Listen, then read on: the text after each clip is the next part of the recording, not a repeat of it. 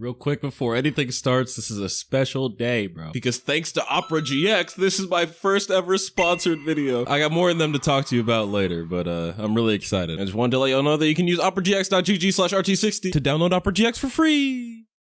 Chowder, I think it's time we had a talk. You've got to start acting like a more responsible chef. Someday I'll retire, or be killed by you, and you'll become the master, and I need to know you'll be ready when the time comes. You understand what I'm saying? But this whole cartoon series is based on me being the apprentice. I refuse to not be the apprentice! The apprentice!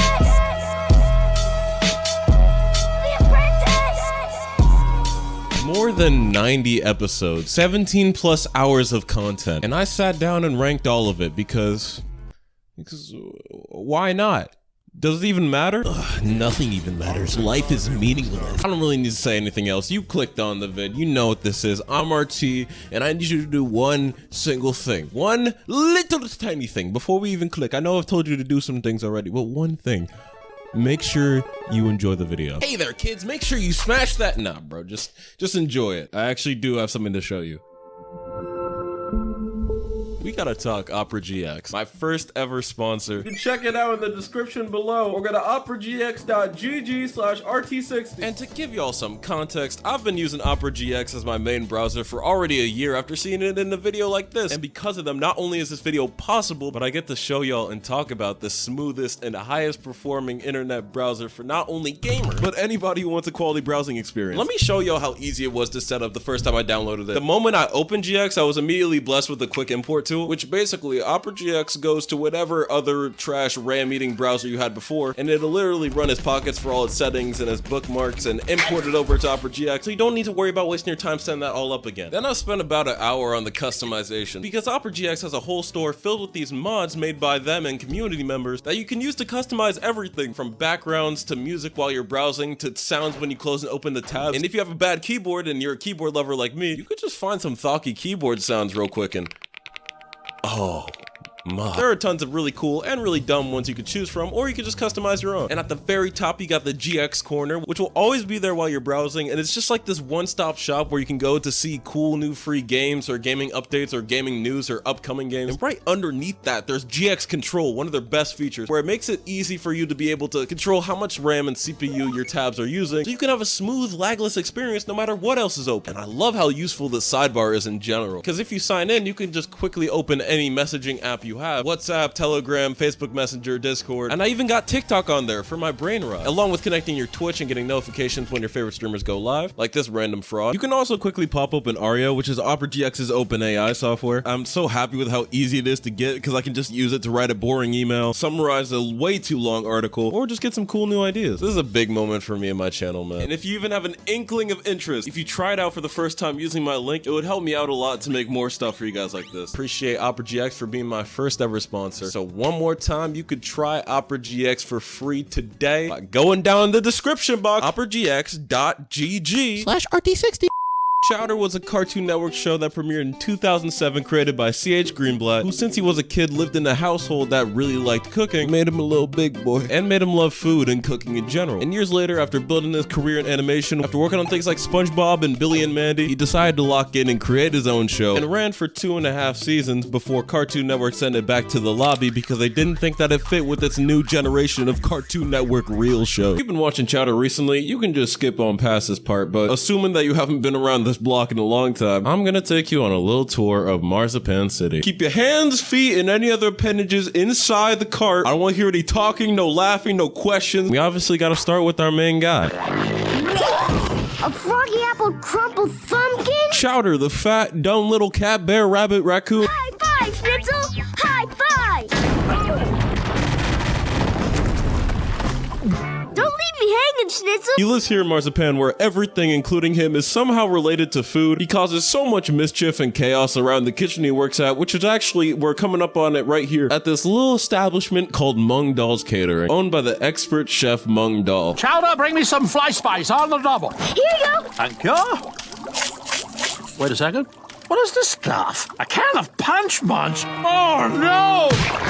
And even though he spent the last like 400 years of his life learning how to cook and loving food, the kitchen just goes broke multiple times throughout the show because people just don't like his food. Could have never let bro cook. But him and Chowder don't work alone. They also have their big rock golem Schnitzel, who doesn't actually speak English.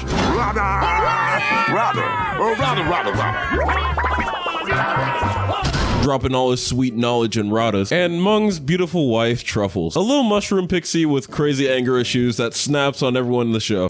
He is very funny. Now prepare to die! Now, Chowder doesn't really have too many friends outside of his pet and his best friend Kimchi. This little fart cloud he keeps around, oh, he's precious. But he does got a few that visit him from time to time, like Gazpacho at his fruit stand. Gazpacho, my man.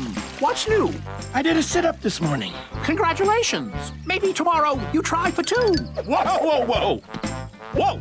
No need to get crazy. Gazpacho's like this nerdy, woolly mammoth man-child who still lives with his mom and could barely manage to do anything without her. And even though Mung has direct connections to a vendor to get fresh fruit, he still is not even close to the highest quality chef in marzipan. That probably would have to go to Endive.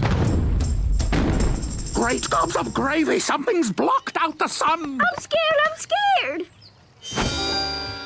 Playing with our food again, Mr. Doll. Endive is this big booty diva that owns her own catering business that's entirely more successful than Mung's, but she has a sort of jealousy and anger issue, and this ongoing rivalry with Mung that's lasted years. They think of each other and fight so much that they're basically in love at this point. Just like Endive's cute little pink apprentice Panini is in love with Chowder. But you can come if you want, Chowder. I'll have to check my schedule. My days are pretty packed with avoiding you. And there's a few more of Chowder's friends that we meet. You know, there's Ceviche and Gorgonzola. They're both also apprentices, but Gorgonzola kinda hates Chowder's guts. Mug says I get ultimate thrice cream if I win. You will not be winning anything. Why not? Because I'm going to make sure you lose. Why? Because. Because why? Just because. Just because why? Because I said so. Well, which is it? Am I gonna lose just because you said so, or did you say so just because I'm gonna lose? Stop talking!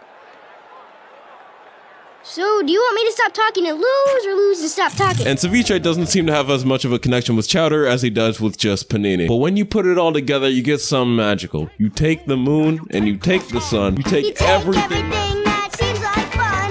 You stand up and then you're done. So come on in, feel free to do some looking. Stay a while, 'cause something's always cooking. Come on in, feel free to do some looking. Stay a while, 'cause something's always cooking, yeah! You get the wackiest show about food and magic and breaking the fourth wall you've ever seen. Here we go, baby season! Oh yeah, I just wanted people to know, if you watched the last ranking video, I'm using the same way, and I'm not gonna stop. I'm still using the Minecraft tier list. Number 38, the vacation. Alright, we're going worst to best. You know we gotta start off with the stinker. This is the vacation. Basically, Chowder, Mung, and Schnitzel are going to the beach to cook up some donuts and also have a fun day in the sun, but they have to pull back up to the house because Chowder forgets to use the bathroom before they leave. But when he goes up there, Chowder accidentally locks himself in the bathroom.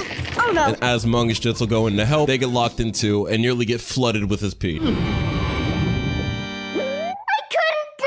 Now, I don't like this episode, you know, but I honestly really don't have much to say about it. So I'm gonna just leave the explanation as the pee episode is not my favorite Chowder episode. I'm gonna use the rest of the section to talk about other cliches. Every single Chowder episode has a new intro and outro. The intro will usually just have like some sort of dancing or some different food in the oven that cooks while the classic opening song plays.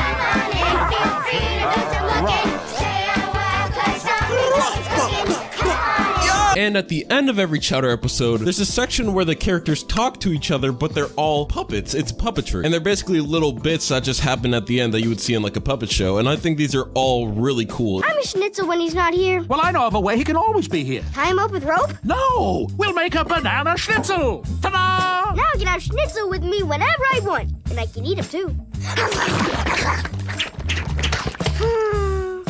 I wish Banana Schnitzel was here. I miss him so much it hurts. Hang on, I'll get some rope. Shows like the extra mile of effort that went into it, along with the clay sections and the transitions, which you'll see in the episode. The clay or the stop motion sections are gags that Chowder will do in a separate animated style where everything is made out of clay. And the transitions you'll see from episode to episode are a bunch of food covering up the screen, and then behind it, the screen gets wiped, and then we're into a new scene. These are all so creative and just goes to show like how cool and imaginative Chowder felt to watch. 37th is certification class. Mung has framed up in his kitchen his certificate, which is basically his certification, his paper that allows him to have a kitchen and cook. One day, a small little John DiMaggio comes and yoinks it off the wall. The signature of the Commissioner of the Culinary Arts. Please note the small man removing my certificate from the wall and walking away. Hey! So Mung's license expired. What does he do? He can't go to the DMV. In Marzipan, the only place you can get it is underneath this highway in this back alley. I love how ghetto this place looks with the broken nail with the cardboard sign out front. Looks pretty legitimate. And it still somehow looks cleaner than Popeye's. But once he goes in, we meet his greaseball counselor, Ruben.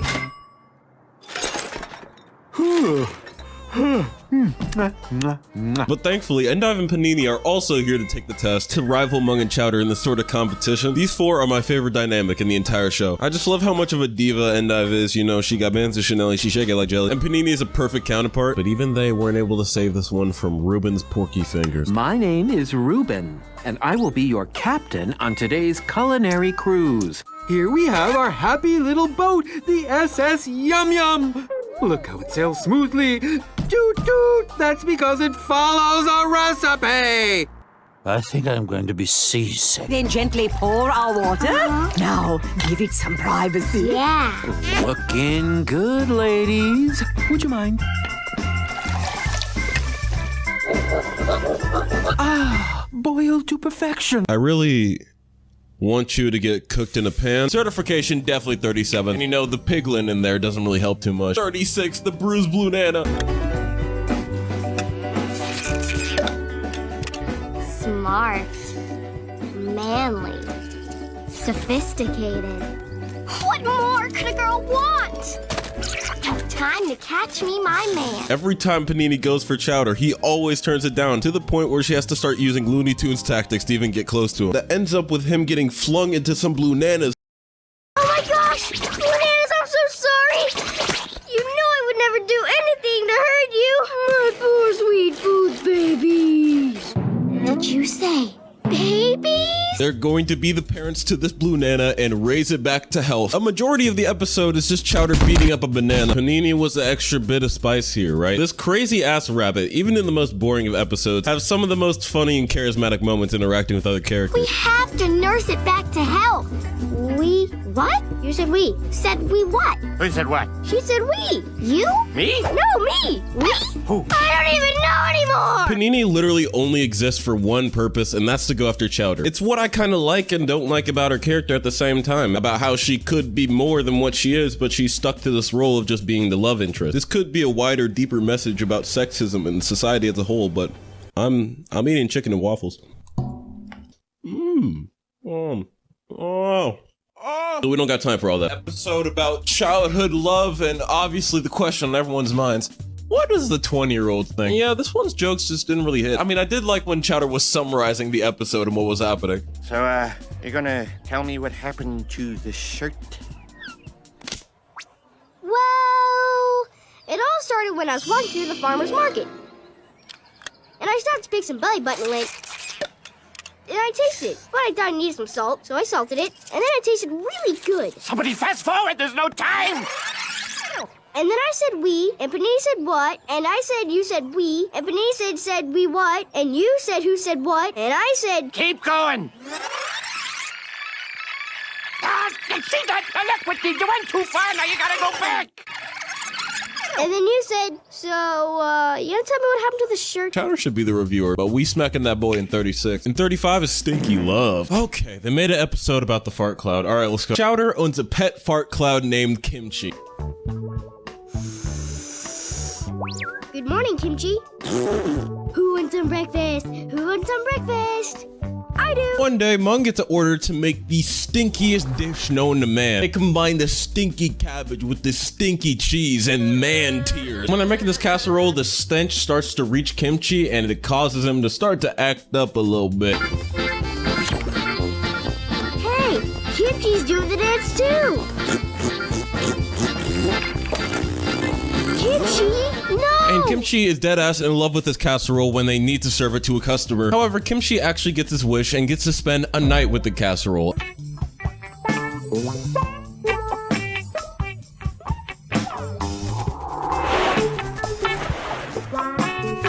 Shoo, shoo! Get away! Get away!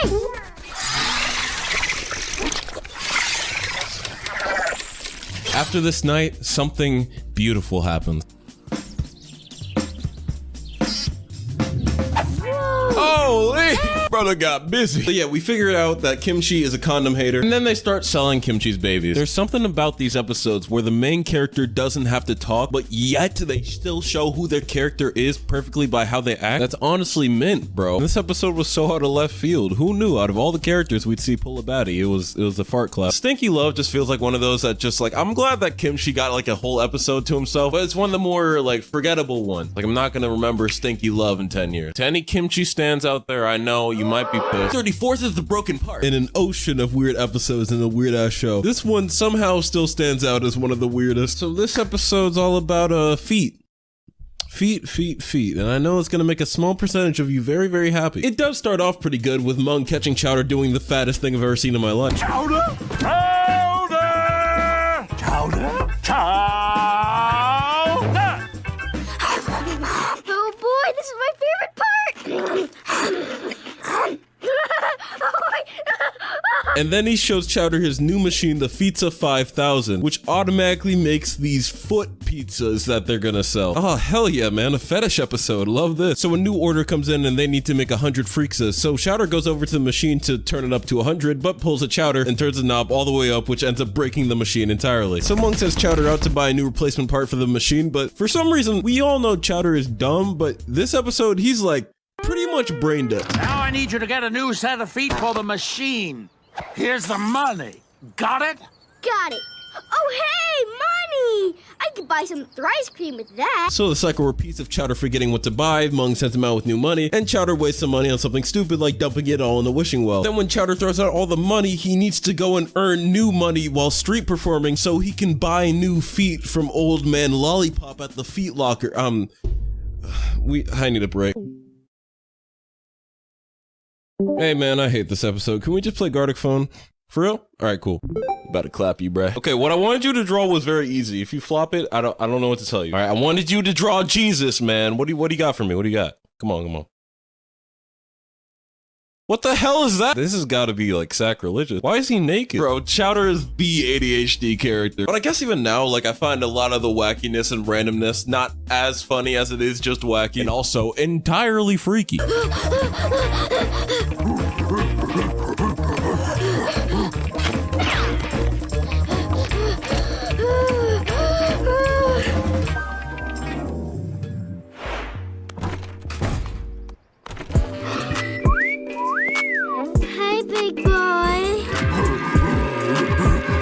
But I'ma still have to slide this into 34th. 33rd, Schnitzel makes a deposit. CH Greenblatt actually had something interesting to say about this episode on his Tumblr account. When someone asked, is there a favorite episode of Chowder you made? There are many episodes I look back on fondly. I think Schnitzel makes a deposit is one I'm especially proud of because I like making stories where I have a challenge. So doing a story about something super boring like standing in line and making it not boring is an achievement. Grown-ups like Schnitzel work for money. Each week he gets a paycheck. What does he do with the check?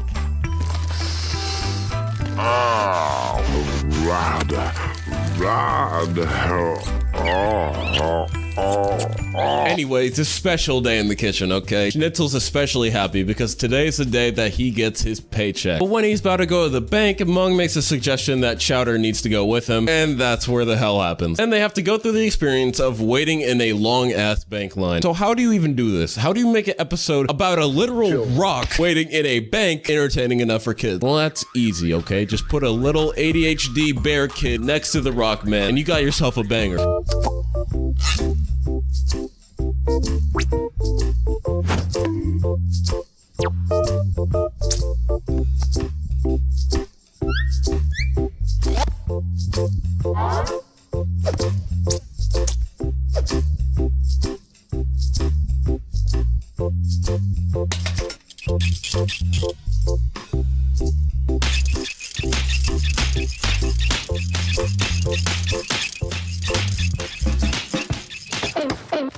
Just think this is funny? Huh? Letting your kid do this to me?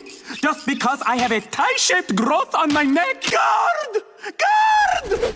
What's the problem? This man made me feel uncomfortable. You sick monster! Ryder? Come on, it's the timeout booth for you! Ryder! Oh, Ryder! Chowder gets continuously distracted and causes distractions around him that cause the line to get longer and longer and the wait to be long. These are all pretty clever and relatable ways that I feel like a kid would get distracted. While this episode wasn't very top tier, I still think it was pretty fun knowing that this whole episode was just like a challenge to me, and it ended up pretty successful at the end. 32 is the elemelons. Bet y'all didn't know I could speak Spanish.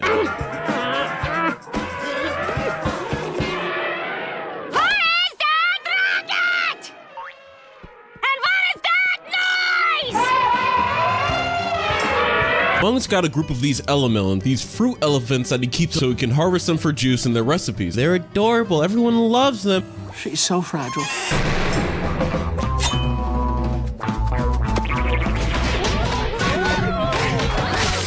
Truffles isn't able to get her cutie sleep because these elemelons are hella loud. So Mung does what any responsible husband would do and locks her in a cage. You see, Truffles' words and her beating down the melons made them feel upset, so the fruit goes on strike. It's a fruit strike!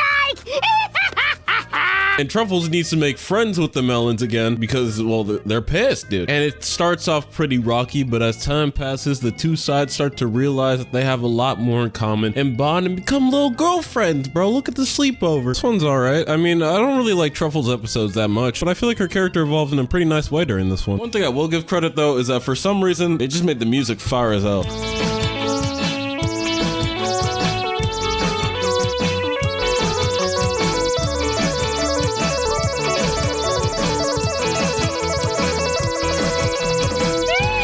I don't know why, but they just decided to put Peak in this random episode. This sounds like Skittles. That and also the little dance Truffles does with it. I want this playing in my brain 24/7. 31st is the Meech harvest. Listen, Mung thinks he's the cock of the walk. He thinks he's the best chef around, and he's letting Chowder gas him up so he can feel like the best chef in the world until the first ever order comes in that Mung refuses to make. And Chowder, for the first time, learns that his goat's washed. Got an order for mince meat pie. Mince meat! Mince meat! Want a break from the ads? If you tap now to watch... The mincemeat pie is this pie made out of these living fruit called meeches, which don't look too menacing. I mean, they look like angry little Pac-Man, but getting anywhere near them makes Mung start to tweak out. Hey, Mom! The meeches are these deadly fruits with their queen perched up in the tree that makes for one of the tastiest, most delectable pies in the world. But we learn in a flashback. Mung at one point wanted to make mincemeat pie too, but it didn't all work out. He got attacked for 25 straight years just bombarding him. If anybody tries to take the meat queen, they're gonna track you down and chase you down until there's none left of you. Which to me makes it even more funny when Mung sends in Chowder and Schnitzel to try and get the queen, and when they don't and start getting mauled, he just tries to turn up the music like he doesn't hear nothing. No, Chowder, don't let him rip your arms off. It just makes them angry. Give those back! I need them for cooking! I can't stand to hear them scream. Take the noodles, take the sauce. Everybody comes in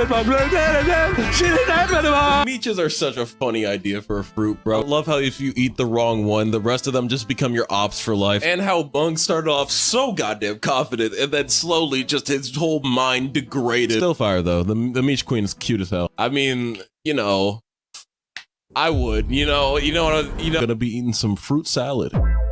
Anyway, I'm not leaving that in. 30th, Chowder and Mr. Fugu. We get to meet Mr. Fugu and his assistant Foie Gras, who are Mung's highest paying customers, but also his weirdest. If you're not ready before he gets here, I'm gonna take your mustache and stuff it up your...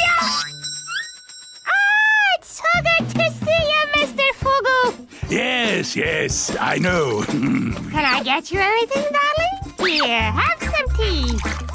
Oh, you look so good.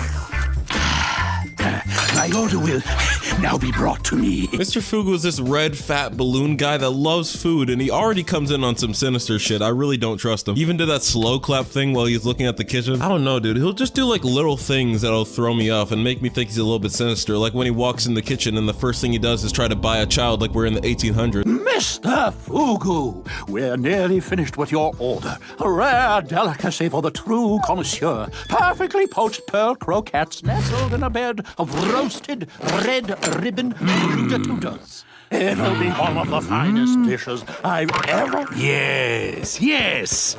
I shall take it. I shall take the boy. Chowder?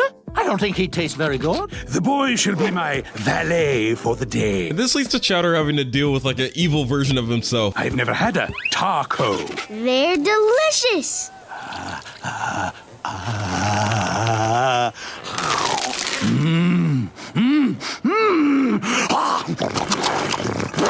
I love them. What a sensation! Garçon, more tacos!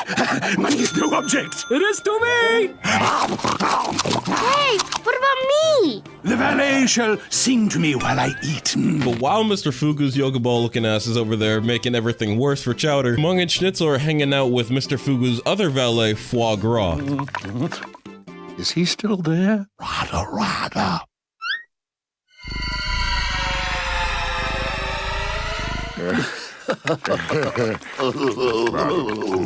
Meow, meow.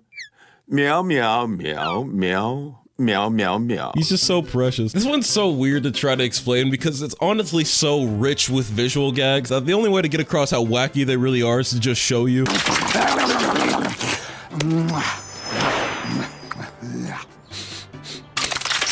This is such a weird episode, but it does fall kind of into that realm of sometimes of being that like random equals funny type of weird, so it's not my favorite, but there's still a lot of great moments in here. This one was alright. Tossing that boy in 30th. It feels so weird saying something good and then being like 30th place. That just shows how good the show is, bro. 29's a heavy sleeper. Chowder can't sleep at all. It's the middle of the night and he's still bright-eyed and bushy-tailed. He doesn't know what to do, so he goes up to Mung and he finds out that Mung is cooking up this drink that's gonna help them fall asleep.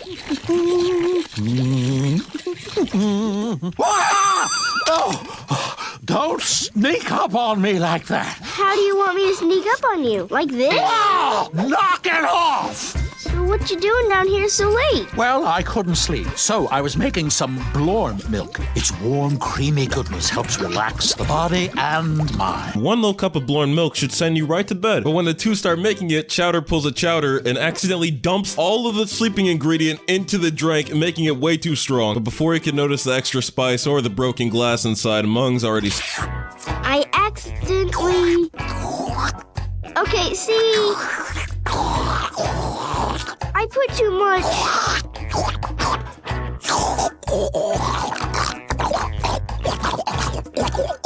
Damn, Mung! You were saying? It's not important now. Well, go ahead and drink your...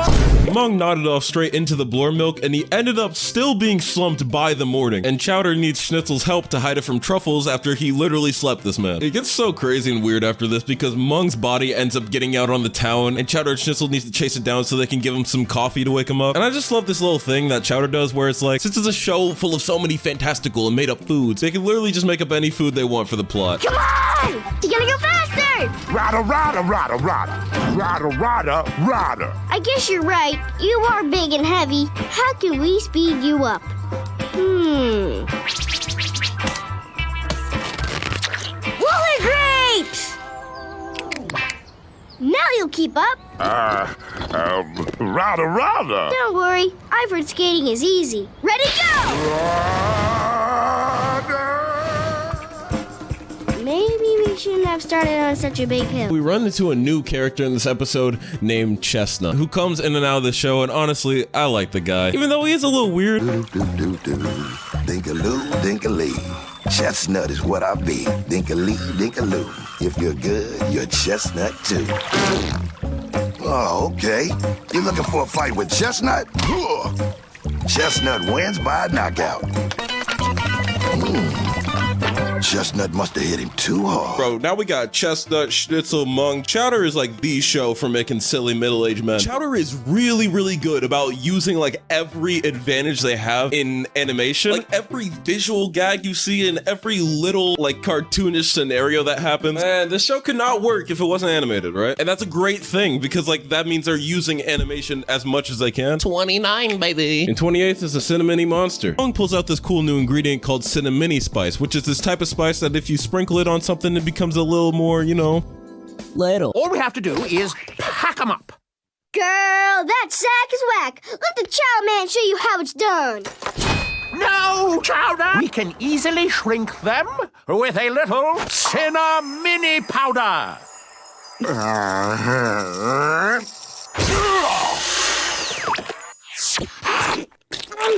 Small on size, but big on taste. Oh, when Schnitzel sneezes it all over the place, they gotta go out and harvest it from the source. And I love how they get through the city like it's some kind of jungle, like they're the Crap Brothers. And they come all that way and finally find a plant just for Chowder to... I was sure that cinnamon tree was around here somewhere. Oh, is that it? Good eye, Chowder. Now, I'll just put on the cinnamon sucker. Oh, now be very careful, everyone. Even the littlest diddle of cinnamon will shrink you. So stand back. Hey, Mom, I have a question about... When Chowder shrunk it down microscopic, he doesn't encounter any sort of giant ants or giant creatures, anything that attack him. But instead, inside the cinnamon plant, he sees this handsome young gentleman living inside.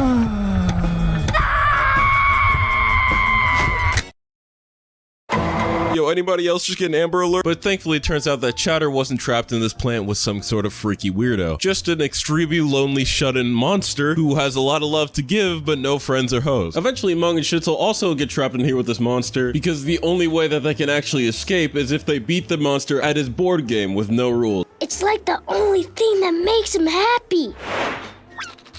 No crying. No. Looks a little too much like Mother when you cry. Let's play a game, okay? Keep things happy. All right. I'll warn you, though, I'm a shark at games. 1. Yes! Move back 1 space. Yes! Oh, 73. Good roll. You win. Congratulations, monster. We'll better be going. We've got work to do. It was nice meeting you. Have a nice life. And eventually, as the monster just cheats and makes up his own rules, they realize that they're probably never getting out of here. I also really like how this one uses awkward silence. Where are all your friends? You don't have any friends? Is it because you live way far out in the woods? And shrink things? And smell funny?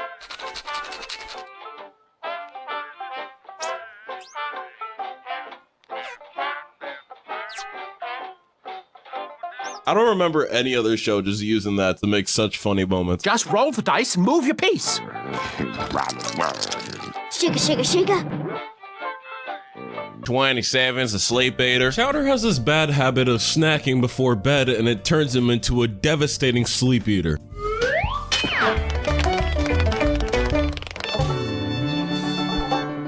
Well, Schnitzel, looks like you're gonna have to clean this up. Every night, the second everyone goes to bed, Chowder pops into this werewolf form and he goes down and murders everyone he sees if they stand in the way of him and his food. The fork? You shall not pass! Oh dear. And it makes Chowder somehow lose his appetite during the daytime. So Mung and Schnitzel try to help him figure it out. I love how the monster fight scene is set up with the Michael Jackson in the background. Also, I think part of the reason why I feel like Chowder flows so well, and especially this episode does, is because of the little, like, side jokes that they throw in. Like, it'll take these little things that you don't even notice, it'll make you think about them. You're back to normal, all right? Now, please put your shirt back on. I love the characters that they use in this one. I really wish we got more episodes of just those two just hanging out. Whenever they're together, they have some of the funniest just interactions. I like the little references to Thriller, and like, you know, Chowder's spin on werewolves was just really funny. I liked it a lot. It made me go, gah. In 26 is the Flavor Flabber Diet. This episode starts with Truffles twerking. I got a little junk in the trunk. this trunk. A little booty, so fresh and fruity. Oh my heavens, my lord. We can all see that she's thick, but she ends up being too thick that she ends up bumping into everything as she flies around the city, causing a domino effect that destroys everything around her.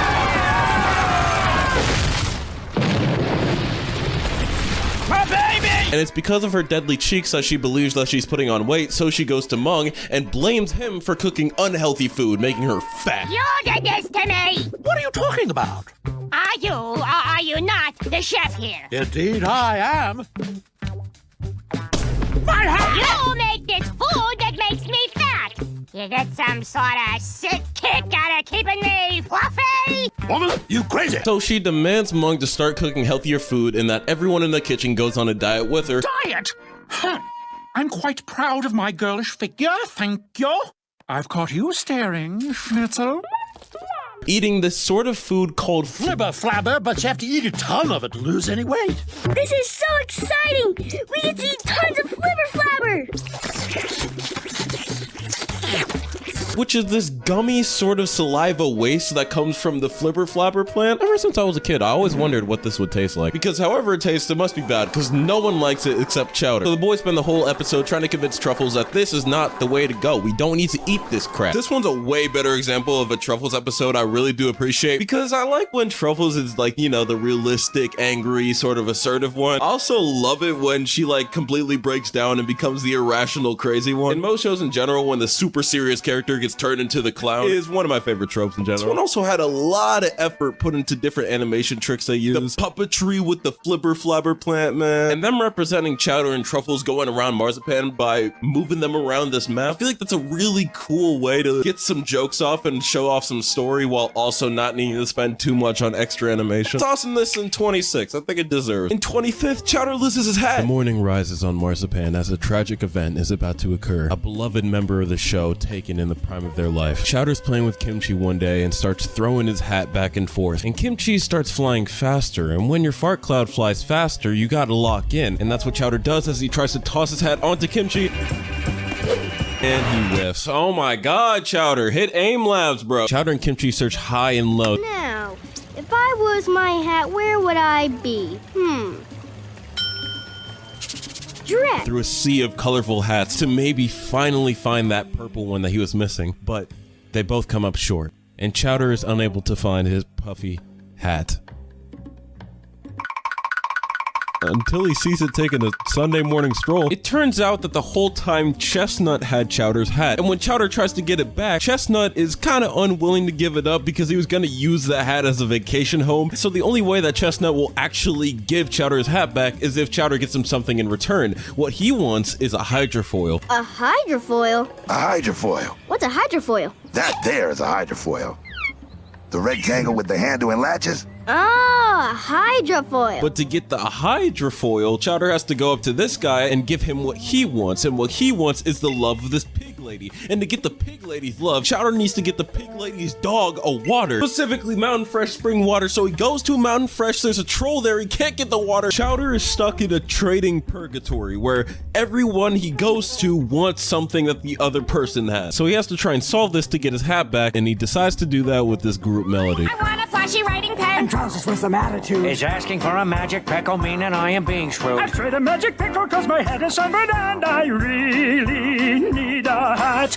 Hey, I can do that. Weird fact, this song is actually a parody of the Major General song from a play from 1879. That might sound random, but you've probably heard this before. I am the very model of a modern Major General. I've information, vegetable, animal, and mineral. I know the kings of England and I quote the fights historical from Marathon to Waterloo in order categorical. Oh, nigga! Despite everyone pitching in to make this bop, they can't really get it right. This for that and that for this and these for those and those for these and that and these for that and this and these for those. Urea for a teaser and spring water for a day without your last one needs the hydrofoil for Chestnut who's about to boil. Wait, last not least? Ooh, right. Every time it ends, the hat doesn't end with Chowder and someone new. And that and these for that and this and these for those. Rats. This for that and that for this and these for those and those for these. Rats. And that for that and these for that and this for this and these for those. Rats. And eventually though, Chowder does get his hat back, and I think that this little song is one of the most memorable ones in the show. I'm gonna be honest, I really only remember it for the song, and how they pull in from the characters to the background to make up the plot. It just turns into this really fun and like bouncy adventure. 24th rat sandwich. Oh, it's Ruben again. Ruben comes up with a new scheme because he's pure evil.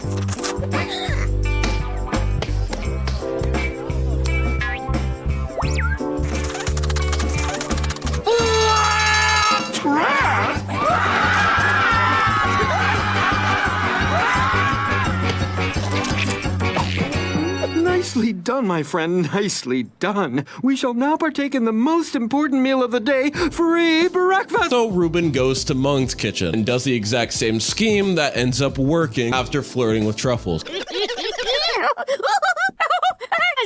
Pardon me, I'm terribly sorry, but Truffles is not on le menu. Au contraire. Maybe we can get you a doggy bag. Okay, when your wife starts panning at another man in front of you, I think that's actually when you pull out the airstrike. While Ruben's hiding the rat, he orders a sandwich and he slips the rat in the sandwich in this little maneuver. It all boils down to some shenanigans where they try to steal the sandwich back before Ruben can try and report it to like a health inspector and get them shut down. The episode got better as it went on. While there's no fourth wall breaks or really anything of that caliber, there's still a lot of funny jokes I like the fight. No. Yes! No! Yes! Fight! Fight!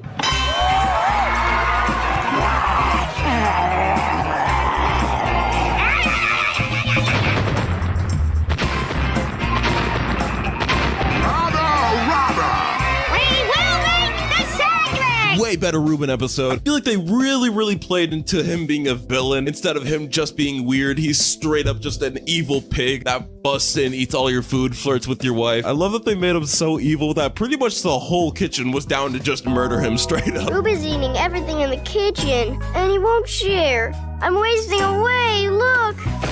Soon I shall be no more. Mr. Tommy need food or he get cranky. There's a giant fat pig in the reception area. What do you say we make some pork chops? Pork chops, pork chops! Mr. Tommy like pork chops. All right, Schnitzel, make it clean and quick. Do it when he's not looking. Oh, shout out to Ruben, bro. I mean, no shout out, Ruben. We're pouring acid on you, fraud. This one's just way more satisfying and funny as an episode with Ruben in it. Coming in 23rd is the Thrice Cream Man. As we know from the very first episode, Chowder loves Thrice Cream. Thrice cream! Thrice cream, thrice cream, thrice cream, thrice cream, thrice cream, thrice cream, thrice cream, thrice cream, thrice. It's his favorite dessert, and at a point, it becomes a straight obsession, as he eats it literally whenever possible. So what do Mung and Schnitzel do? They hate Thrice Cream, he loves it, they can't have him eating it all the time. So in a big brain move, Mung decides the only way to get him to stop eating Thrice Cream is to give him so much of it that he starts to hate it, leading them to cook up a special dish, a guy, and Chowder meets the Thrice Cream Man. Rice cream man delicious! Make scoop in mouth! Oh, no, I... A sentient being of creamy goodness that is literally made of and can shoot infinite cream wherever you want.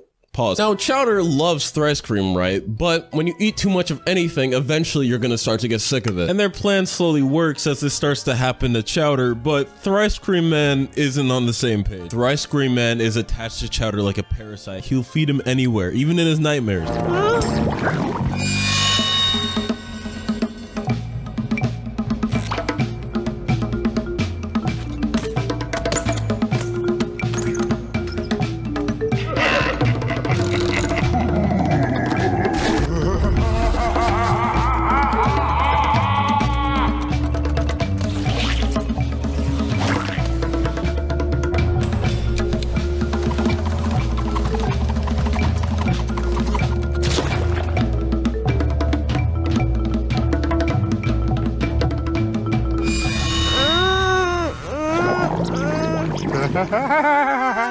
Yummy good friends. Yeah, we need God at this point. I don't know what else to do. So what is going on? If I had a nickel for every show I've reviewed with a side character made out of ice cream that was stalker level obsessed with the main character, I'd have 2 nickels. It's not a lot, but it's weird it's happened twice. Until Chowder does actually finally get sick of it. Finally done. He's ready to go sober. He's going cold turkey. But Thrice Cream Man's not really having it. I'm sorry. sorry, Rice Cream Man. I still like you. I just can't be near you or smell you or look at you is all. We'll find you some other nice kid who would love to eat thrice cream. No! Scoop and mouth for Chowder only! Scoop and mouth! Chowder eats scoop and mouth forever! And then the whole kitchen needs to come up with a plan to calm him down after he starts raging after Chowder doesn't want to eat him anymore. Quick side note, by the way, I didn't know that the UK cut out so many scenes from Chowder. Like in the episode, there's a scene where Truffles goes flying into a furnace, and I find out through the wiki that the UK actually apparently cut that scene out due to the rising epidemic in British kids throwing their grandmothers into oven. Hey, tell me, if you live in the UK, have they fixed that over there? Or is it just like, sorry, Granny, it's tradition? Anyway, the stop motion section in this episode goes so hard. That was my favorite part. I love when Chowder mixes together different art styles to make little sections of episodes that are so different and unique. What a goofy little terrifying man this Thrice Cream guy is. Because, you know, like Sarah, while he is this creepy stalker man, there's still something really lovable about him. I think it's really only because of the ending, because the way that they solved the issue of him being obsessed with Chowder was literally just to get him a shouty. Thrice Cream Man, I brought you a surprise. No! Thrice Cream Man make thrice cream for Chowder only!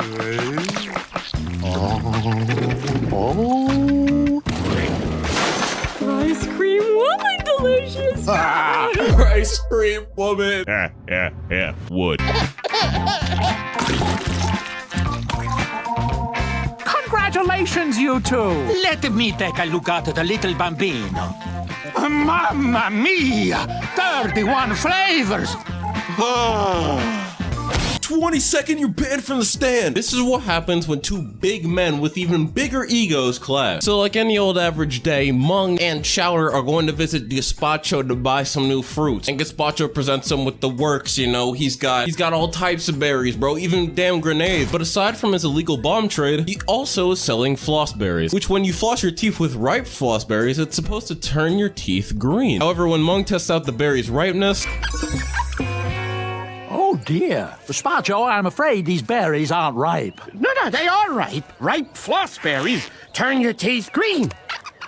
See? That's grassy green. Huh? Ripe floss berries turn your teeth emerald green. This is emerald green. Well, I'm a professional fruit seller, and I know like 5 or 6 things about fruit. And I say they're emerald green. Grassy. Emerald. Grassy. Emerald! Mung and Gazpacho really start beefing over this, reaching new levels of petty that I didn't even think were possible. He's even waving his hands in the air like a cheerleader, he's so pissed. Then Gazpacho does something a little bit crazy. To his quote-unquote friends and pulls out the ban hammer. Gazpacho bans Mung from ever buying fruit again from his stand until he admits that he's right about the ripeness of the berries. And oh no, it does not end there. He ends up literally banning him from every single fruit stand in the entire city. And nothing gets better from here. After spotting out Chowder trying to help Mung get the floss berries, Gazpacho bans Chowder. And after seeing Panini help the two get the floss berries, he bans her too. Gazpacho, with all this banning going on, he gets a little extra paranoid and completely crashes out as he bans everybody in sight. He went from having the most power in all of the fruit stands to having not even a customer left. And at the end of the day, it doesn't even matter because Gazpacho bans himself. I knew I couldn't trust you.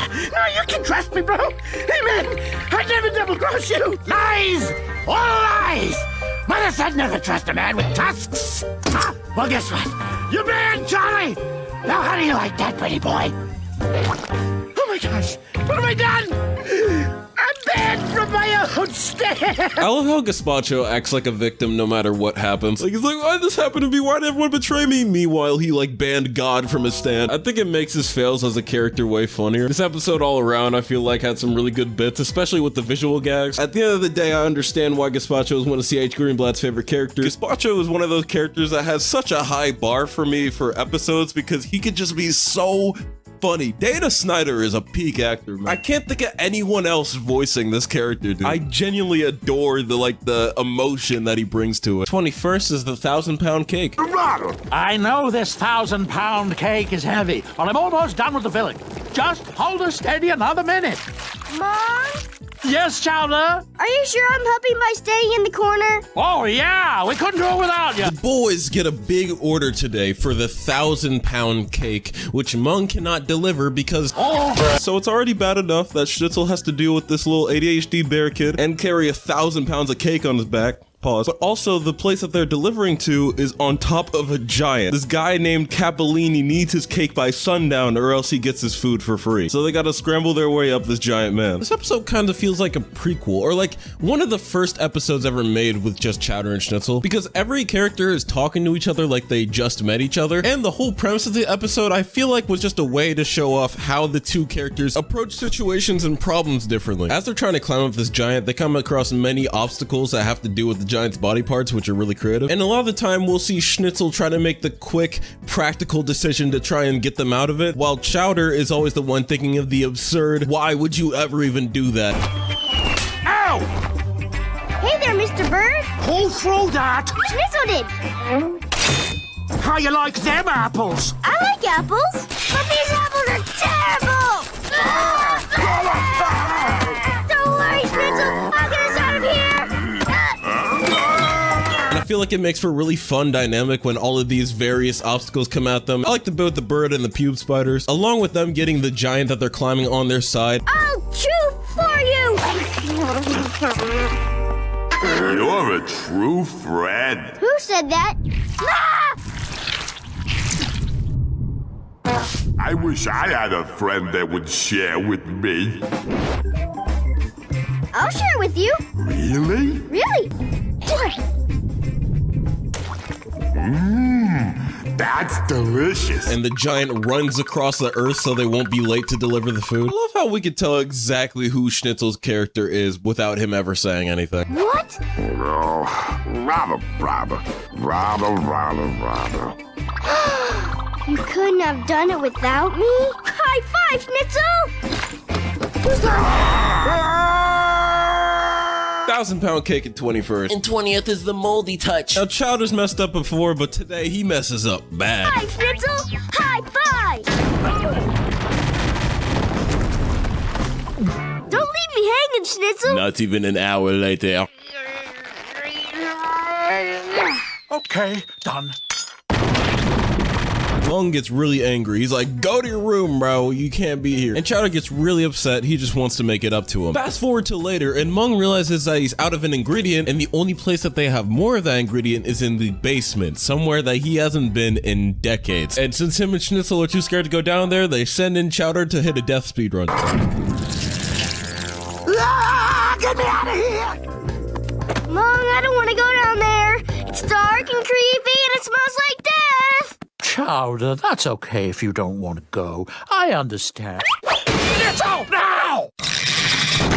And Chowder looks around the darkness, trying to find the spice for Mung, until he comes across a talking, glowing bottle of what seems to be some kind of mysterious spice. You're trying to kill me? No, should I be? Just let me out of this bottle. I'm not supposed to touch anything. Kid, you've touched everything. I'm all you need. Really? Oh, sure. I'm better than any spice out there. I'm like super spice. When I show you to Mung, he'll see what a big help I can be. No, Mom. You gotta keep me a secret. I do? Why? It's a surprise. Everyone loves a surprise. Now, if you've seen any other piece of fiction ever, you probably know that this is not the best idea, but Chowder's Chowder. So he opens it up and lets out this green, moldy creature called Fungal, who attaches himself to Chowder and gets him to infect all of Mung's food with the mold, and then uses his body as a vessel to grow huge and destroy all of Marzipan. When Mung finds out this is going on, the only way that he can fight him is by making his own huge food suit out of bread, and then they have a big mech battle in the center of the city. Stop! That's enough, Chowder! Wow, Mung, you're a big spice too! Chowder, don't listen to that charlatan. He's no more a spice than I am a lady. We don't actually get to see much of the mech battle. It just kind of happens in the background. We get to talk to these old men. You could move to... No, don't tell me what to do. Okay, you're always telling me what to do. You want a hint? No hints! You and your blasted hints! I've been playing this stupid game for 75 years! I think I can win one match without a hint!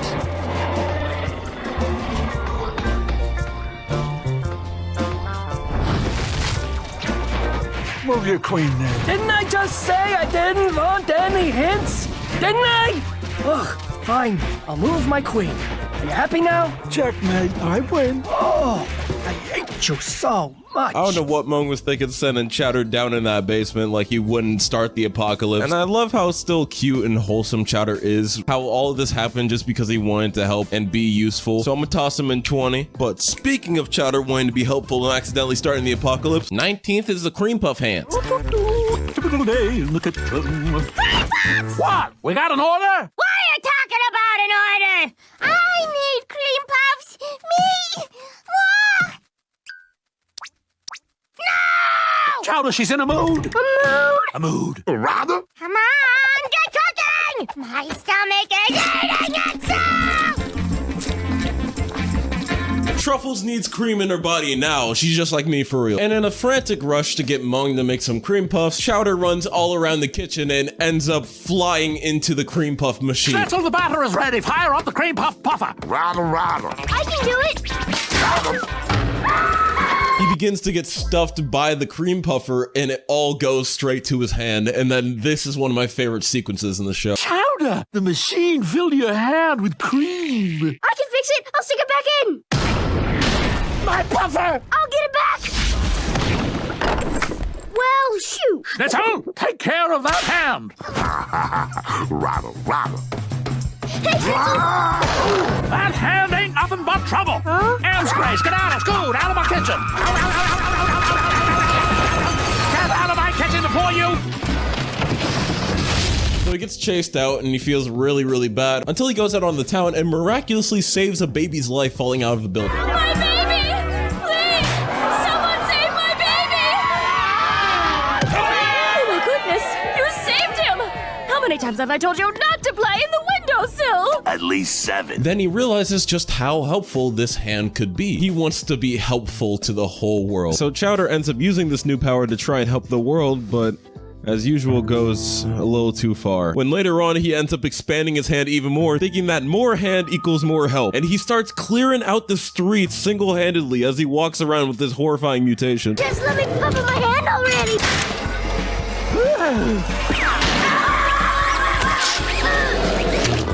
Welcome back, hand. I missed you.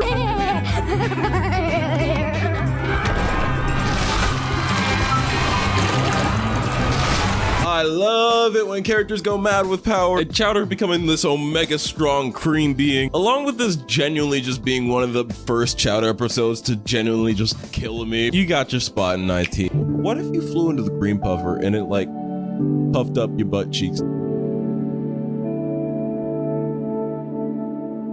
18th is Mahjong night. The moon rises over the city of Marzipan, and tonight is a special night of the week where Truffles can invite her friends over to play some Mahjong. So my husband says to me, he says, "Empanada, does my eye look swollen?" Well, normally it's hard to tell because he has those beady eyes. Mm-hmm, they sure are beady. Which is a tabletop game, and you play it by, man, what the fuck? Okay, after my research, I finally figured out I don't know how to play, but Truffles does. Whenever there's distractions or anything disturbing from her game, it pisses her off. So when you throw Chowder into the mix and you introduce him to a food that he's never tried before, aka meddled eggs. The ladies will be here any minute to play mahjong. But I didn't get the taste yet. These foods are for the ladies only. Chowder keeps trying to find different ways to break out of his room to get downstairs and yoink one of the eggs that Truffles wouldn't let him have. I know Chowder's obsessed with food, but out of all the foods to throw your life away to, it's gotta be his worst ever. If I ask you, hey bro, how you want your eggs? Sunny side up, scrambled, and you say deviled, I'm choking you out. Every single egg had to go to the guest, so this led Chowder to try and break out of his room multiple ways. Even when Truffles like boarded up his door and locked him in, Chowder busts out his room and has a battle with a god. Gotta get me some deviled eggs. Deviled eggs. Gotta get me some deviled eggs.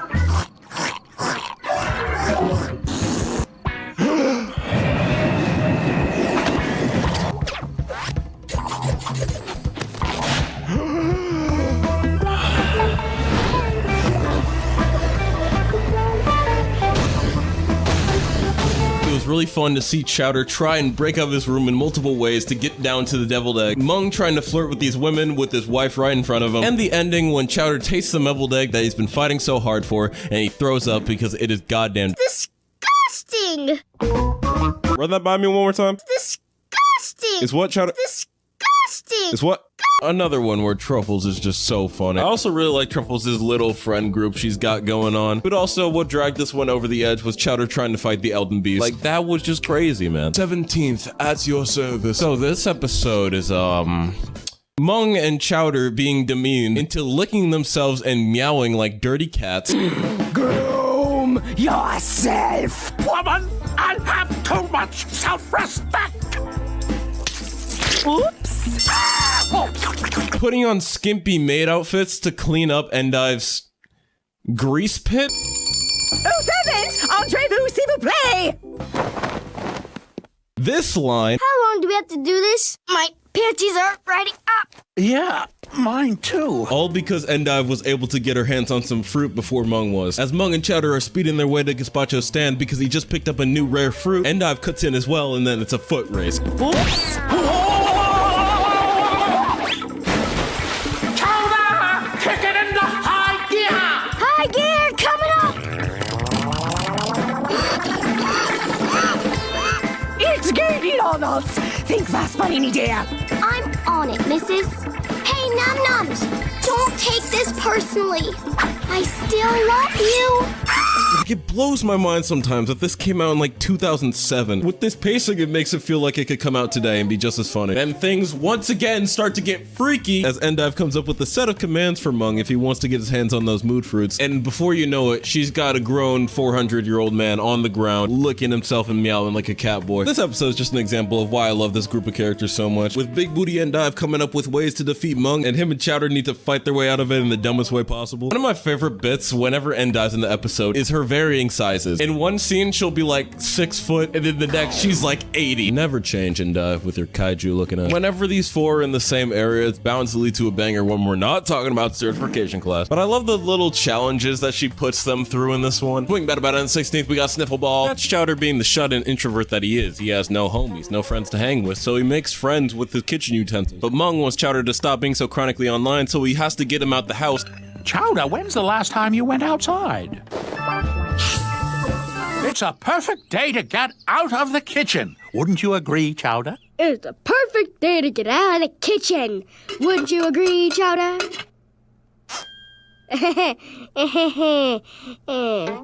And he forces him to play some extracurriculars. And they come out to this field where the kids are playing Sniffle Ball, and it actually looks kind of fun. I wish it existed somehow. And look at all the kids playing Sniffle Ball. Now, doesn't that look like fun? No! And Chowder just has the worst day ever. Panini's out in the field and starts flirting I with didn't know you like to play Sniffle Ball. I like to play Sniffle Ball, too. I guess we have a lot in common, which is important if you're going to spend the rest of your life with each other, right? Boy, you sure look yummy in that hat. Look! A monster! Hi, Panini. Oh, hi, Ham-Hock. Gorgonzola is trying to start a rivalry while they're playing, and he is stressed, man. He's a fat boy on the field. This is not his natural habitat. And while Chowder's on the very edge of just giving up, Gazpacho reminds him that the only way to go home is for him to win. Chowder realizes he needs to lock in. Gorgonzola has a famous pitch called the Zinger that no one's able to hit, but Chowder focuses all his energy into the ball, and he's able to slug it, getting his first run. And over, Chowder has to try and outsmart Gorgonzola as he gets to the next base. Chowder's able to defeat him in any environment, on earth, in water, in air, in fire.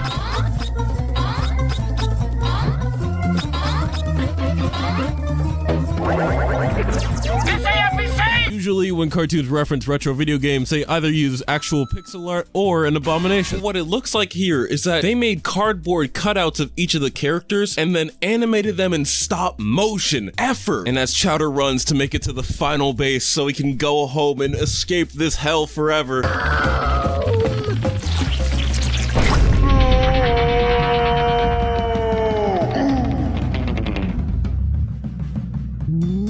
But just because Chowder's out doesn't mean that he's not going home. I did it! I win! I win! I win? What are you doing? I'm going home. Stop! I said game over! You lose! Home! Home! Home! Home!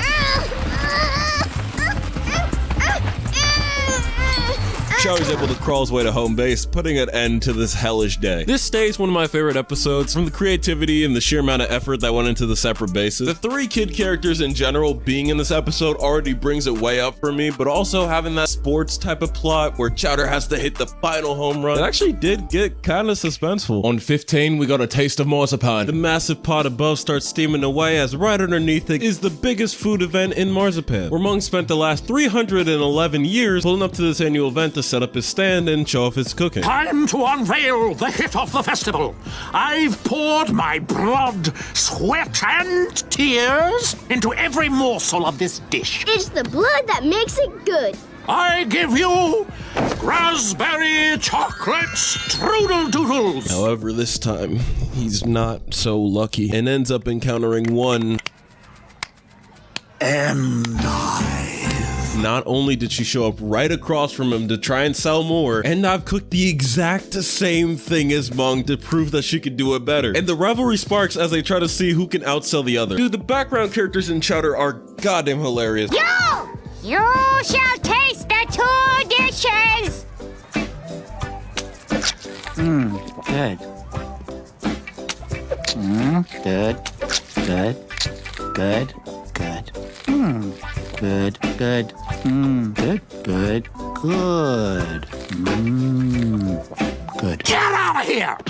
You maybe have a drink I could taste test? Schnitzel! I love episodes they do when they're like in the public area, because we get to see all these characters moving around in the background, and it makes the scene feel so much more alive because they put that little bit of effort into making everything move. And not only that, making everything look different and unique. Like some of these randos character designs are so silly and goofy. There are just certain ones that show up, it's just like, how can you not love this guy? But since not even the customers can decide who's better, the two sides take it into their own hands and decide to have a food fight.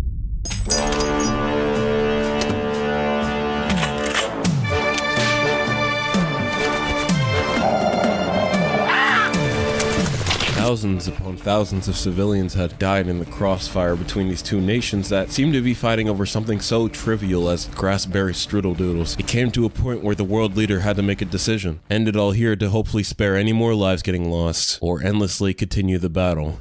And Mung, he had decided to go with the more final option.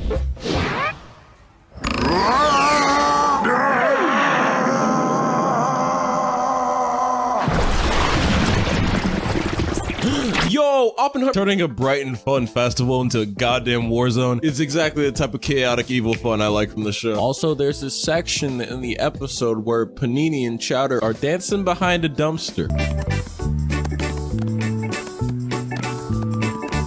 You're in my personal space. Ah, help! Somebody! Help!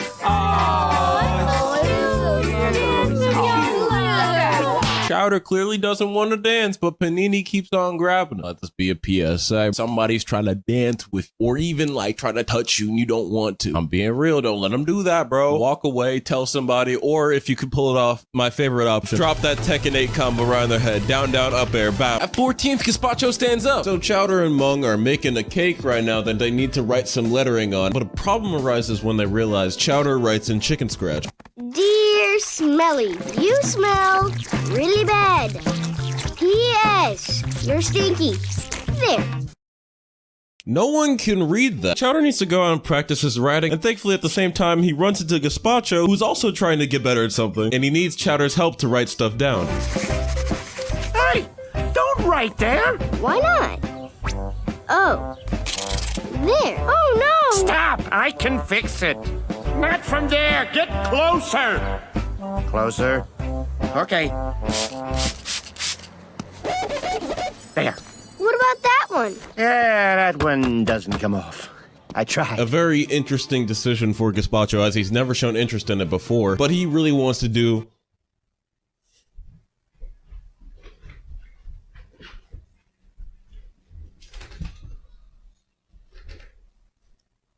stand up, comment, stand. I've been preparing for that joke my entire life. Gazpacho wants to do some stand-up comedy. He wants to be the next Dave Chappelle, but he has a show tonight and he hasn't written anything down. So him and Chowder got to go around and write down some stuff they find that's funny, using this beautiful book that Chowder has called Comedy Gold. Comedy Gold! Observation What's the deal with walking? It's like people have somewhere to be. Right. And what's the deal with hats? Why do people always wear them on their heads? Why not on their butts? Then they'd be called butt hats. Chowder, don't interrupt the creative flow. Sorry. Actually, write that butt hat thing down. It's good. Comedy Gold! Topical comedy! What's topical comedy? It's jokes about rashes and boils, stuff that you put topical ointment on. Okay, here's one. My mom said, you should stop scratching your butt so much. And I said, hey, my butt is the one that should stop itching. Maybe you should wear a butt hat. Comedy Gold!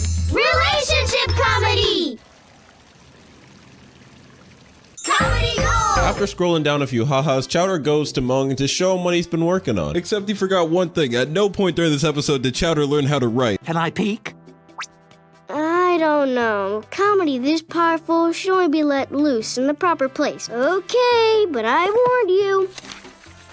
Well? Can't read a word of it. What? Chowder, half of this isn't even language, and the other half is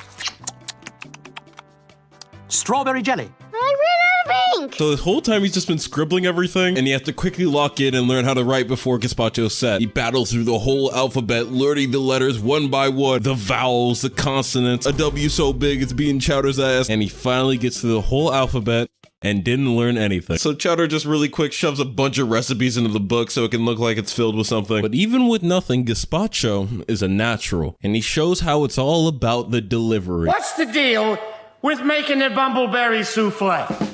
Oh. I mean, first you gotta melt your butter in an oven heated to 325 degrees with 1 cup of diced onions and mushrooms. And the mushroom turns into a cup of snabbacoa meat. And so the Fleet Loaf says, take my pan drippings and reduce them to thicken. Please! Thank you, your wonderful audience. Yes! Bravo! I don't get it. Now that I think about it, besides SpongeBob, I've never seen a cartoon do like a stand-up comedy episode before. Chowder was hella unique for its time, man. And it shows out with this episode being one of the more memorable ones, mostly because of Comedy Gold! Gazpacho was not lying when he said he was funny. But Chowder is too. Chowder's little quips that he makes throughout just kills me every time. Let that man be Dave Chappelle. In 13th is the pilot, the Froggy Apple Crumple Thumpkin. The pilot episode is also one of the best, as they usually are, because they usually try to be really concentrated and look really nice and show off as much of the show as they can. This one starts off immediately with that, as a stubby looking Chowder picks up some fruit from a weird looking Gazpacho and runs home through the trippy ass city.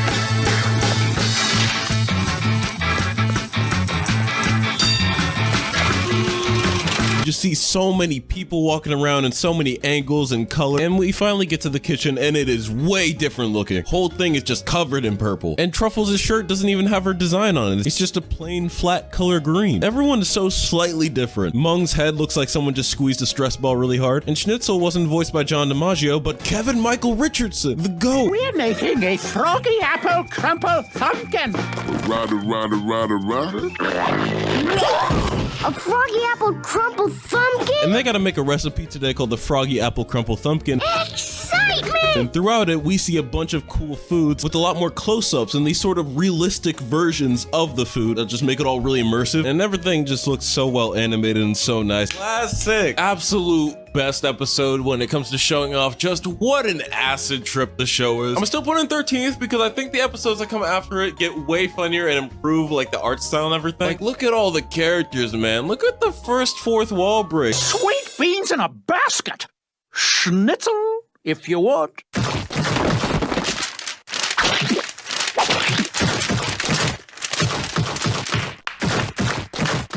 Nice job! Rather. This was like so OG. 12th Schnitzel in the lead forful. Mung, whack. Truffles, whack. Chowder, fat. There's only one dude in the kitchen that's really that tight. How come Schnitzel's not exercising with us? He doesn't need to. Schnitzel is the strongest guy I know. Rather. I've seen him lift things that would melt your brain. Chowder? Was that your spine? Donuts. So Schnitzel's been basically the kitchen strongman for as long as he's been working there. Until one day he has to get out some buns from the oven and things don't really go too well. Okay, Schnitzel, time to grab my enormous buns. Rather. Ay. I think he's dead. No, he's fine. See? Okay, now he's dead. Schnitzel's confidence falls through the floor when he realizes that he's not him anymore. The pickle jaw test. Please open it for me, Schnitzel.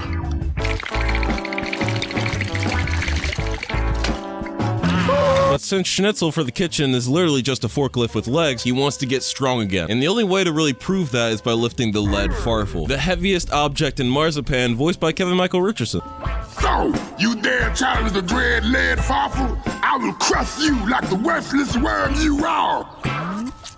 But he's just a baby! Now, Schnitzel had already set the world record for carrying this farfel. I also like how we see Endive's name in the lines of people that have carried it. He used to carry this Minecraft block miles, but nowadays he's washed and he can't even lift the thing. He has to find a way to do better on his own accord. There's no one around him to really help him. I mean, the only two people there are Mung and Chowder, and they literally start kicking him while he's down. When the whole world is against you, you need to fight back. And Schnitzel starts his grind.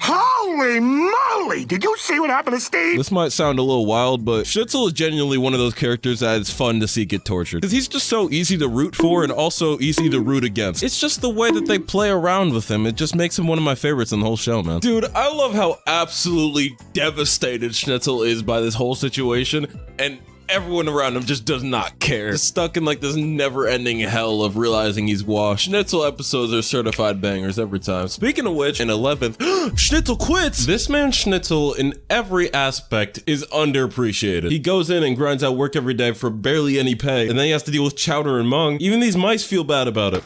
Poor Schnitzel fella. Yeah, he works so hard. And never gets a break. Schnitzel fella. Schnitzel fella. All day long it's Schnitzel fella. Mop the floors, wash the dishes. Can you help me wear an entrance? Now lift this, no move that. Hey, does this dress make me look fat? Poor Schnitzel fella never gets a break. How much more of this abuse can Schnitzel take? Schnitzel's been getting hoed since the show started, and I always wondered when I was watching, what would be the breaking point? Oh my gosh! Schnitzel! Schnitzel! Rather. Oh, Schnitzel, thank goodness. Here's a mop. This place needs to be cleaned before the stains set in. Hey, Schnitzel, And this whole thing gets even more disrespectful when Schnitzel goes to ask for a raise, and Truffles just flat out ignores him to his face, so he just leaves. Years and years of loyalty, just out the door. And thankfully, he knows a job option nearby. And once Schnitzel pulls up to Endive's kitchen for a job, she is naked immediately, starts gripping and tugging on him. What do you want? Rather. You're here about the job? Oh, I'm sorry. I just stepped out of the shower. Well, let me see if you're right for the position. Tall, cute, rock solid. Well, you're overqualified. And everything for a little bit looks like sunshine and rainbows, right? Because over in Mung's kitchen, they are struggling without Schnitzel. They can't get anything done without their big rock guy. But Schnitzel's just on cloud 9 here with Endive, just catering to his every need and getting to work in an actual nice clean kitchen that makes good food for once. But soon enough, Schnitzel catches on to why Endive even wanted him there in the first place. Rather. Shh. Close your eyes. Hit it, Margarine! Huh? Here comes the ride. Endive pops the question, right? She wants to get hitched right now, but there's one problem. Rather. You have a girlfriend! I don't want to be a player no more. Schnitzel didn't even realize it, but he played the hell out of Endive, and now she's gonna boil him to death until he marries her. Schnitzel is barely able to escape with his life as he jumps off a balcony chained up, thinking that death was better than whatever would happen if Endive caught him. But thankfully, something else caught him, and he realizes that he's alive talking to C.H. Greenblatt. They're all better. Hey, Schnitzel, it's me, your creator.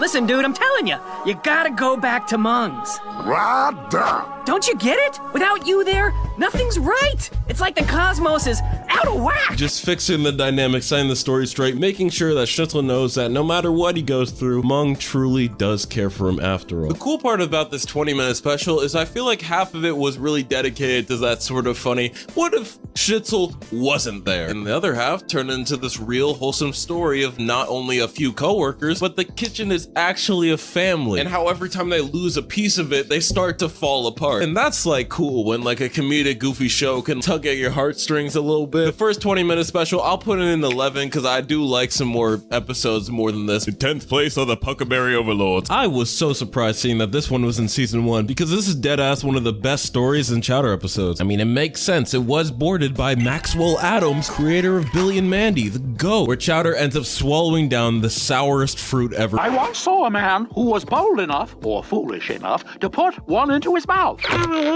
What happened? Well, let me tell you. First, his lips puckered up. Then his eyes started to water uncontrollably. He got the ditter. And just when the poor man thought it couldn't get any worse, his entire head started to pucker until his whole body finally imploded. Yeah, like that. Puckerberry is so sour that it sucks in his whole body through this hell portal that transports him into his own mouth. And the sourness of the Puckerberry gets personified by these little puckerlings. They're these henchmen that work for the Puckerberry King. You taste buds walk like my stinking grandma. I got places to be, you know. Start taking control of Chowder's mouth and enslaving his taste buds to years and years of sourness. And Chowder needs to find a way to overcome the sourness in his mouth while Mung and Schnitzel try to get him out of his mouth before the portal closes. Explaining every one of these episodes sounds like a bad acid trip, and I love it so much because of that. Like personifying flavors into these sort of supervillains that the characters need to take down, that's sick as hell. Number 10, I had to go with Puckerberry Overlords because I really respect Maxwell Adams for deciding to come on Chowder and just cook. I really do wish there were more episodes with sort of food supervillains. If there was a Chowder reboot where all they did was fight these sort of food criminals, I'd watch the hell out of that. 9th, oh boy, Mung on the rocks. Are you sure you didn't forget anything? Woman, I am a professional. I have forgot nothing. What? Nothing!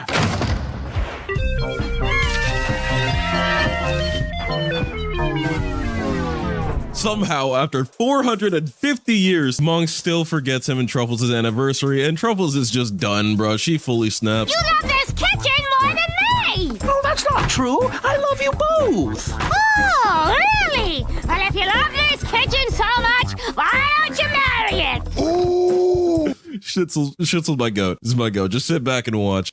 Man, I wouldn't want to be that guy. But nothing was the same after this day, bro. Mung gets thrown in the doghouse. He can't sleep in his own bed anymore, and when he thinks it'll go away by the morning,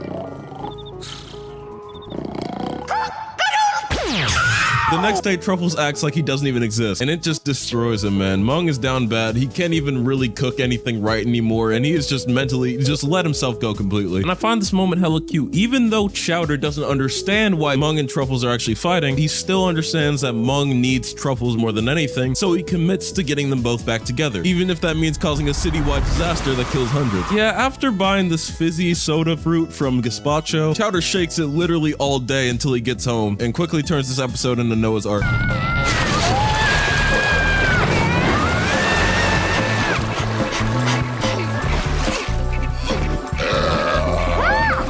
Excuse me! That's okay. But thankfully, on top of this giant river of soda, the two end up actually finding each other. And as they spend this little time together in crisis, they're reminded how they always have each other and how they'll always love each other no matter the situation that they're in. Without you, I wouldn't know what I'd do. I'd boo-hoo-hoo the whole day through. I'd be as worthless as a worn-out shoe. But if that shoe had stepped in a doggy-doo, and you'd know too what I'd be without you. Oh, yeah. It's too cute, man. They get back together and they even go back home to clap. Hey, you guys are back! Back and badder than ever. I think it's time to get cooking! Oh, boy! Yay! The juice worked! Hey, where are you going? The kitchen's back here! Touched my heart a bit right there. Man, I'm so happy that, at least for an episode, they really focused on dropping the, oh, I hate being married act, you know? I feel like so many cartoons will do that for the entirety of their run with their, like, main parent characters. And it just gets so old. It gets so played out, my 9th place for these two. Yeah, 8th place is, Sing Beans, yeah. Mung's got a new order from this fly-looking cat fellow who's already hosting a musical at his theater despite not having any actors. Bro wants to make the next Hamilton, but he doesn't have enough Ham or Ilton, so the kitchen's gotta get started on a musical recipe, and they need to make some Sing Beans. Rada, rada, rada, rada, rada. No, I said sing beans, not tooty booty beans. Hooty booty beans? Oh, not again! You remember what happened last time you made Tooty Booty Beans? And to think that the day began so hilarious, it ended very, very badly. I really like how they start cooking up this recipe by adding in different musical genres into the pot. Ooh, and a touch of reggae would be nice.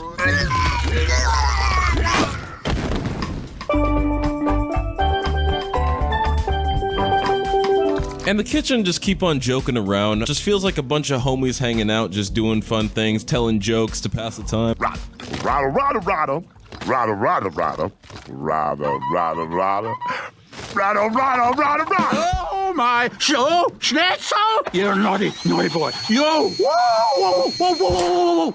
I don't understand. So why did... We'll talk about it later, when you're older. But... When you're older! As it gets later in the night and Schnitzel's done talking about dingalings, everyone except Chowder falls asleep, and when he goes to check on the beans, he realizes that they taste like booty. One of my favorite things about Chowder as a character, though, is his interest, you know? He's interested in cooking, of course, but he also has a second, not as mentioned interest about singing and music. And I've just really always loved that about his character. It gives it a little bit more depth, and I just find it really cute whenever he starts vibing along to a song, or even staying up all night to teach the Sing Beans how to have some soul. Oh, sing it, brother. Said everyone's got a song inside. That's right, that's right. Just waiting to be free. Don't you know I said? Took him straight to Black Church with this one, as the beans jam along down the street and turn the whole city into a flash mob. And I can't really blame him, bro. It's a vibe. Everyone's got a song inside, waiting to be free. The beans are here to show the way. Come on and follow me. So flap your gums, move your lips, let me hear you shout. Release that song you have inside, that's what it's all about. These beans for real had me jamming, man. This episode had both of his interests and how they mixed together to make this fun little journey. And 7th is Chowder's girlfriend. When Mung's at Gazpacho's trying to pick up some new fruits in these grabbles. Grabbles! Oh, wow! This is completely normal. Grabbles don't let go until they're ripe. A massive figure looms over him that blocks out the sun that turns out to be a woman. Playing with our food again, Mr. Doll. And Mung's rival chef pulls up to buy the same grabbles he's getting. These are my grabbles now. Oh, hell no, you trick ass hoe. Come back. That just leaves Chowder and Endive's small pink apprentice, Panini. Note taken. And after seeing Chowder for about 5 seconds, she wants to lock our boy down for life. How long have you two lovebirds been going steady? I am Chowder's girlfriend, and Chowder is my boyfriend, and we're totally going to be together forever and ever. And now we're holding hands. And now Chowder is flabbergasted, all right? He doesn't know what to do. He has no words. And while this episode technically feels like it's about Panini and Chowder, I feel like it also really shows off just why they are the way they are, because their parental figures are just so unfit to be raising kids. All the adults in their life are straight dumbasses. It's too real. Chowder tries to talk to Mung about girls, but Mung's dealing with the old ball and chain, you know? Well, it's lucky that I'm a married man. But what if you weren't married? If I wasn't married? And Panini can't even get a word in the Endive thanks to her trauma. Well, there's this dream boy. Stay away from boys. They are dirty, they're smelly. They tell you they love you, so you wait by the telephone until they finally work up the nerve to propose. And it all leads up to Gazpacho, who's never had a girlfriend, telling Chowder that he has to marry Panini because she kissed him on the cheek. If word gets out that this girl kissed you and you didn't marry her, her reputation will be ruined forever.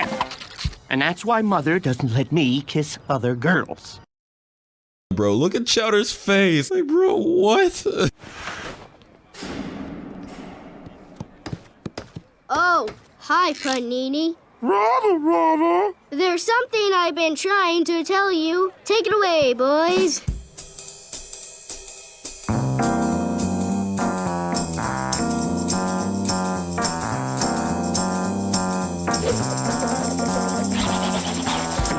I'm not your boyfriend.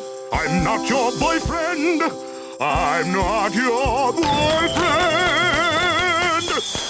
I'm not your boyfriend. Making a whole theatrical musical diss track to a girl you don't like is just so peak. Hello again, Chowder. Hello, Panini. I have a message for you from Chowder. Who I am not. Uh-huh. Yes, Chowder has moved far away and cannot be your boyfriend. Where did he move to? Down the street to the next city. Yes? He's dead. Chowder is dead. Want a cookie, Chowder? Would I? Oh, man.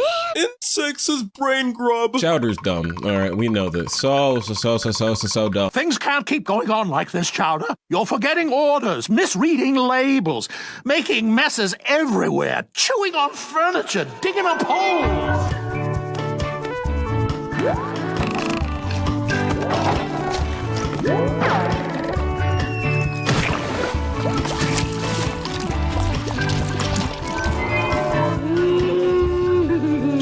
Chowder's so dumb to the point that he can't even follow the most basic instructions. So Mung whips him up a good old batch of brain food, which instead of ingesting it slowly, Chowder devours the entire plate in seconds, which actually has some terrifying effects on his brain. Thought you ate too much. Oh my gosh! Chowder, your brain! Ah, what's happening to me? Just stay calm. Don't worry. I'll think of something. Schnitzel, think of something.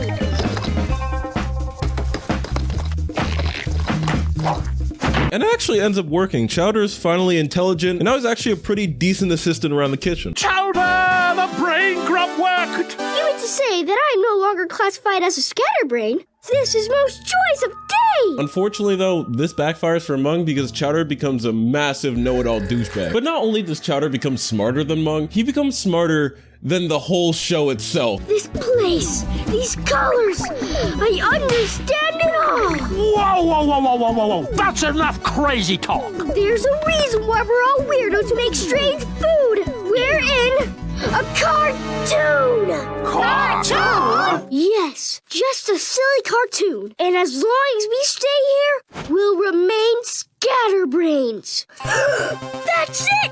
I'll use my brain power to change this show into something smarter.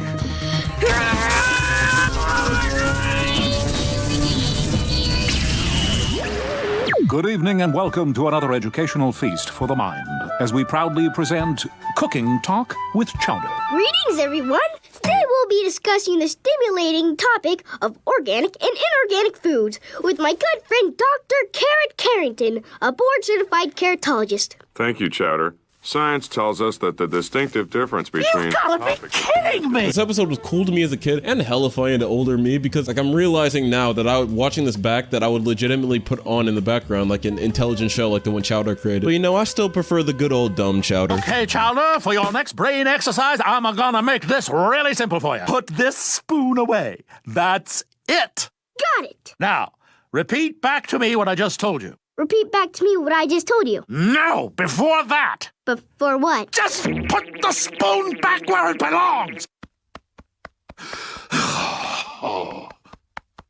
The spoon! Put away? Yeah. Now!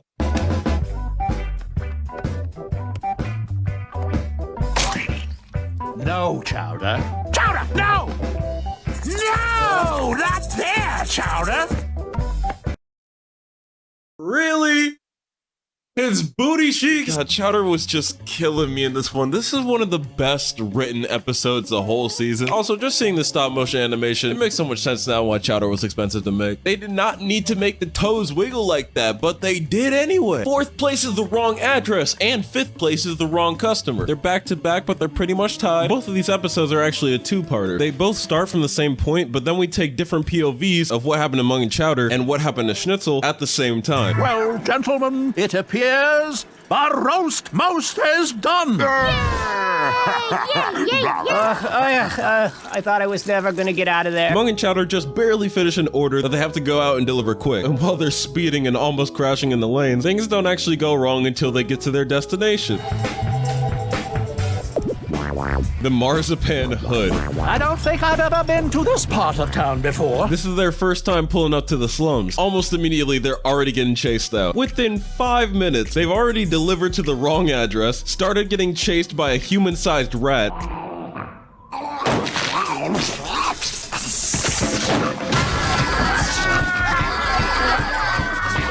and Mung decided to pull up to some hoodlums on the street and bust out some karate moves. Excuse me, fine gentlemen. Did you perhaps see what happened to my car? Oh, I get it. Laughing at an old man, huh? So that's how it's gonna be? You give me no choice but to bring it. For I am the master of the ancient martial art of Kwa-Kwa-Do. He thinks he's Cobra Kai when he's about to die. They try to get away by hopping in this one lady's car, but she is not having it. And they hopped in the wrong whip, man. Drive, woman! Who are you people? Just drive! Carjackers! I knew it! How simply terrifying! Ma'am, if you'll let me explain, Ow! Pepper spray! Pepper spray? That sounds delicious! I was wrong! I was horribly wrong!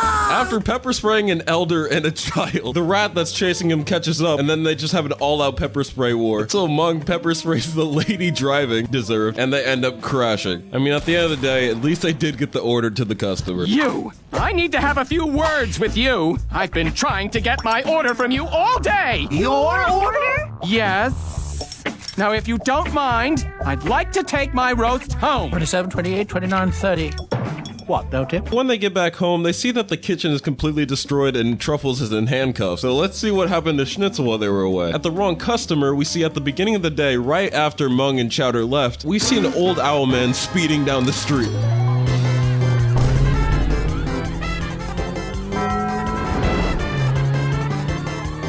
He's a dangerous criminal, which we can actually see little Easter eggs of and hints at, like this wanted poster and Schnitzel makes a deposit. And he just doesn't care about who's in front of him. He just switches lanes. Here's my turn.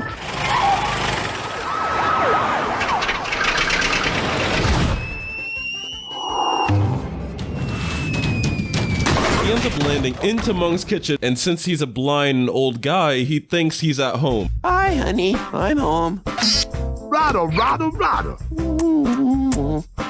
And now Truffles and Schnitzel are just kind of confused because nobody knows what the hell's going on. Truffles just kind of assumes that it's a new customer, and Schnitzel has to keep him around until Mung gets back. But meanwhile, the police that were chasing him ended up tracking him down. And thankfully, we get introduced to my favorite Chowder characters, the MCPD, or McPid for short. The Marzipan City Police Department is this group led by Officer Hoagie of all these different types of cops with different personalities that just start fighting every time they want to get something done. For example, they're supposed to be chasing a dangerous criminal right now, and they know where he is. They're all just too scared to go inside. We'll let fate decide who goes in first. Eeny, meeny, miny, mo, catch, tiger. Actually, I'm a snow leopard. Rawr. So they have to professionally decide who goes in to save Schnitzel and Truffles. And while they're busy with that, Schnitzel's in there suffering with this owl, who's just constantly destroying the kitchen and getting himself in weird situations. Rada! Rada! Time for walkies. Yo, boy. To the point where it doesn't only cause Schnitzel physical pain, but it gets him and Truffles into real beef. See, the worst thing is that Truffles thinks Schnitzel is lying because there's no way an old man could run around a kitchen and start destroying everything on his own. So now the two are squabbing. No more cockamamie stories. You just want to leave work because you're lazy. Rada? You heard me. Lazy. Rada, rada, rada, rada, rada.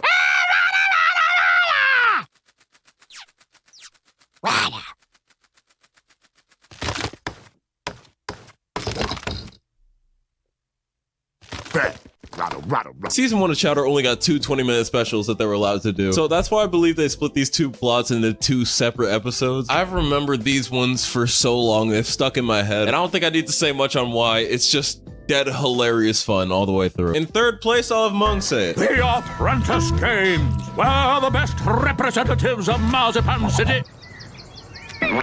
The Apprentice Games! In the special double-length episode, Chowder needs to take the W at this year's Apprentice Games, the national competition for marzipan that are basically the Olympics for mentors and their apprentices, to see who's truly the GOAT. And off rip, things are not looking too good for Mung and Chowder. Come on, we can't win if we're not there. I'm coming as fast as gonna pass out. They're not even really allowed in because they're not legitimate. After Hitchin arrive on the back of Endive's cheeks, they finally make it in to the massive field of other apprentices. Also, if Chowder wins this year, he gets to experience the ultimate tasty treat flavor. The Chunky Laka Choco Nini Nana Bana Berry Swirl with Nuts is the best Thrice King flavor, and it is carrying Chowder to even try to go out and do this physical competition, which Mung forgets to tell him that's actually a physical competition. They walk into this huge field of these other mentors and apprentices, and then we get this huge introduction to all of these other characters. We got Mung and Chowder here. Mung has this huge ego and needs to win for his own selfish purposes, while Chowder is just scared and fat. Get out of there! No, you can't make me. Chowder! Stop bothering yourself! Just wait till I get my hands on you, you greasy butterball! We got Endive and Panini. I love that Panini's so locked in that she's just actually threatening at this point. See, Miss Endive likes to win, and if I don't win for her, well, you will still love me after I beat you, right? Descending from the heavens above, we have Ceviche and Pate. Look! It's last year's winners! Dance Master Pate and his apprentice Ceviche! Ceviche is a literal goat that is very acrobatic, very polite, and then you got Pate, his eccentric, flamboyant mentor, and they're like perfection personified as a duo. And there's also Gorgonzola and Stilton, which is a mentor that we never see outside of this episode, because from the looks of it, he just seems to be a lazy redneck, or redhead, I guess. Do I really have to do this, Stilton? You'll do it and you'll like it. Somebody's got to bring some respect to the candle-holding profession. And it ain't gonna be me. It's crazy that these two are considered legitimate, but Mung still isn't. What nobody expects, though, is that once the Apprentice Games actually start, every apprentice needs to team up with another and form a team. And since no one else likes Gorgonzola or Chowder, My tushy feels warm. I love this duo, man. They feel like this sort of brother energy. We'll learn a lot about both of their characters through it. You know, Gorgonzola just wants to be above Chowder so badly, but Chowder's just so damn slow that he blocks out all of his attempts by just being stupid. We lost every vent. Mung's disappointed in me, and then I nearly drowned my new best friend. Well, while I do have to draw the line at the word friend, you did technically just save my life. I did? Yeah. So I guess you're not a total waste. I guess you're not a solid waste either. I'm gonna kill him. I love these 20-minute episodes, man. With just how clever Chowder is and the way it plays out, it keeps me glued to the screen for every goddamn minute. Up there with the best 20-minute specials in the show's whole run. I love big settings. I love all these characters bouncing off of each other. In second place is Purple Nurples.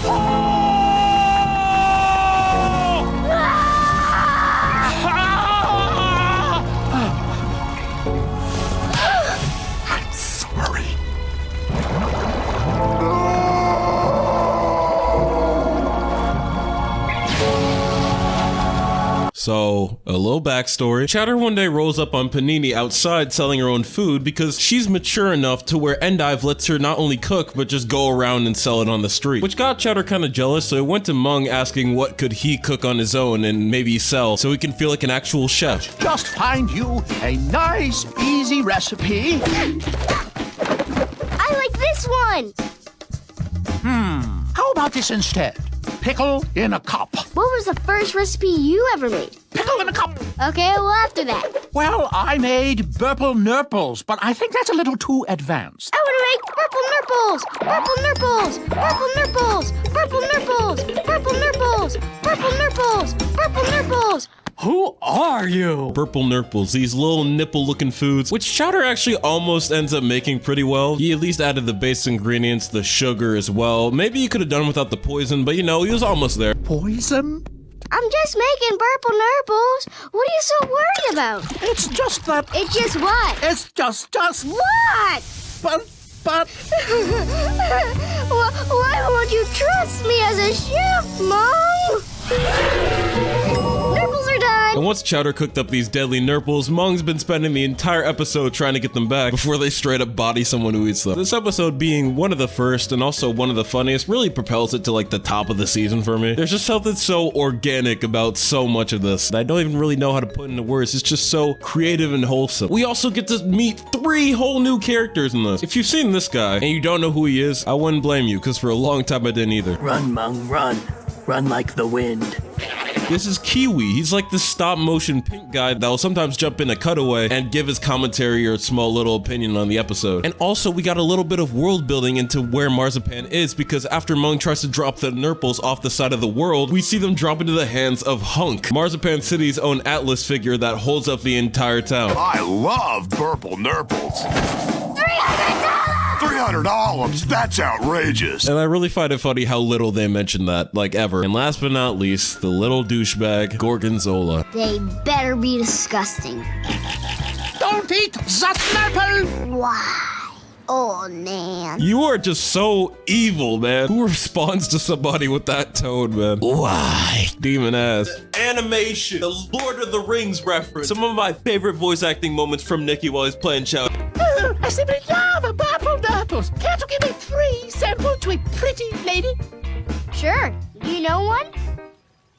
Can't you give a free sample to an ugly lady? No, ugly ladies have to pay. Hey, ugly! You owe me $300! Music, the nostalgic vibes, the creativity. Purple Nurple stays at one of the best episodes. And you're gonna notice something with my last 2 favorites is that they both kind of progress like regular show episodes. Starting off with something so small and just getting into something terrifying. And there's just something about it being such an early one that makes it feel so golden and original in a way that it just doesn't replicate later on in the show. I'm not gonna lie.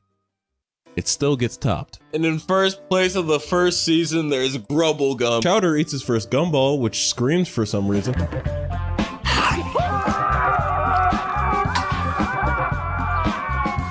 And then the guy selling it gets him hooked on this new gum, Grubble Gum. And the flavor is immaculate. The bubbles you can blow with this stuff, you can't get anywhere else. Bad thing is though, is that Truffles loves gum. So much so that if someone doesn't share it with her, knowing her probably kill them. This gum is so good that Chowder starts fiending out and he ends up eating an entire pack of it before he even gets home. To hide it away from Truffles, he actually ends up swallowing an entire pack of gum, which leads to, in his sleep, him blowing a massive bubble that explodes all over his room. It's getting harder and harder to hide that he has his gum from Truffles, so Mung and Schnitzel try to help him, but they end up getting trapped in the gum ball too. And they go around the world, right? They try a bunch of various ways to get the gum off. Wake him up!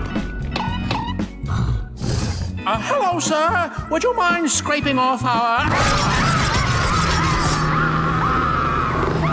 Well, that didn't work.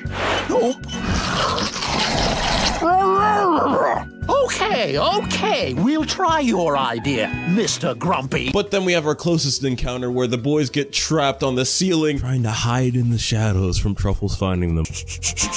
I still smell gum. I hope I don't have gum stuck in my nose again. It spirals out of control. The ball just gets bigger and bigger, starts sucking up everything, even the background of the kitchen. Eventually, this gumball reaches epic proportions and starts tearing down the whole city. It becomes more powerful than God. It's a serious problem. Thinking of becoming a ninja. You got the moves. You got the mental aspect. Yeah. You know what I mean? You with me? Hi, Gazpacho! I regret nothing.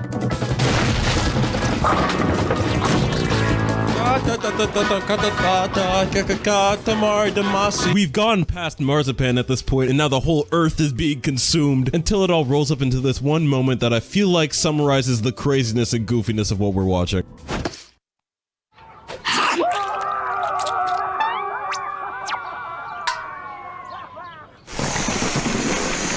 It is a lot of people's favorite Chowder episode of all time because it reminds them why they love this show so much and Katamari, which this is actually a spoof of Katamari Damacy if you haven't played it. It's a game series from 2004 where you go out and suck stuff up in the ball for your space dad. The universe wrapping back in on itself from a single piece of gum. I don't think there's any episode that represents just how insanely out there Chowder is more than that. Season 1 is one of those where it's just like, it's filled with so many bangers, but you can still see a lot of the times the show is still trying to figure out what it wants to be in like its art style. I do really love though how Chowder right out the gate just knew it wanted to be this absurd acid trip. Yeah, that's all I gotta say about this. So I'll see y'all in season 2.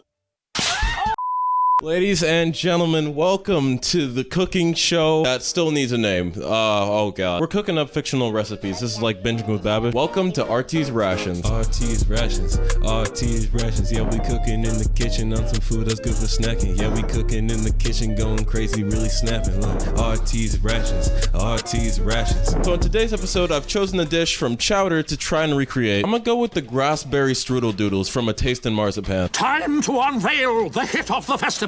I give you raspberry chocolate strudel doodles.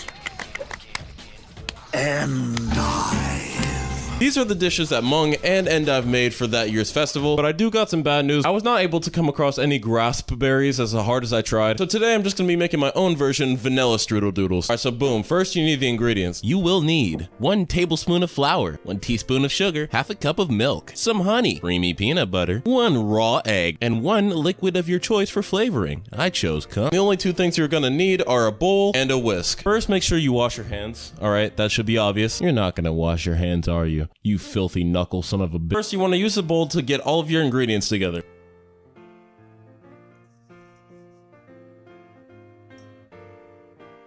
Now you want to use your whisk. What you're going to want to do is slowly go around your bowl with your whisk in a circular motion like so.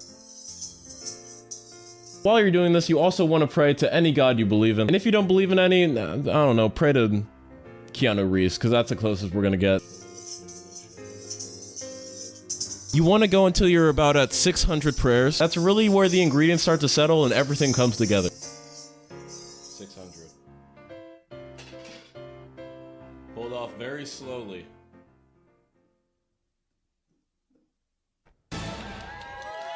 Oh shit! You just gotta let me cook. Honestly, you just gotta let me cook. Thank you all for watching the cooking show this episode. We will be right back with another episode right after season 2. Thank you all. Enjoy.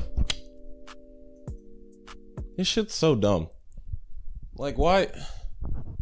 We spent all our money on this production and we just faked in some fucking honey wafer. Turn off the camera. Season 2, the season of improvement and the season of bangers, but as you probably know by now, we're not starting there. 38th as Gazpacho moves in. Gazpacho has a pretty rough falling out with his mother and lets Chowder and Mung know that he right now has no place to stay, so he's just shacked up in his fruit stand. Until Chowder, being the kind little boy that he is, offers Gazpacho to stay at their place until he's back on his feet, which Mung is too slow to stop him from saying, and he would feel way too guilty denying Gazpacho now. Enjoy those extra drizzle dizzle beans I gave you. For free, 'cause we're friends. It's just for a few days, Truffles. Sleep over with Gazpacho! Smells like someone's baking cookies. Don't forget the ottoman schnitzel.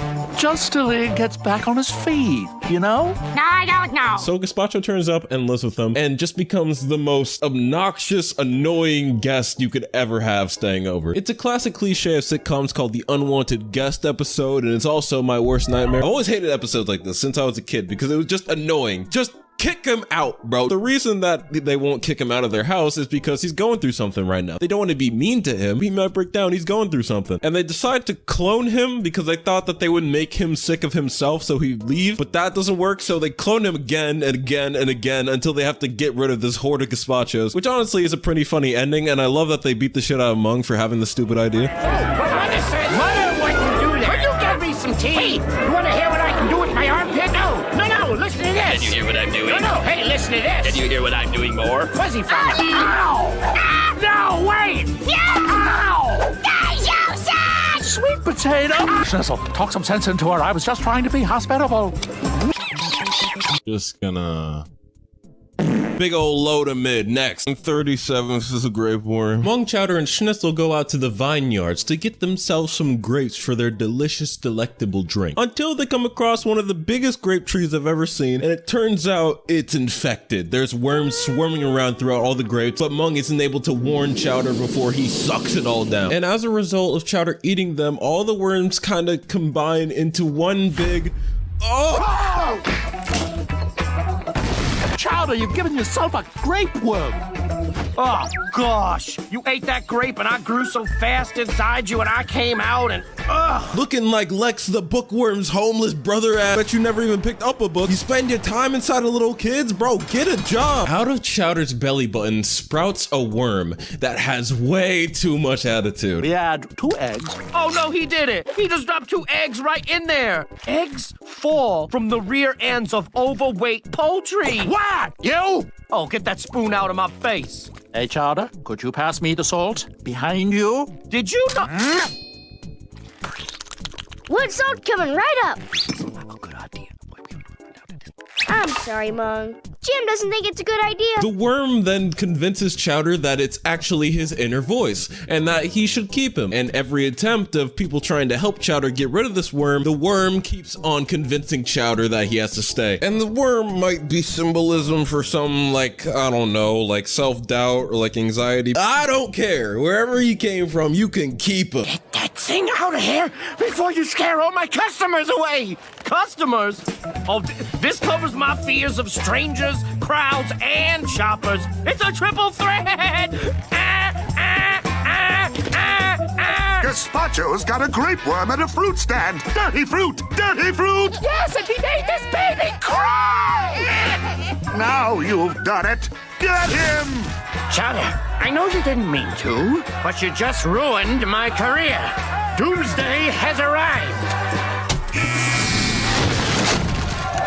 Second, slightly smaller load of mid. Next. Babe, so tell me, if I was a worm, would you love me? No! 36 is the snail car. In Marzipan, the way everyone gets around is by using these snail cars. But when an old man is able to outrun him on the street, Mung realizes that it might be time for a new whip. But Chowder is reluctant. You know, we know Chowder doesn't really like to get rid of old things that he really likes, and he's begging Mung to not get rid of escargot despite all the problems, and I feel like that might just be the best snail pun I've ever heard. And once they pull up to the car place to find a replacement, Mung eyeballs the S86. A new S86 sports snail with neon running lights, dual rear slug flaps, triple snow cone dispensers, global fajita cheese locator, satellite snail-dio, top-of-the-line snail trail drift package, and a trampoline.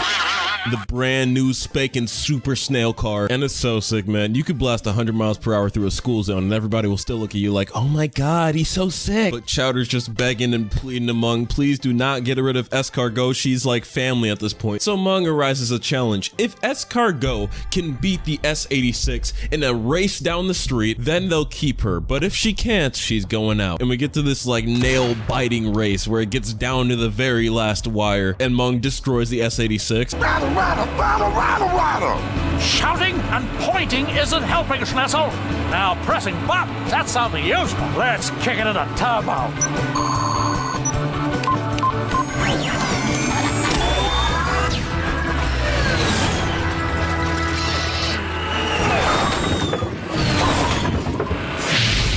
You shall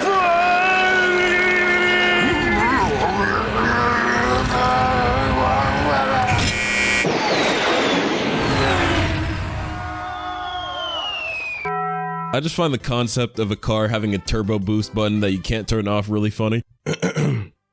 Chowder car. The snail car one is cute, but it's another situation kind of like Stinky Love from episode 1 where it's like, it's cool that it got an episode, but it's not a very memorable one. In 35th is the BLTs. A big test is coming up for Chowder called the BLTs, or the Basic Learning Test, which oddly has the same name as the sandwich which Chowder can't stop focusing on. What he should be focusing on studying, because if he doesn't pass this test, he can never cook again. And Mung is geeked out over this. He just really wants Chowder to pass. Listen to me, Chowder, listen to me. It's extremely important that you prepare for the BLTs tomorrow. Do you understand? Do you understand? Bacon what? Lettuce what? We all know Chowder's dumb, right? We all know that boy's stupid as hell, and he's not all the way there, but it's not completely his fault, because the ways that Mung tries to teach him along with the rest of the kitchen, like, what are they doing? No wonder he's stupid. Go in, I said, go in! Bah! This is no use. This isn't working at all. I know. But they go through a ton of drastic measures to try and get Chowder to keep this information in his head until the test day comes, and he's still stupid because Mung has another plan. He is going to cheat. He's either going to get the test canceled to a different day, or he's going to sneak and tell Chowder the answers, and we get to see him try to get past Chestnut, who was the teacher, to actually manage that. Does he manage it? I'll let you figure that out.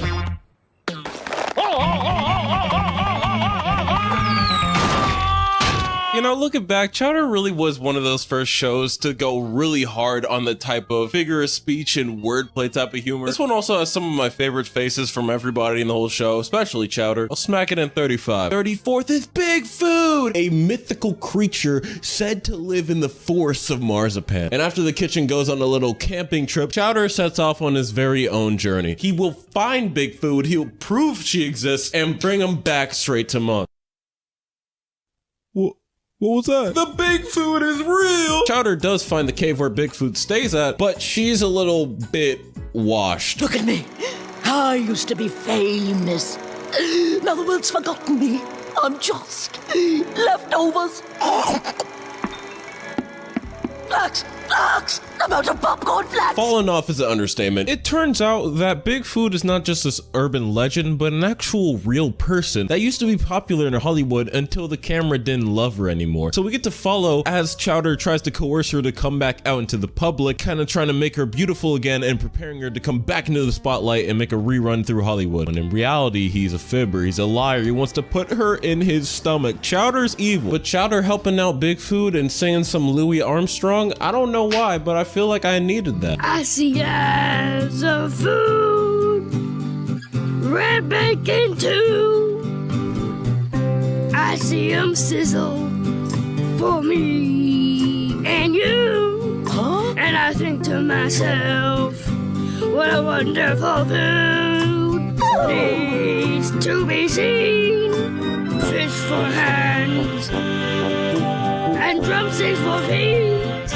What a wonderful food. Oh, Flax, that was magical. You've moved me to tears. Look, I'm crying. Kiss my hair, just like you did in my big movie. I feel so young and fresh. Hey, you taste young and fresh too.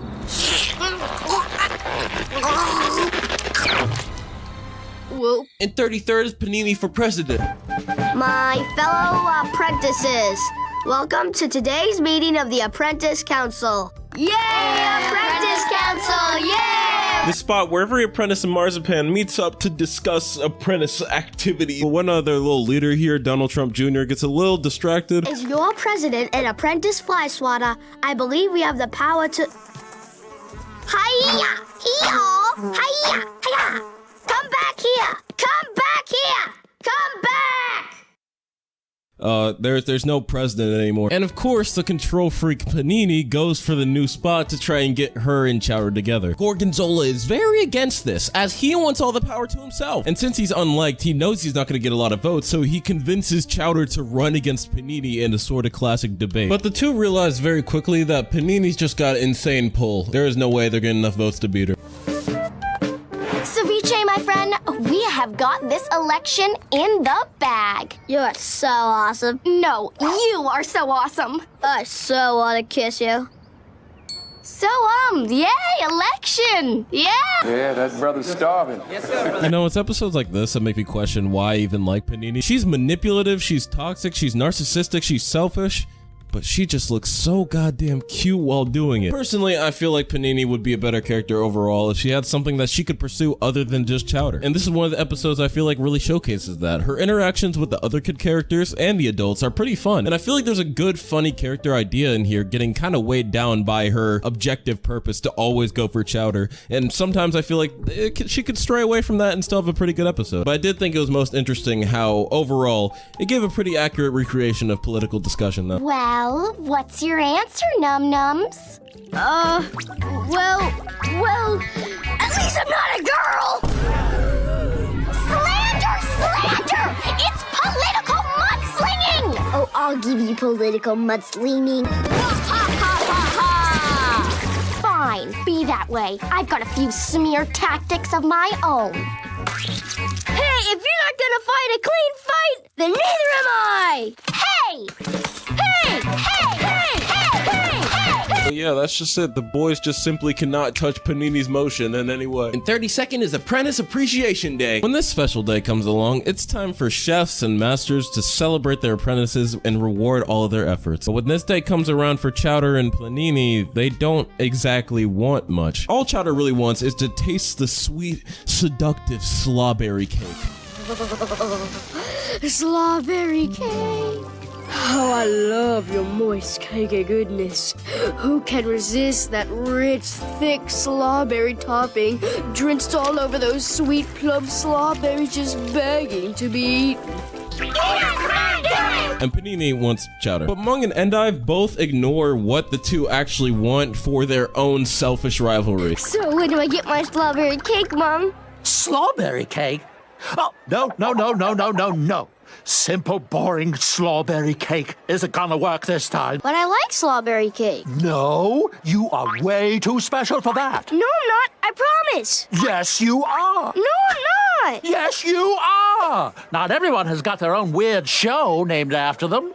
Yeah, well, that's true. This show is weird. Tell Mommy you love her. Ow! They're hurting me. Honestly, I'll be happy as long as my Snuggle Bumpkin Snookum-Wookums is there. What on earth is Snuggle Bumpkin Snookum-Wookums? Chowder! Chowder! You're much too good for him. That is why I invited Carson. Greetings. He'll make a fine suitor, don't you think? But I don't like Carson. He's too realistic looking. But eventually the two do realize their wrongs and tone the celebrations down and focus more on their apprentices. And I did like the celebrations. It was very cute to see Mung try to have this whole celebration for Chowder, and seeing Chowder and Panini come to terms and put aside their differences because of the problem. So overall, pretty nice moment. Not the funniest episode, but definitely one of the most wholesome. But I also noticed that this one is wacky as hell. Like, just the way that some of the characters are drawn. I don't know why, but their expressions are turned out to 1,000. I'll toss it in 32nd, but I will give it its props for having some of the best wordplay in the series. Strawberries, huh? Ooh, looks like it's somebody's special day today. Here you go, little buddy. What is it? It is a babe magnet. Not that I ever needed it or anything, you know, because, old Gazpacho sees, plenty of action. Gee, thanks! Hi, Num-Nums. I'm not your boyfriend! Gazpacho, this is the worst gift ever! Whoa! It actually works! Let me try! Supermodel! Come on, supermodel! Yes! Oh my. 31st is the chain recipe. You know the chain emails or the messages that are like, send this to 25 of your friends or else your balls will fall off. This letter promises Chowder and Mung 100 years of bad luck if they don't cook a recipe and send the recipe to another person afterwards. But Mung isn't falling for all that bullshit. Mung tries to explain to Chowder that there's no such thing as luck at all, which did not make the gods happy one bit. Schnitzel, you are a rational rock monster. Tell these mumble-crusted fruity-hoos that there's no such thing as bad luck.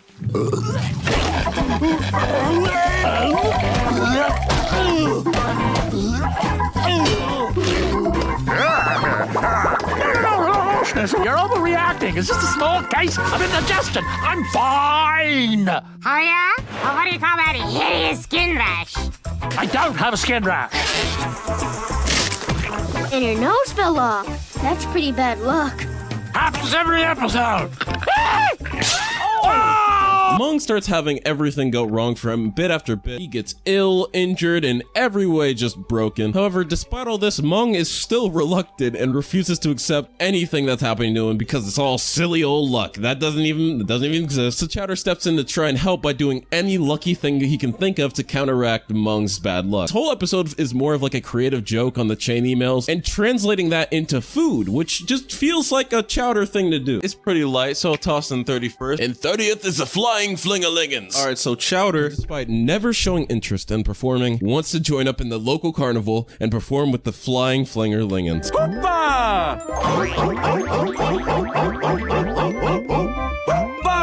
Mung is commissioned to make a giant big bread bowl for these performers and acrobats called the Lingans to perform in. And Chowder cannot get enough of these blue balls, man. To the point where he just can't stop getting distracted in the kitchen, and it's just ruining everything. Chowder? Chowder, stop it! I forbid!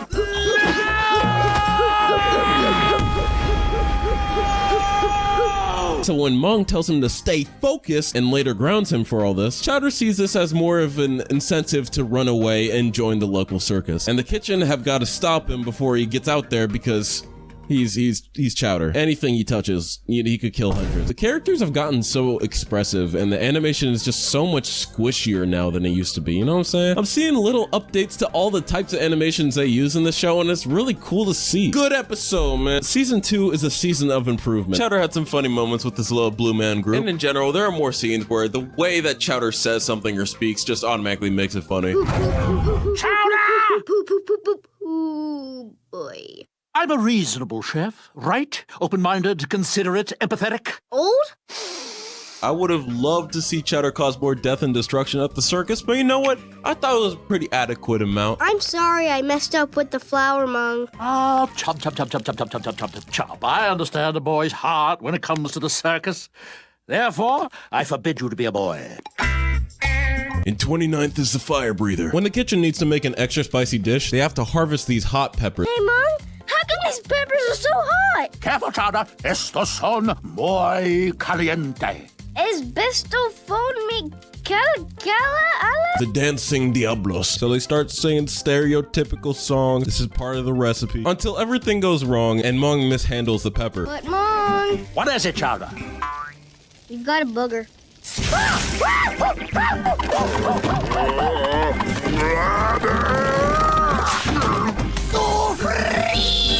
All the peppers fall off the rack and are about to escape into the town and burn everything until Chowder packs them all up into his stomach and it hits him like Pan Express.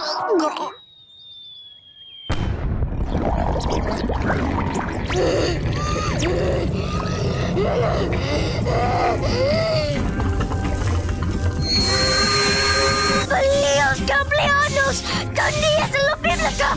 Yo paso toda la quiniela caliente.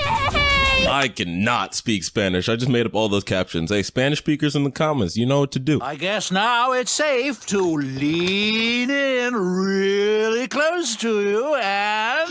I'm on that good. What Chowder ate was so spicy that he literally cannot talk anymore without spitting flame. And sadly, even after trying everything they could think of, the family can't put up with Chowder's burning anymore, and he makes a decision to run away for good.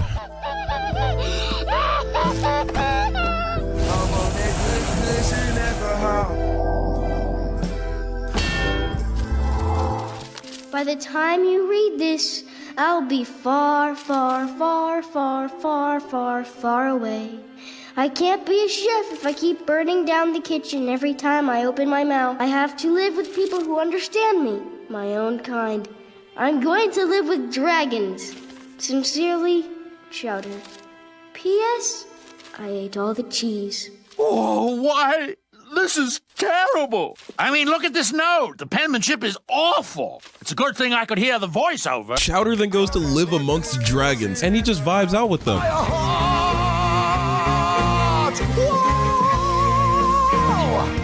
There's a feeling deep inside my chest. It spreads to my left arm like a black knight on a quest. There's really nothing like listening to a few rock songs and burning down developing villages with the boys. And I really love how this song gave us a bunch of cool imagery, like Chowder being a wizard on top of a dragon, Chowder as a dragon about to destroy a knight, and this one with Panini, which I'm pretty sure when I was younger awakened something in me. God, man, look at her waist. That could not be healthy. Looking snatched. But Chowder's just cursed, bro. can't roll with them either. He ruins everything. So he ends up going back to Mung in the kitchen after they realize that they really miss him. This one's pretty creative. I would have liked it more if they didn't repeat the fire joke so many times. It may have used that one joke a lot, but I don't want it to take away from the fact that it's a really creative one. In 28th is Shaboodles! Endive. Lonely, lonely, lonely Endive has absolutely nobody to call her lover. So she finds out one day that she can actually make one, and the horny activates. Endive finds a recipe in a book to make a beefcake, which is like a living dish, and she gets so excited while making this that she yoinks the beefcake out of the oven way too early, and out comes Todd. Shaboodles! Where's the party? You're not the beefcake in the picture! I'm Todd. Now, Todd may be an uncooked greaseball, but he has a goddamn heart of gold, okay? Every second he can, he tells Endive he loves her and that she's beautiful. Hi, I'm Todd. Are you made of food? Yes, I am. We are gonna have a meaningful friendship. Let's all be friends. Ah, he's sweet. Like a baby. Who can resist a baby? Ah, I feel so loved. Anybody want to see me do the shaboodle dance? Just wiggle like a noodle and you're doing the shaboodle. Wiggle like a noodle and you're doing the shaboodle. And even throws it to an 80s themed party where he plans to propose to her. Jeez, Margarine, will you turn down the heat? You're baking me alive! Wait a minute. Baking? He's not handsome because he's not finished baking. That's it!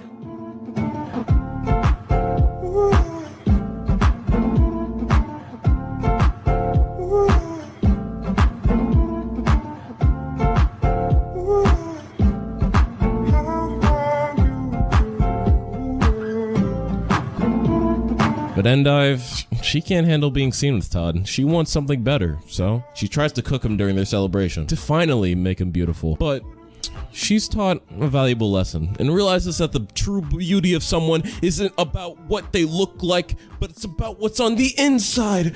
Whoa! In a few minutes, I'll have a perfect man, and I won't be lonely ever again. Oh, no. You don't love me as I am?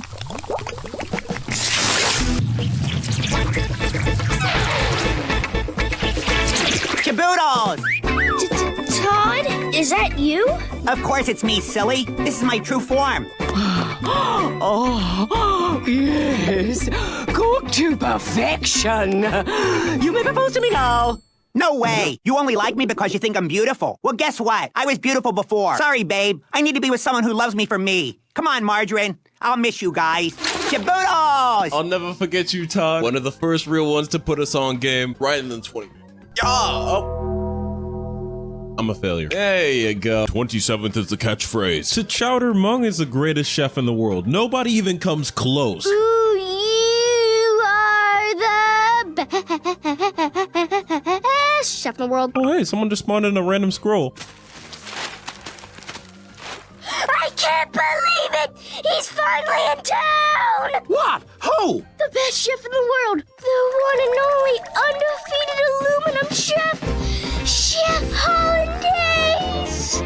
Aluminum chef? Yeah, Chowder just tried to outcook the aluminum chef at the aluminum stadium. Chowder thinks Hollandaise is the best chef in the world. Nobody even comes close. A shrine? Yeah, to remind me who's the best chef in case I forget. Ooh, aluminum chef Hollandaise is the best chef in the world. And when Mung goes to see Hollandaise's show for the first time, he's not really astonished as much as he is just kind of confused. First event Frapper. What kind of cockamamie? Then sausage. What Then pound. Bake. And Hollandaise doesn't do anything extraordinary with the food he makes. He's just got a fire catchphrase behind it. And Mung learns about the power of branding as he starts to just hear catchphrases wherever he goes and realizes that he's a lame loser. So he goes out on a journey to find his own catchphrase. My favorite part's easily the ending when Mung decides to battle Hollandaise on stage and he tries to test out his new catchphrases, but they're just not catching on.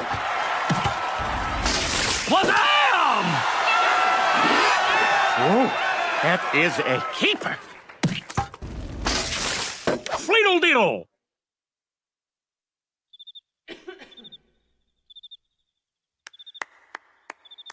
I don't think they liked it. Just flop after flop, and he gets so mad he crashes out live on stage. That really hurt!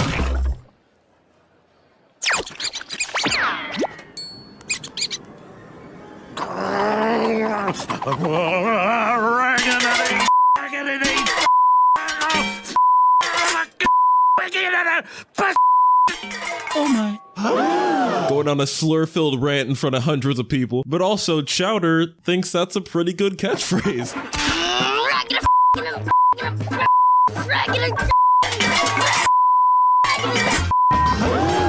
I cannot believe Mung crashed out like that live on air. Let's just give him 27th. Let's act like it never happened. 26, you have a fair to remember. So Panini's gunning after Chowder one day, right? She's trying to make out with him. He's running for his life. It's the usual Tuesday. But this time, the way that Chowder gets out is he finds this girl and he's able to hide in her fat weave. Ooh, I'll do it. Num-nums, where are you? But after dodging her, Chowder becomes friends with this girl that helped him hide, and Panini catches him licking face. This is my beauty makeover stand.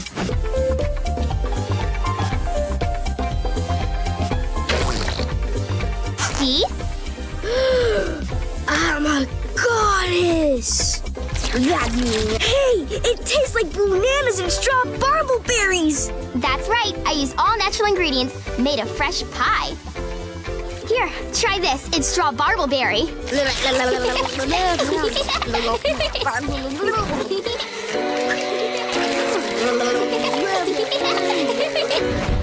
This is Marmalade, Chowder's new best friend. They get along extremely well. And this is Panini's first time having to deal with someone trying to steal her num-nums. Chowder, you get back over here right this second. But I don't wanna. Now. Get over here now. But can I have more than one friend who's a girl? No, don't test me, Chowder. What flavor lipstick are you wearing? Smackdown. Now get over here. I think I'd prefer to stay with straw barbleberry. Chowder, do not make me. Padidi, what comes after number 29? And while Panini is on the brink of beating them down, they go out to a fair, and she tries a bunch of different ways to get them separated. But while this is happening, this leaves enough space for Ceviche to try and go in and get Panini because he likes her as well. I think it's a great idea too, Marmalade. High five! Wow! You rock! No, you rock! We both rock! Oh, Chowder! How could you do this to me? On a scale of 1 to 10, how desperate would you say you are right now? 11! Oh, yeah. I like this episode purely because it was pretty satisfying to watch Panini lose for once and not be in control. And Marmalade being a real fun character in her own way, one of those you wish would show up more. And how both her and Chowder explain how they're just friends. Because not every relationship between two people of the opposite gender needs to be romantic. They just want to be homies, bro. But that's like the opposite of Ceviche. He's down terrible. So, don't Ceviche and I make a romantic couple, Chowder? I like chicken. Chicken's so good. Yeah, I mean the chicken is fried spicy chicken. He's ignoring me. I think you need to kiss me to convince him our love is real. No! Get down! Do not feel bad for Ceviche. This boy's a menace. At 25th, we got Endive's dirty secret. This is a crazy one. Okay, so the title is self-explanatory, as this is for sure the dirtiest and raunchiest Chowder episode. The sun starts beaming down on a hot day, and the only one well off enough to have a pool in the entire town is Endive. But she's too damn stuck up, bro. She won't let any outside cretins into her pool. And Mung, Chowder, and Schnitzel need to get in that pool to cool down, to have a good time. We're begging Endive to let them in, but she just keeps on refusing. That's where the adult jokes just start fucking flying. The coast seems clear. I suppose it's okay to do that incredibly embarrassing thing I love to do when no one is looking. It gets to a climactic point where the boys catch Endive in this very vulnerable position, and Mung pulls out a camera and starts taking pictures before Endive catches them and says, "You better let us in the pool or we're dropping your nudes throughout the whole town." Woman, you will let us take a dip in your pool, or we'll show these pictures to everybody. You wouldn't dare. Try me. No, forget it. I'm calling your bluff. I didn't want to have to do it this way, and I really didn't. Everyone to the farmer's market! What? This shit's devious. You can't teach this to kids. They never actually say it's her nudes, though. They just say it's something embarrassing on the photo. But something so embarrassing that Endive's willing to do anything for anyone not to see it. And the blackmail does work. They do get in her pool. But eventually, the blackmail doesn't really matter as the rest of the town sees it anyway. Talking dog. Hello, what's this? Hi, I'm here to blackmail you. Give me that! Wait! No! So, anywho, I'll be over there. It starts to use it as like a ticket to get into Endive's pool. We're here to swim and blackmail you. I just feel like that whole concept is so funny to me. This episode start to finish was just absolute goddamn chaos, even including the end where they all get flushed out of Endive's pool. Yes! I did it! Operation Get Rid of Everyone was a complete success! What's that sound? And when they all end up on the beach, it's finally revealed to us what was her big secret. Miss Endive lady, don't be sad. Yeah, we all have our dirty little secret. Mom eats off his food with tweezers. Chowder's a robot. What? I illegally pickle peppers in my parking garage. I'm the creator of Chowder! You see, we all have our dirty secrets. Yes, I know that's not what she did. Wasn't talking about her. We all know that what she did was eat her toe jam with a fork.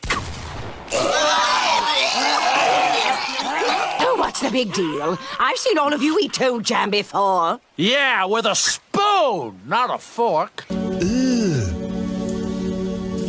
Brother, looking back on this show, every time I'm so shocked with the things they were able to get away with Endive, man. In 24th, we got the Big Hat Biddies. There's an exclusive highbrow club in Marzipan called the Big Hat Biddies, and Truffles actually manages to join. This is a club of high-class old ladies that kind of go to restaurants and hang around. They're like their own little gang, you know? They're like the blood. So the boys all need to clean up the kitchen and impress the ladies coming over, or else Truffles will probably stab them and then get kicked out of the group. So they do everything they can to make these snobby old women happy, but as usual, everything goes wrong.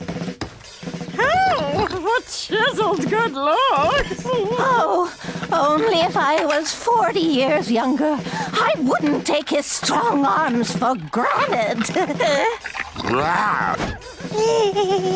Enough appetizers! It's time for the man course!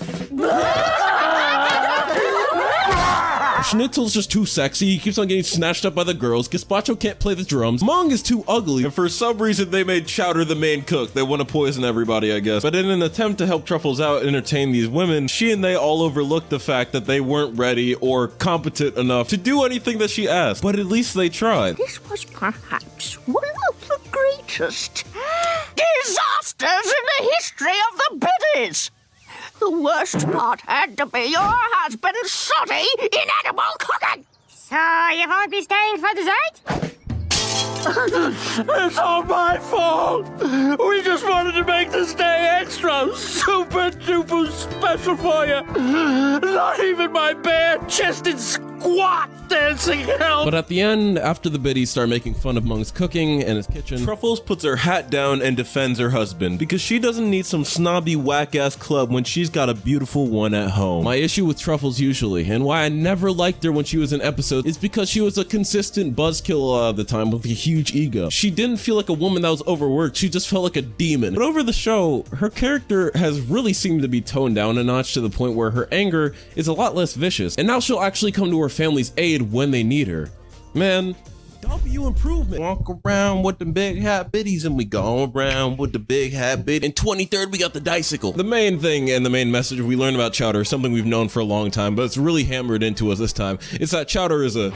Can't walk another step.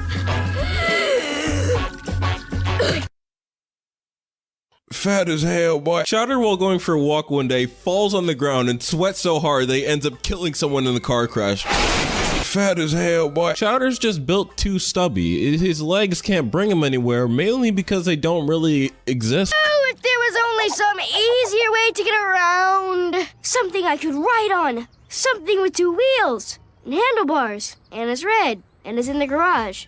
Your bicycle. I want to ride your bicycle. Mung's got this beautiful bicycle sitting in the garage that he never uses. But the reason that Mung doesn't use it is because he doesn't want to break it, and the reason he doesn't want Chowder to touch it is because he knows Chowder will break it. But he gives Chowder this one chance, and with that chance, Chowder goes out into the town and tries to become the dice boss. Focused, he's locked in, he's riding around until the sweet jingle of a thrice cream truck comes along, and Chowder has a moment where he pigs out again. I shouldn't have had that chili this morning. Huh? Thrice cream! Thrice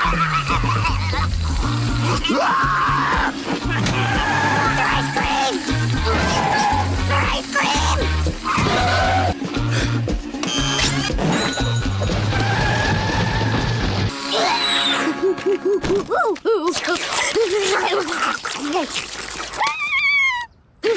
Fat as hell, boy. It all goes downhill once Mung's bicycle actually does get destroyed and ran over by a car.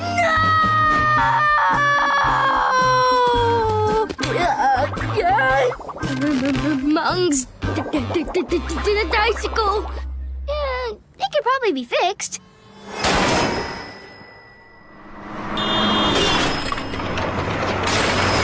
And at this point, it's just Jover, right? Who would have guessed that the one thing that Chowder said wouldn't happen, happened, and now he needs to face Mung and tell him that he destroyed his prized possession and his trust.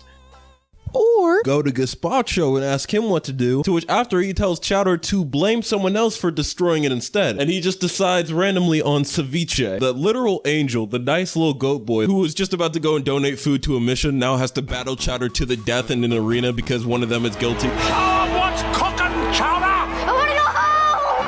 You have to do this, Chowder! Defend your honor, Ceviche! Where's your weapon? I choose the weapon of dance. It has the power to make your heart move. This episode really shows off how Chowder is able to combine the absurdity and the relatability, because the way that Chowder tries to solve this issue is the same way that every kid kind of try to solve an issue that they accidentally caused. Try everything to not incriminate themselves, but just trying to distract your mom from calling the school. On the other hand, too, there's like Ceviche and Ceviche's master Pate, who I feel like we don't get enough of. Ceviche is kind of in this weird spot where he's not exactly one of the main 3 kid characters that we see all the time. He's kind of just Panini, Gorgonzola, and Chowder's punching bag that shows up from time to time. But I do think episodes get significantly funnier when he has a main role in it, because he's just so innocent and his trainer Pate is just so eccentric, and it's funny to see him get bullied all the time. I might just be an evil person. And I also like how Chowder acted in this episode because he was very relatable, and Mung had a really wholesome ending at the end where they got to ride on the bicycle anyway. But yeah, you can tell this whole time, bro, Chowder was stressing. I guess you could say he had a lot of weight on him. Is that a stretch? Get it? Like stretch marks? Ooh, got it, saved it, totally saved it, totally funny enough. Fat as hell. 22nd is Chowder's babysitter. When Chowder's getting left home alone, right, Mung hires a special babysitter to take care of Chowder. But Chowder's kind of upset about this because he wants to go on the trip with Mung and Truffles, and he doesn't want to be with some lame babysitter. Oh my god, it's Gazpacho. Now, keeping Gazpacho and Chowder alone in a house together doesn't sound like the best idea, but you know what? It's time for a hoedown, so Mung has to go and has no time to think about it. And I love sort of the older brother dynamic Gazpacho has on Chowder, because they're just hanging out doing some homie shit, and they're just guys being dudes, you know? Everything's going well and fun until they decide to play hide and seek, and Chowder chooses a hiding spot that's a little bit too good, and he tricks Gazpacho into thinking he chopped him up in a meat grinder, Germa style. This crate is a perfect place to hide, but first I better empty out these steaks. There, he'll never find me. Now where is that kid hiding?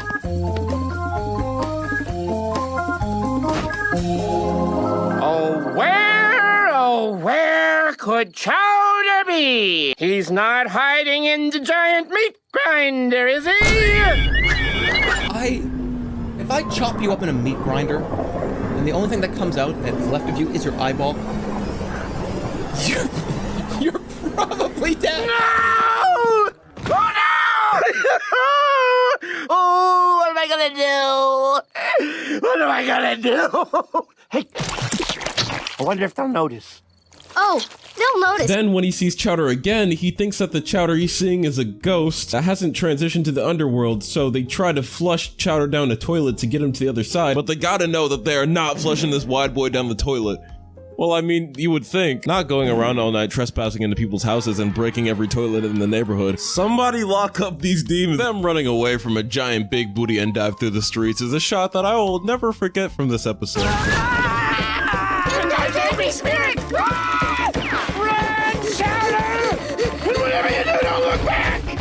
And I've been missing this sort of Chowder and Gazpacho dynamic since Gazpacho stands up, so I thought this one was pretty good off-rip. In 22nd is the 1-ton bombs. Hi, Mom! We're back from the farmer's market, and I got this giant hand! And we brought a surprise for you, too! Well, I like surprises. Hey, I know you. You are Chef Mang Dao. The dripped out blueberry man you see in front of you isn't actually just a random, but ends up being Mung's original master, Lo Mein. You see, I'm Mung's old cooking master. You are Mung's old cooking master? My master's master? Who trained Mung since he was a kid, and Mung doesn't want around because Lo Mein's appeared with some knowledge, some good old stories from when Mung was a young chef and the thousands of mess ups he ended up making. One of the worst being when he tried to make wonton bombs. Mang Dao's biggest failure, the wonton bomb. Feature in entertaining thought bubble form. Now we gotta go way back when Mung was just learning how to cook. Now, young Mung loved food. Big food, little food, hot food, even fast food. I'll do it, Master Lo Mein. Look at him, he's a little jit. And one day Mung comes up to the front desk during a busy day where there's a lot of customers, and all these customers happen to be these women. And these women destroy Mung for life. Look how cute! I could order 1 million of him! Us too!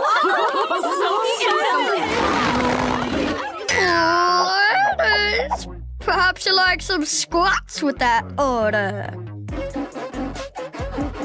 What?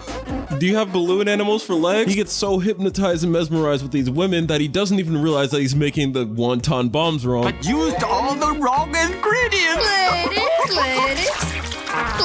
And cooked it. Then started a funny walk.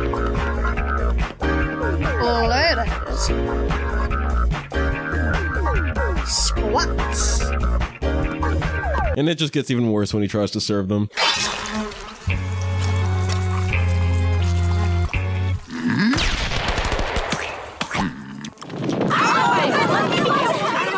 Did they explode? Yes, of course, with flavor. No flavor. They exploded something much worse. Hi, my name's Timmy. I no man, wait, be cool. The end. Young Mung is just one of my favorite characters, even though he only existed for a little bit, but not to Mung. Mung wasn't always the master chef he so touts. He was a down bad little fraud. Oh, weren't we all? Well, yeah, Mung is dying of embarrassment because the whole town knows about his little guffaw, his little poisoning incident. How he's not in jail, I'm not sure, but him and Chowder have an idea. Go back in time using a 4th dimensional thought bubble and fix the past so people look back on this moment as Mung actually being a good chef, going back and being praised and sparing him some embarrassment. And everything would have went well for him if it wasn't for Chowder being obsessed with young Mung and bring him to the present, breaking the timeline. Let's remember, I couldn't have done it without Chowder. Gee, and I couldn't have done it without young Mung. How do you like it here in the future, young Mung? Ah, what's that thing? Remember I said not to touch the past or else the... Well, it was fun while it lasted. What do you want to be when you grow up?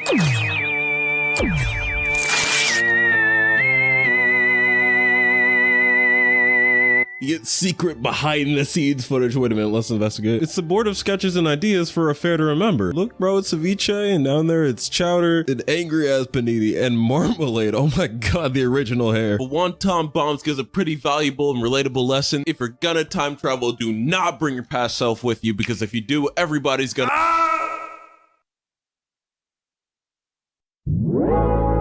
want a break from the... In 20th, we got the brain freeze. It's a hot, hot day in Marzipan, and they have no air conditioning. Oh, Chowder has to bring back some gelato beans to make some gelato smoothies that are ice cold drinks for the group so they don't die of heat stroke. And even though these gelato smoothies may sound delicious, you shouldn't drink one too fast or else you might go brain dead. And even after Mung warns Chowder of this, Chowder takes the whole goddamn smoothie to the head and experiences the ultimate brain freeze.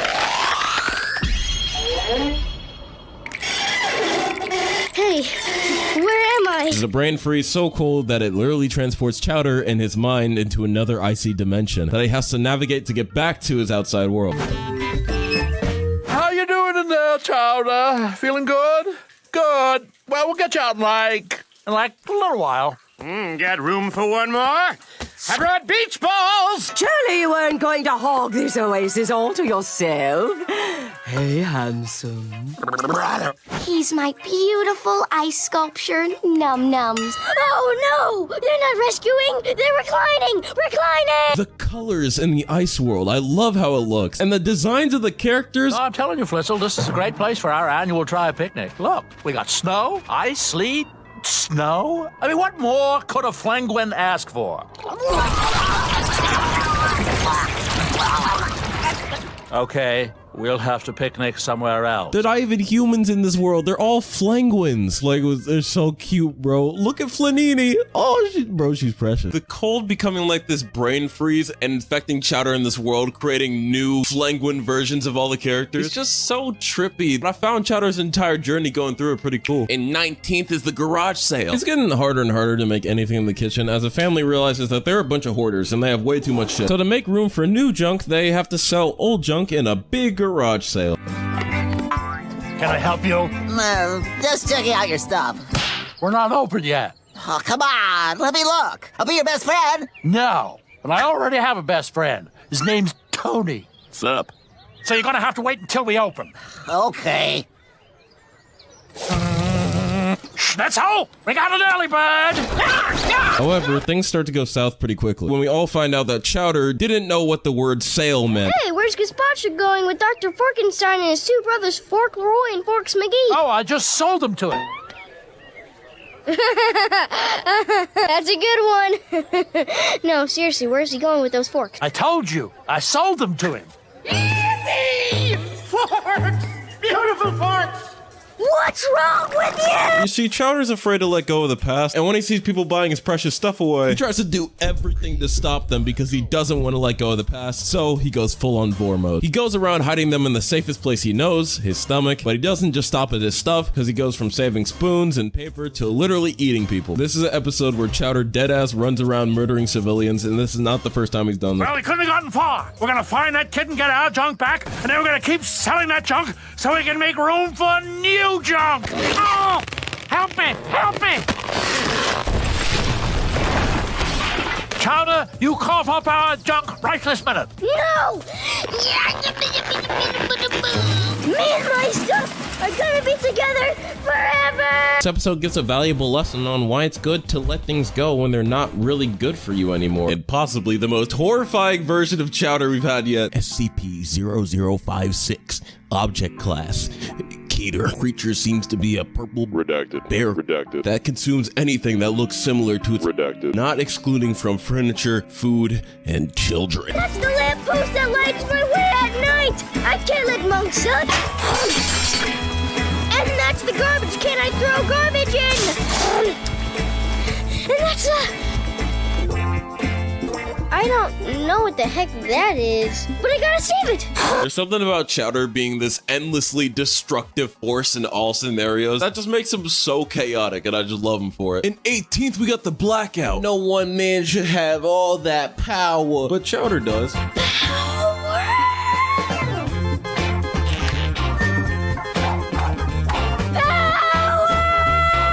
When he starts messing around with the light switch, he starts running around the house, turning on every light and appliance he can. It doesn't matter how dangerous it is or if people are inside it, just flip it on, flip it on, flip it on, flip it on, flip it on, plug. Oh no. Power? Chowder not only traps Mung and Schnitzel in the mixer they were cleaning, but also short circuits the power on the entire city. And he needs to turn it back on quick. All we can do is just stand here and wait and hope it comes back on soon. A stressor. Did you? No! Fart joke. So to traverse his way through the dark city, he's got to get Gorgonzola to help light the way to the Tower of Power. The Tower of Power is what gives Marzipan City its energy. You gotta get the tower to flex its mighty muscles. The only problem is that when there's no light, the weirdos start to come out, and they have to make their way through the whole town without alerting the horde or shooting the witch. But they gotta be hella careful, cause, and I still really like this bit, all of the quote-unquote weird people in this cartoon world are actually extremely normal. There's the elevator. Let's go. You'll never believe what my kids did last night. I tell you, I mean, woke up and the sheets were all over. Best thing about mountain biking is biker shorts, but they never make plus sizes. I am particularly fond of the number 9. It's the right number. See, the funny thing about sports cars is the smell inside. I like pirates and movies about pirates and all kinds of other... I'd recommend a good, solid, long-term investment in butter. So normal that they're low-key boring to talk to, and the boys have to escape their sleep-inducing small talk. Man, seeing Chowder's comedy improve over time has seriously given me a new appreciation for the show. This combined with the creatively strange character designs of the weirdos, it just made it so memorable. I'm a simple man. I see Gorgonzola, I see Chowder, I see Gazpacho, I watch. In 17th, we got the Deadly Maze. Revenge is a dish best served cold. Chowder opens the door one day to find a stray thrice cream just chilling there. But even though we didn't order anything, no one's gonna pass up free thrice cream. We realize as Chowder follows the thrice cream that this definitely isn't the trap, him getting lured into the Deadly Maze, which is just open in the town for some reason. As he finally gets to a thrice cream, but he's lost in here. But eventually he is approached by someone. Oh, thrice cream. We're gonna be so happy together. I hope you enjoyed that treat, cause it's your last. Who said that? I did. Imagine being so bad of an apprentice that Chowder is better than you. That's this dude, aka Gumbo, Mung's ex-apprentice. It all started long ago. Flashback. I had slaved for weeks preparing my first dish, toiled egg. And when it was finally done, I presented it to that idiot for tasting. Wow, good job. I know. But it could use a little more kooky-wacky lamb spice. What? No, for a first dish, it's pretty much perfect. Just a little more kooky-wacky lamb spice is all. You've questioned my cooking for the last time! Mung's got beef with Gumbo spanning back years, and now he's taking his revenge out on his new apprentice. But he forgets one vital part of having an evil plan, having a plan. Hey, how'd you get ahead of me? I haven't moved. Huh? I could have sworn I went the right way. Who are you? I'm Gumbo. I was Mung Dahl's apprentice before you. So we're brothers! And gets trapped in the maze with Chowder. So Gumbo starts to slowly realize that he's fallen into a trap of his own making, as he keeps on getting caught up in his own traps. And even though Chowder's saving him, he doesn't make the experience much better.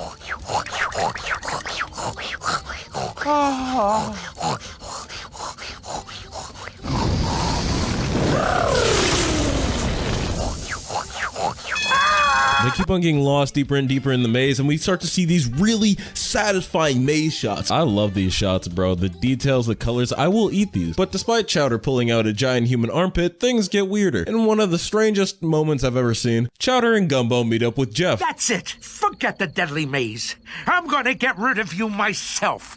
Okay, but can I ask you something first? What? Who's that standing behind you? Oh no. Jeffrey? Jeff is like this contract chicken killer that Gumbo hired to hunt down Chowder in the maze, but he chases and traps Gumbo, and when he gets him right where he wants him, he attacks him, but not with his hammer.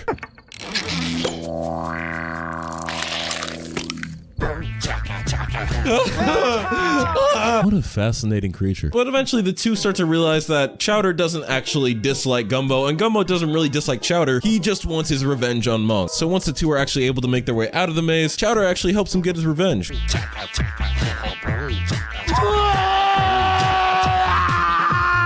were right, kid. That baby's the creepiest.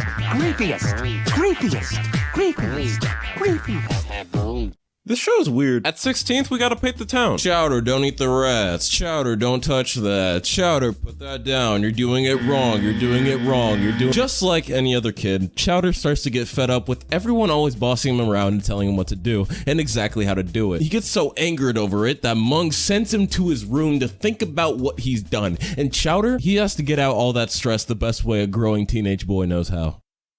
Dance out my frustrations!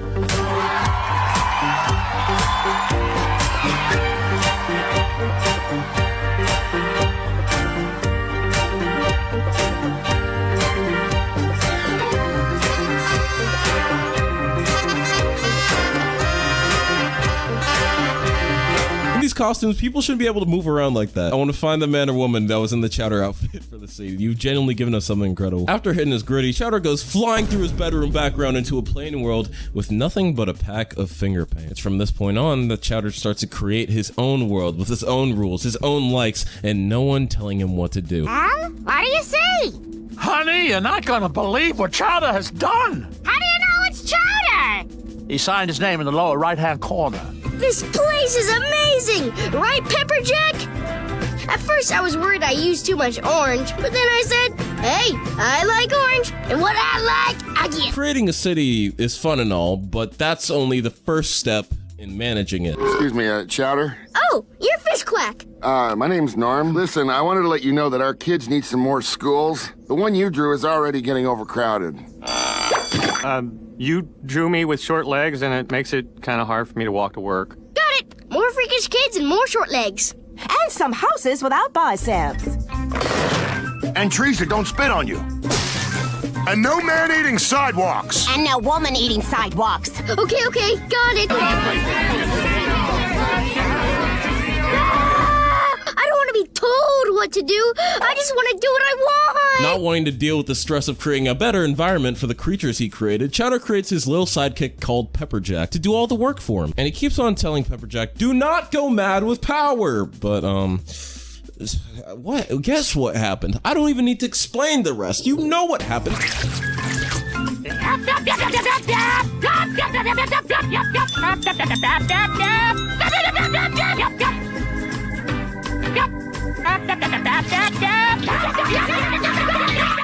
At 15th, we got the party cruise, baby. It's 4 in the morning, bruh. Why are we up so early? Why did Mung drag Chowder and Schnitzel out to go fishing with him? Mung thinks it's about time that they start training Chowder to be a man, so they head out to find a boat for their little trip, but they can't find any boats around the dock until they're eventually able to attract one's attention. But the happiness doesn't last long when they see who owns the boat. Ahoy there! Oh, no! Reuben! It's whatever, right? We all know how Reuben acts. Let's just hop on the boat and go fishing with them. That's what they think until they see a bunch of these oiled up, big booty, bikini and thong wearing adults just walking across the dock, and they realize that this is not a fishing boat, but this is a freak boat. Why are all these people on my fishing boat? Hey there!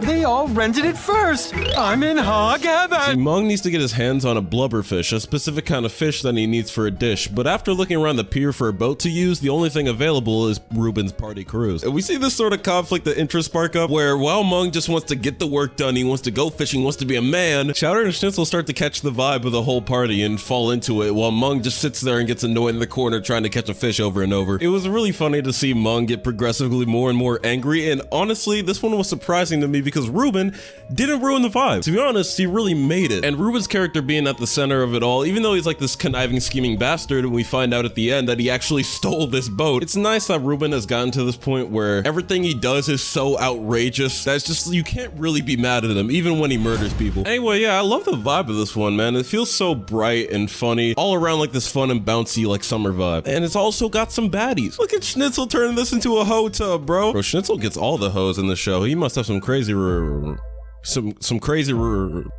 think the part of my brain died that allowed me to say that word. This is the best Reuben episode we're gonna get by far. It's all such a fun time just seeing him invent new ways he can just disturb Mung. Oh yeah, man, that's surprise Tom Kenny. We are not going to let ourselves get caught up in Reuben's silly party. Now, let's get down to business. Why aren't they in thongs? Or why would you go on a cruise and not wear a thong? Oh, what is this world coming to? And 14th is Kid Schnitzel. Schnitzel's getting tired of the daily monotonous grind. Get up, go to work. Hey, Schnitzel! Have to deal with Mung's unfunny jokes. Hey, Schnitzel! Why the long face? Get it?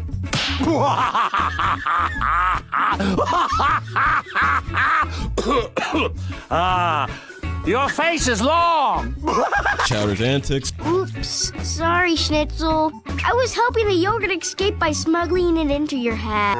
And then go home. All Schnitzel knows is work. That's all he was built for. Even his normal clothes underneath his apron is another apron. He cannot be freed from his existence until Mung and him have a discussion about Chowder's actions and how reckless Chowder acts all the time. But Mung says he can get away with it because, you know, kids are gonna be kids. You gotta let them do what they're gonna do. Once Schnitzel hears this, though, he decides that maybe to have a little bit more fun, he could set himself back a few years. Hey, Schnitzel! Would you mind helping me pinch this loaf of bread? You know, that's odd. Schnitzel always comes in first thing in the morning. Rather! Shove, Schnitzel?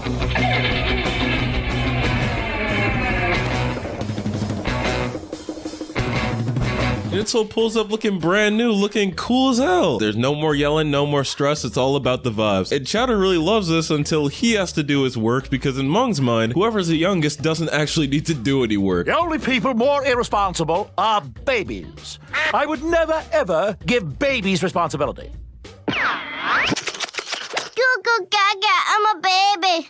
Schnitzel, I guess you're gonna have to do all the chores now that Chowder's a baby. Rather. Rah, goo goo.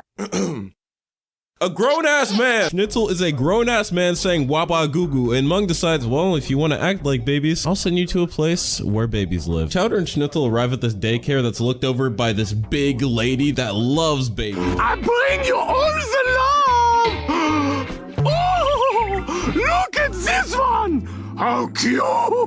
Rather! Oh no! Schnitzel! Oh, baby want to play? Rather! Oopsie daisy! Oopsie daisy! Oopsie daisy! Oh, baby is sleeping! I will cradle him in my bosom! Rather? Oh, sleep, my baby! This ends up being a pretty good therapy for Schnitzel, as in one close encounter where the big lady almost saw his Johnson, he decides to step up and finally be a man. My boy Schnitzel just suffers, okay? But when he does, I gotta say, it's some of the funniest stuff I've ever seen. I think we can all learn something from Schnitzel here. When things get rough in life and it seems like nothing's really going your way, you just gotta relax, catch a vibe, put on a diaper, shit your pants. This one's, cool as hell. That goes right up at 14, no kissing. And 13th is dinner theater. The kitchen are out of money, it's gone. See, they haven't really had many customers in a while, and they need to find out a way to spice up their kitchen to make more people come over. We need customers. Anybody got any ideas? Bake sale? Okay, clearly nobody likes your cooking. Unicorn rides? We don't have a unicorn. What else? Rather? That's disgusting. Clowns!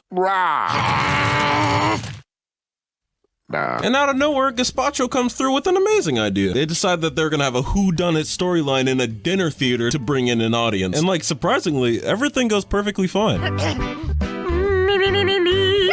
You. Next! Rather.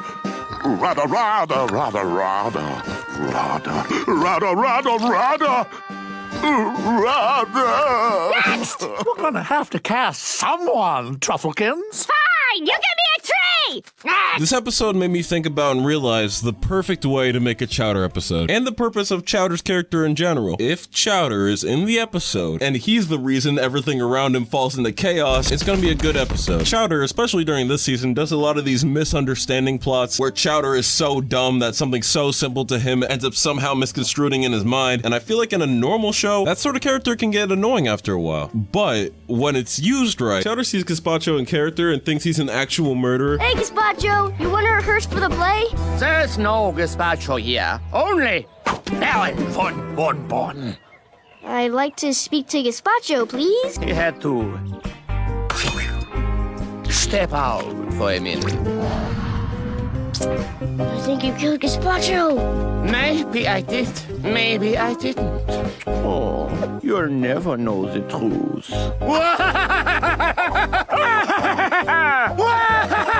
So then he goes to Mung and annoys him into quitting his own play entirely from just being impossible to work with. Then he goes to Panini, who's also in the play, smacks her in the face, and then says he doesn't care if she dies. But Schmurlock, what if that mean old Baron von Bonbon tries to murder me?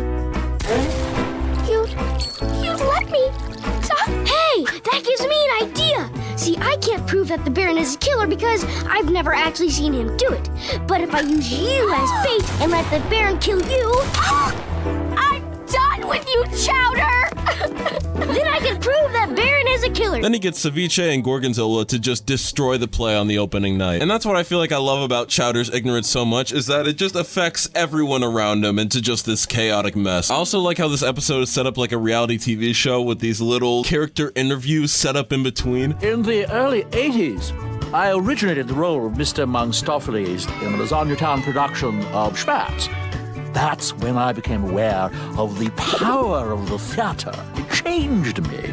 I mean, don't get me wrong, cooking is my life, my livelihood. But, I don't know, there's something about the pancake makeup, stage combat, and spandex that is just so wrong. Part of the reason I think Chowder's 20-minute specials are so underrated, like it just keeps me glued to the screen for all 20 minutes like I'm watching a Cocomelon video. Long episodes go so hard. In 12, we got the trouble with Truffles. Truffles' voice.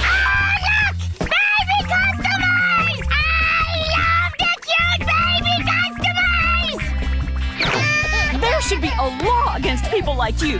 Come on, babies. Well, damn, bro, that's hella rude. They don't need her service anyway.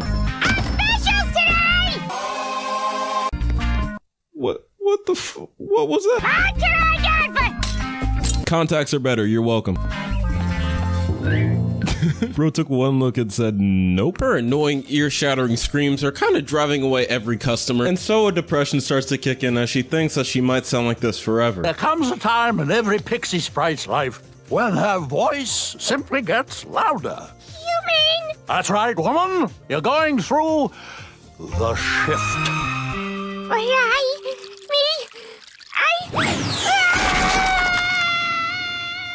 Aw, poor Truffles. She missed the door. So she has to go out and find a way that she can fix her tone, and conveniently, there's a store specifically for this. Inside the shop, a calm, disembodied voice calls down to Truffles and blesses her with a voice changer. It's this little golden knob she can put on her head and change her voice up all the time. Whoa! But it has a bunch of preset voices that she chooses from, and she immediately flips to the sexiest one possible. And when she goes to the kitchen... Hey, boys. Huh? Who said that? I don't know, but I can't breathe. I did. Truffles? Well, hello, tall, blue, and skinny. But Truffles, your voice, I... You like my new voice? And you, Schnitzel?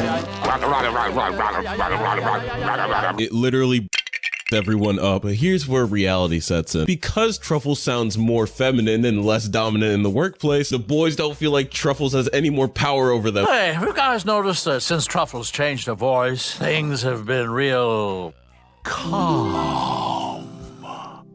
Yeah, I'm so calm. Now the audience can finally understand me. Yo, my name's Schnitzel. All right!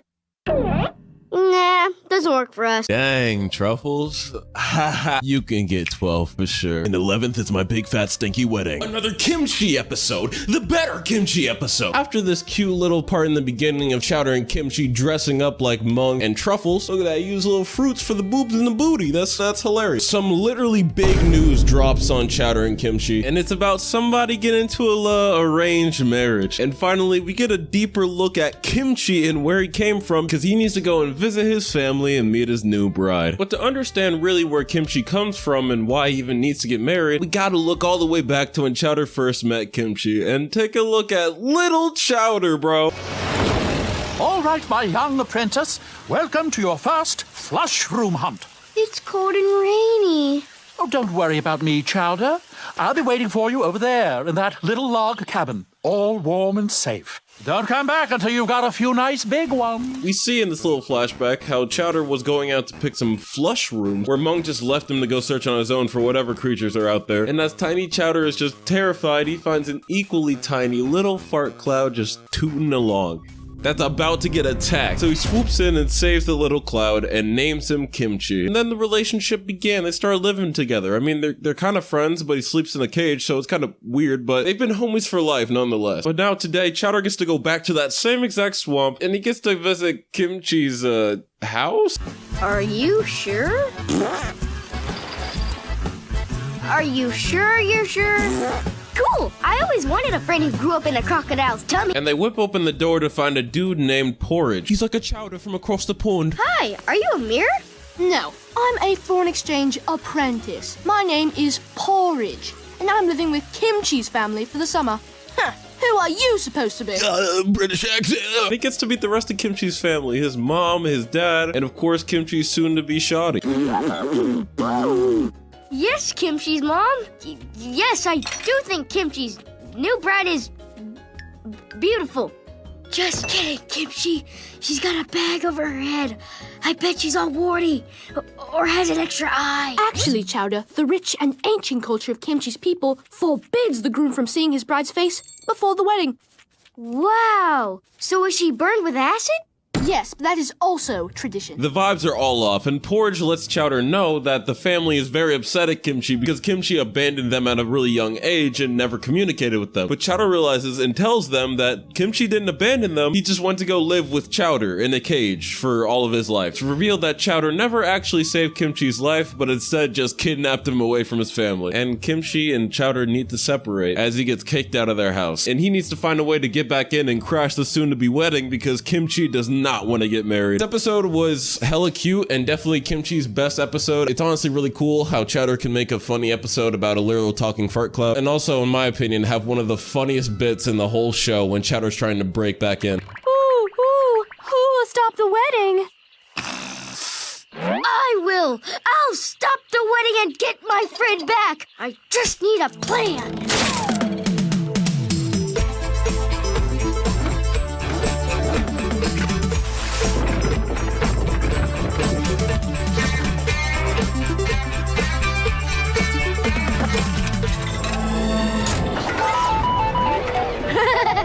Yeah! Woo! So good. All right, next. What?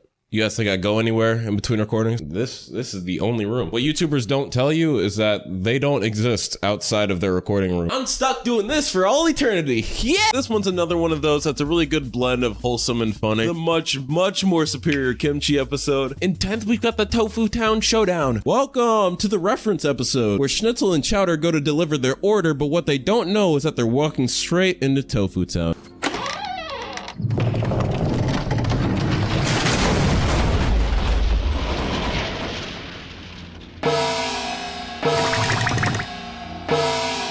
What? Marzipan's very own Chinatown. Except it's not exactly Chinese, it's more of just a bunch of sort of Asian media references. The moment that they find the town, Schnitzel is kind of afraid to walk around as he used to have involvement with the Sukiyaki Yuza. And to understand that, we gotta take it all the way back, before Monk's Kitchen was even around. You see, long ago,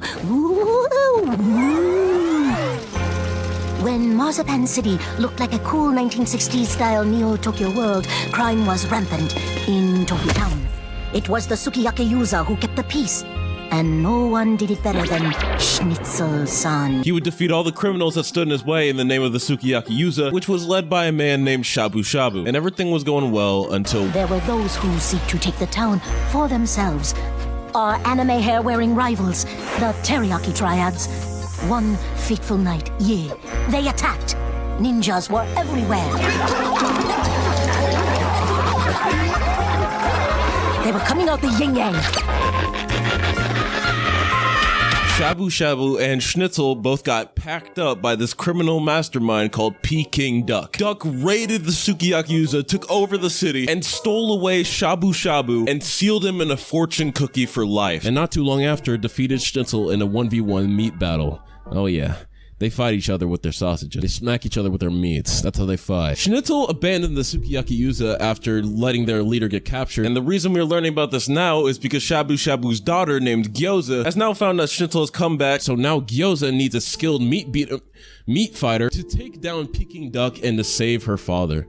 And Schnitzel gets back into training. The location is obviously a reference to Chinatowns, but there's also references to stuff like Bruce Lee, Dragon Ball Z, Street Fighter, and not just Chinese/Japanese media either. Schnitzel straight up uses the goddamn Force. I really did love this episode, man, because not only were their references just spot on, but also managed to hit that sweet spot between not being too cliche and just the right amount of familiarity, having the absurdness of the show mixed with the references without getting very stereotypical. I also like the designs of the whole town and the whole plot line beyond it. Something special. I think giving Schnitzel some cool backstory, something that I really needed. I want to see my boy win from time to time, and making him skilled with meat is definitely a win in my books. And ninth, we got Gazpacho fights back. See this, Chowder? Don't touch it! This is what we call a perfect corn on the cob. Here, now listen. It's a symphony! A symphony of corn! Oh, perfect corn club, play me another tune. I've gone deaf. Huh? One day, Gazpacho gets a visit to his stand from a woman named Rosemary, who's this big chicken lady who basically robs him and threatens him that if you don't give me your free fruit, I'm going to beat the shit out of you. Now, Rosemary really sunned Gazpacho. He doesn't really know what to do. He's never been approached by such a dominant woman, let alone person before. The whole show, we see him getting rolled and hoed, and he doesn't really do anything about it. Never has any backbone, but today is the day that he goes for it. So how do they do this? All right, first try, they get Schnitzel to be their bodyguard. Nice, cool. Doesn't work. She has 1 million babies on the spot. They all hatch and beat Schnitzel's ass on the spot. It's horrifying. What the? I thought this was a kid show! Meet Rosemary's babies. Yeah! Welcome! Just like Mama showed you! All right, let's just try to hide from her. Nope, she takes a whole stand every last set that Gazpacho's earned. And they're thinking, what else do we do? Until Chowder remembers that they can both go to the strongest guy he knows. Chowder, what are we doing here? Shh! Don't disturb her. Oh, sorry. Shh! I didn't mean to shh. What? How's she gonna help us get rid of Rosemary? Rose! It's getting in my mouth! Ah! Look! Truffles instructs them on how to overcome this foe. She has them look inside themselves, and Gazpacho and Chowder talk to each other's spirit animals.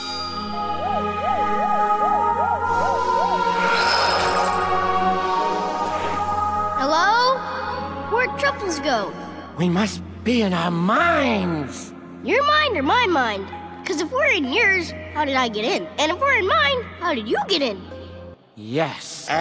What's with this thing? It's giving me the heebie-jeebies. Ugh. It's your spirit guide, and I'm Chowder's. We are here to teach you the warrior's code. Stop that! Whose power they use to unlock their true fighting form to ward off Rosemary once and for all. Huh? What the? Rosemary, we are no longer scared of you, for we have been on a journey.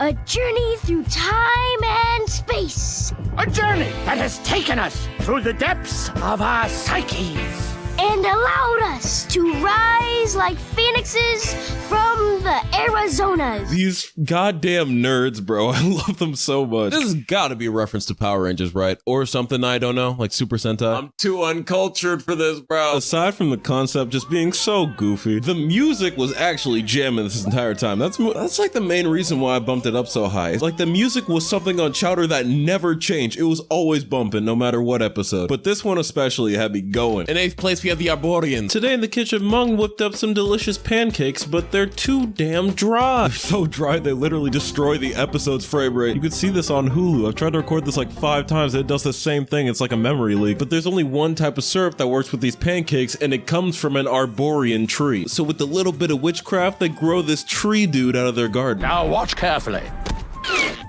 Not that carefully. Schnitzel, a little tree planting music.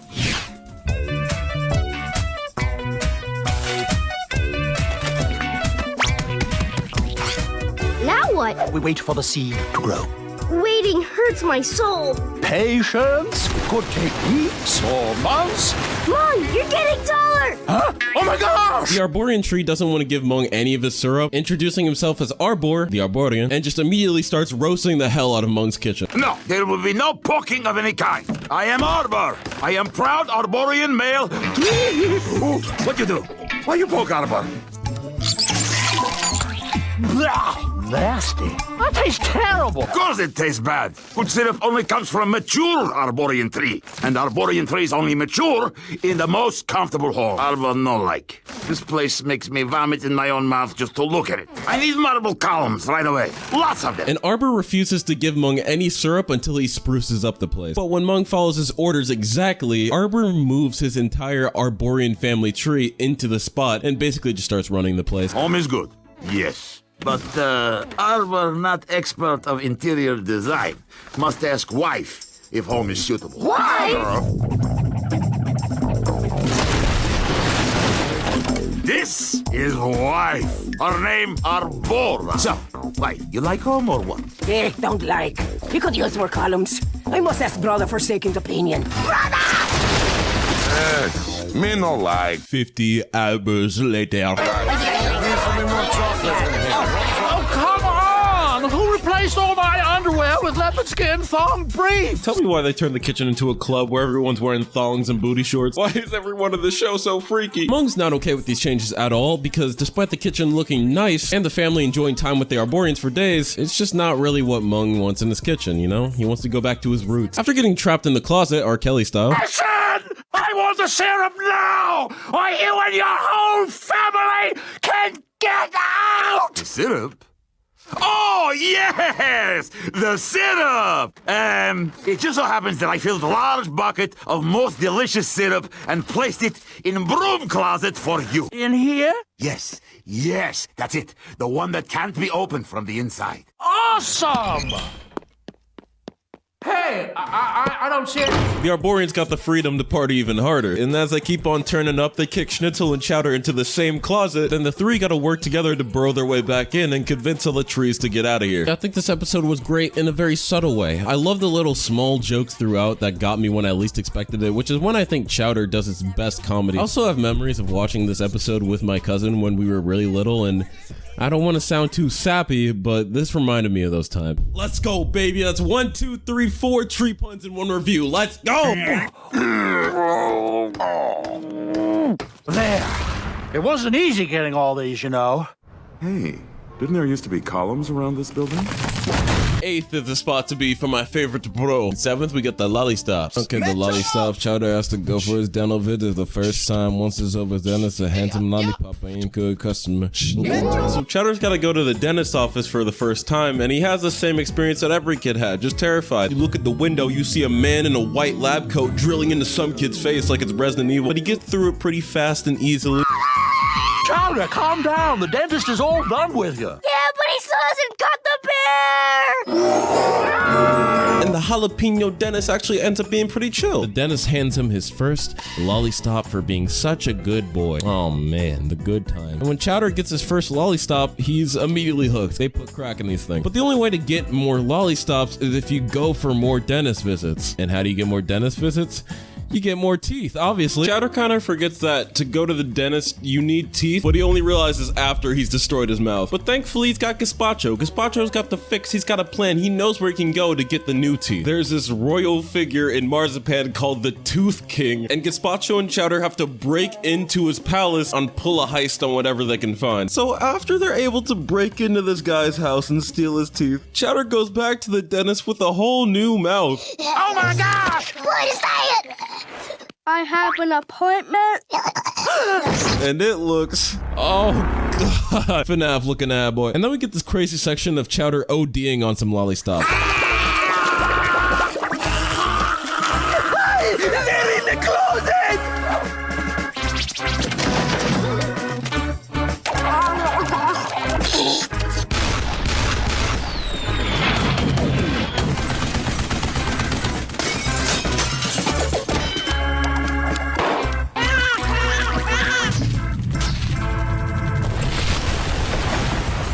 The lollistops also seem to be a euphemism for drugs, which I think becomes apparent when Gazpacho shows off his nicotine patches.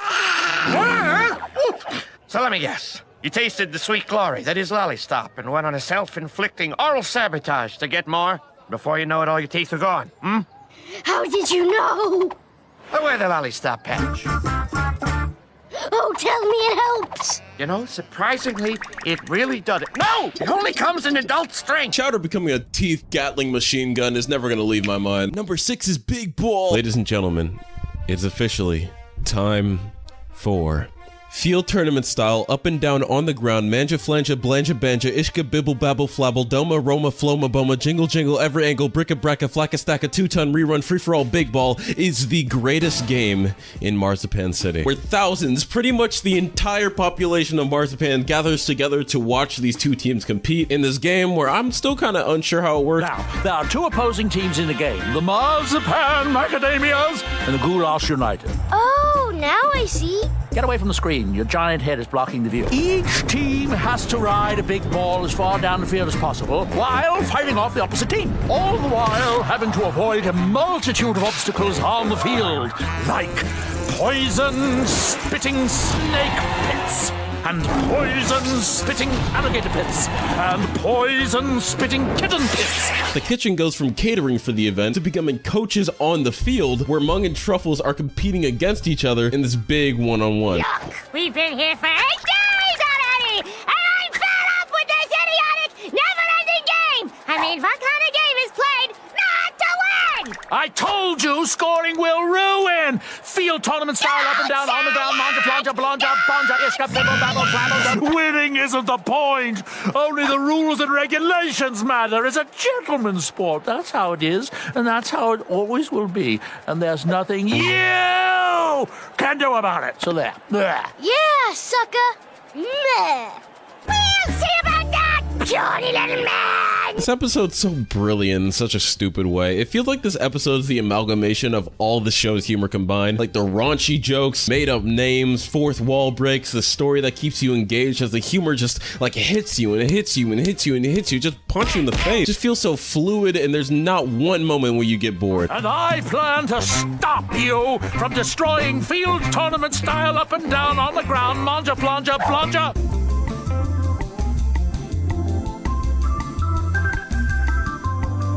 Bricka, bracka, flacka, stacka, 2-ton rerun, free-for-all big ball. We'll see about that. You're going down, old man. No, you're going down, older woman. No, you are. No, you are. No, you. No, you. No, you. No, you.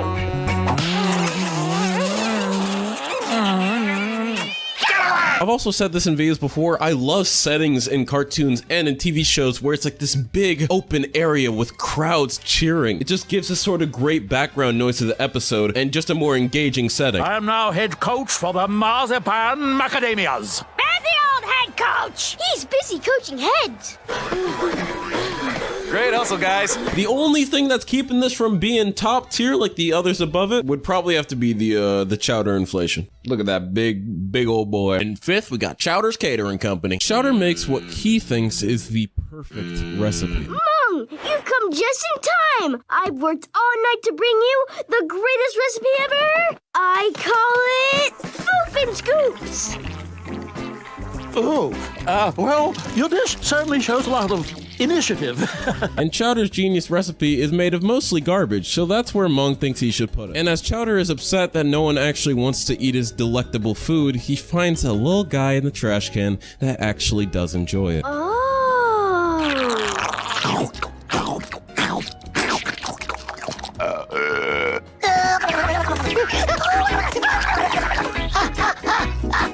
You like it? You like my dish?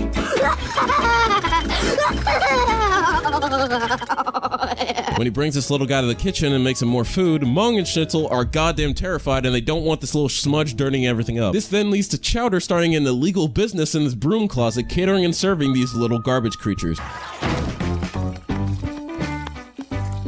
Mung, can I get some schmeg yolks? Of course. There you are. Thanks, Mung. Mung, do you have change for a 20? Of course. Here you go. Thanks. Mom, I'm gonna need 50 more plates and silverware, about 100 serving platters, some floral centerpieces, some tablecloth and napkins, a chandelier, and an oversized fiberglass chili dog. Sure. There you are. Thanks, Mom. Oh, and that too.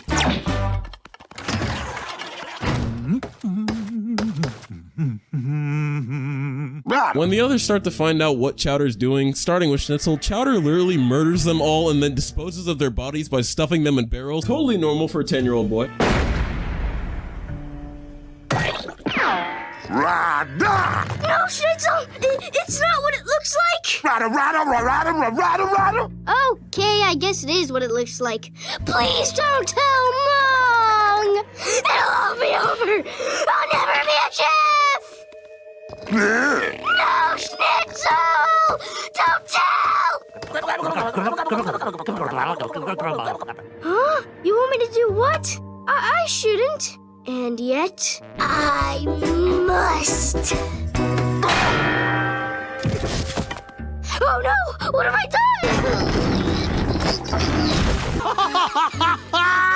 Oh, Chowder, you irrepressible scamp, you. You won't shut down my business! What? Yoo-hoo! Hey, fellas! What's going on? You won't shut down my business! Where did we go wrong? First thing I noticed while watching this one was the animation. The show started reaching SpongeBob levels of expressiveness with the characters. I used to think that Chowder was kind of weak in the first season when it came to animation and drawing emotions because the show just felt kind of stiff. But now that's fully out of the question and it's gotten so cartoony and full of personality, you know? Other than that, you know, Chowder just wants to be like Mung to the point where he's so obsessed over it he nearly kills everyone again. He can go a little intense with these sort of things. Chowder just randomly on his Walter White shit today and I was not prepared for it. But this one I see as kind of like a redux of an episode like Burple Nurple of Chowder trying to help, trying to be a solo chef, trying to just be creative, and then getting swept up in straight murder. And right below the top three, we got the garden. Mung tries to seduce a plant. Hey there, little sprout. Care for a drink?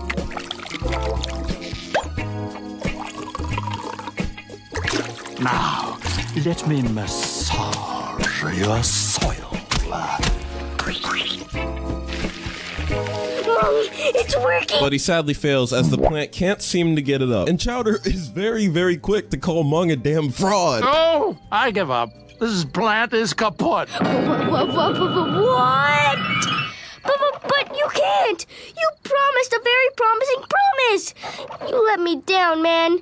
And man, I don't know what to believe in anymore. Man, I don't know what to think no more, man. Okay, let's de-escalate. No one's messing with your head. Get out of my Nobody's messing with your head. Get out of my head. No, nobody's messing with your head, man. Nobody's messing with your But when Truffles comes in the room, just shout out the two for being loud and weird. The vibrations of her voice rattle into the earth, causing the seed to grow up. Now get back to work!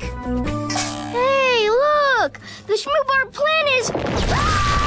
And it shoots out of the ground into this huge stalk that Mung wasn't even close to making. And now Chowder is just starstruck. Truffles really came through this time, and Chowder thinks it would be a good idea to maybe step away from being Mung's apprentice for a bit and learn a thing or two from good old Truffles. I mean, sounds innocent enough, but I mean, Mung does not take this well. And mahjong! That's very good. Now with a hand like this, you could have played your Red Dragon. Red Dragon, got it! Chowder, you just gotta come back. Oh, why did you leave me? Can I cook with you like I used to? Mung, I think we can both be mature about this. I've moved on and found someone better. I know that in time you will too. I don't want anybody better. I want you back. Mung, stop. I don't want to have to get the stun gun, but I will. And Mung's going through the single girl blues. He's eating ice cream by himself alone, watching TV reruns. He realizes that he can't just let himself go like this, and he's not going down and leaving his apprentice without a fight. So he tries to win Chowder's love back from Truffles. It's all this garden's fault. If only I had grown these darn plants, none of this would have happened. Oh, that's it. That's what I gotta do to get him back. Yippee skippy. Hooray! As he argues with her for who Chowder should really learn from, in a very unique way. No, Mom? Twerking his big old garden booty. What Mung is trying to do is he wants to show Chowder that he's also useful, that he can also grow these plants, and they need each other. Putting Chowder in this sort of hard place where he has to choose one or the other, leaving the 10-year-old to decide which parent's more important. Now this sends Mung and Truffles into this huge argument, just a screaming match of who should really be Chowder's mentor and who's really better, and we know that the vibrations from screaming is what grows up the plants, so all this jumping around and yapping causes every seed in the garden to explode, and the plants grow so much they don't just become huge, they become sentient. Because as Chowder gets eaten by a talking flower, he talks to this vegetable being named a gooby. Hey, where am I? I don't know. Where are you? I'm lost. Then may I show you the way? No. Allow me to introduce myself to you. I am a Gooby, the veggie guru. I have the answers you are seeking to the questions you are thinking of. Bro, what were they smoking? A gooby teaches Chowder the importance of having two figures raise you and learning from both of them. Mung shows Chowder the love and knowledge and attention, while Truffle shows him discipline and sets standards for his responsibility. The harsh sun and the cool rains are how you grow a perfect plant. But by plants, I mean people, and by people, I mean cartoon people, and by cartoon people, I mean purple bunny bear raccoon. I love that message, honestly, and how the whole episode wraps around it and tells it using this gardening analogy. It's one of those Chowder episodes that stands out because it feels like it's actually trying to give out a message and kind of has something sitting behind the veil of silliness. This really hammers home how much of a family they are, and all the metaphors they use for growing up and parenting were so spot on. In third, we got the hot date. It's about time we get an episode on some of the more interesting side characters in Marzipan. This time it's about none other than my favorite cartoon police force. It started out as a hot and lazy 5-day afternoon. The gang were all busy doing important police stuff. Who are we? We're the brave cops of the Marzipan City Police Department. The MCPD, or McPid for short. I'm sad they didn't get more episodes, but I did find the police to be exceptionally funny side characters when they showed up in The Wrong Customer in season 1, and having a full-ass dedicated episode to them didn't disappoint at all. Seriously, you guys, I need help. I got a blind date in a few hours, and I want to look hot. Hot date! Yeah! Make sure you pat her on the back and burp her. I love it when my mommy does that. You ask me, a flat front pant never goes out of style. Snow Leopard was really one of the only characters I can remember from my childhood just being straight up gay, or at least really flamboyant, so I think this is a perfect time to say Happy Pride Month, gang. Sarge, a woman doesn't care about how a guy is dressed on a first date, only that he pays attention to her. And how would you know that? Hello, I'm a woman? You are? Yes! Endive calls up the cops to report a crime as somebody's filled her entire pool with pudding. And of course she immediately just assumes it was Mung, so she has everyone in the kitchen arrested and detained. I know my rights! I want to call my lawyer! This is traumatizing me! Now I'm gonna grow up to be strange and socially awkward!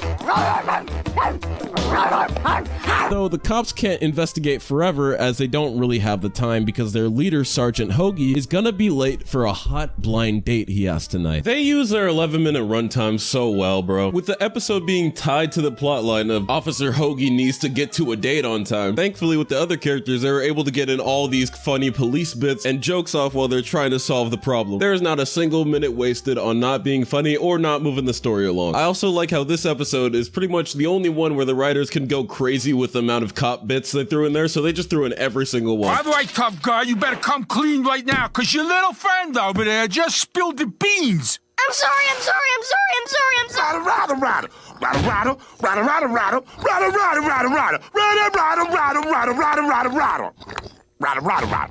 Oh, you think this is some kind of game, do you? Get up on your feet, tough guy. I'm gonna show you the type of game I like to play. Oh, not chess! That's gonna take forever! Eventually, Hoagie has to call off the investigation because it's too late. He needs to get to his date right now. So he just decides to bring everyone to the restaurant to meet her. Why not? Let's make it a party. But the likelihood of her even being there is not too high. Poor Hoagie here has a streak of his date not really showing up. So hopefully this time he's not getting aired. That's it! Everyone get out! I want to be alone! Go on, get! Does this mean we're free to go? Yes! I never want to see you people ever again! Now go!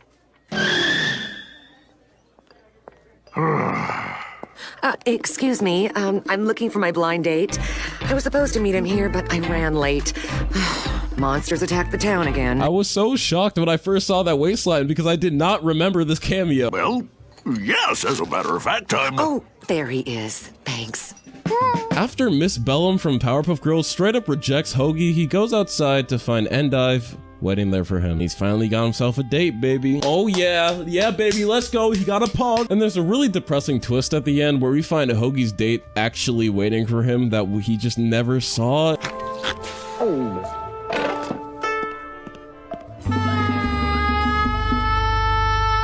Damn.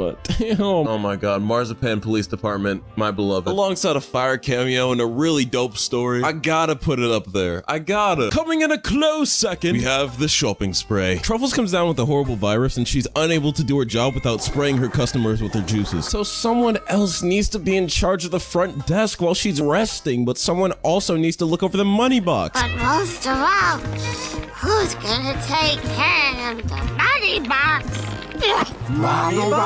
Since Truffles manages all the money, when she's out of the picture, the boys have it all to themselves. They swear to Truffles that they will not spend it on frivolous stuff like Gucci, Louis, Prada. All they want to do is look at it. Just look at it. Look at it. Look at it.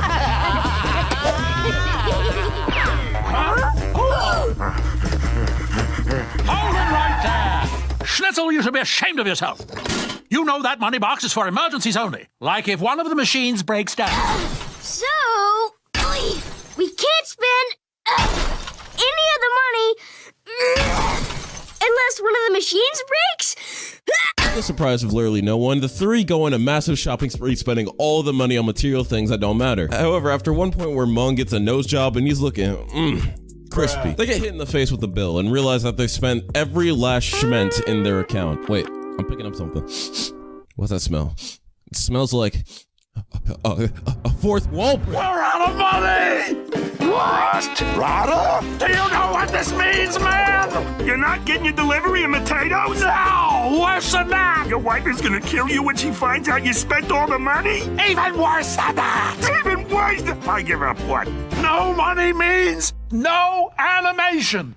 What are we gonna do? Rada. No, we are not going home. We've got to save the show. But where are we gonna get the money to pay for it?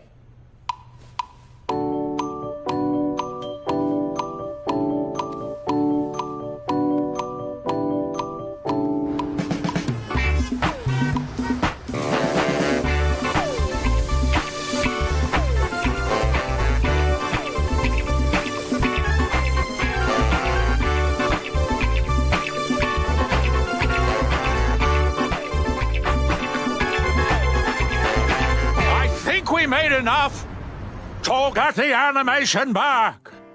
When someone says the word Chowder, you think of this episode. That's enough already for GOAT status, with all kinds of cool animation to go alongside that big fourth wall break. And the fact that you don't really see any other cartoon doing anything like that, even nowadays, aside from like, I don't know, Smiling Friends. It really is one of those bits that just lasts forever along with the show. However, there is one better.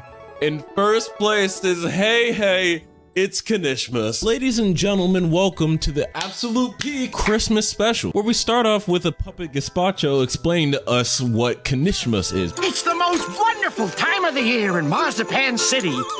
Kanishmas! There ain't no Jesus in Marzipan. They don't celebrate Christmas, they celebrate Kanishmas. And their version of Santa is this colorful caterpillar-looking fellow named Kanish Kringle that comes around to houses and lays presents to those families who make good schmingerbread houses. And if you don't make a good enough schmingerbread house, he will kill your whole family. But more importantly, you won't get any presents. And then we look into Marzipan and we see everybody getting so festive, man. Look at the colors and the patterns. Everyone's singing songs and it just feels so cozy and nostalgic. Hey,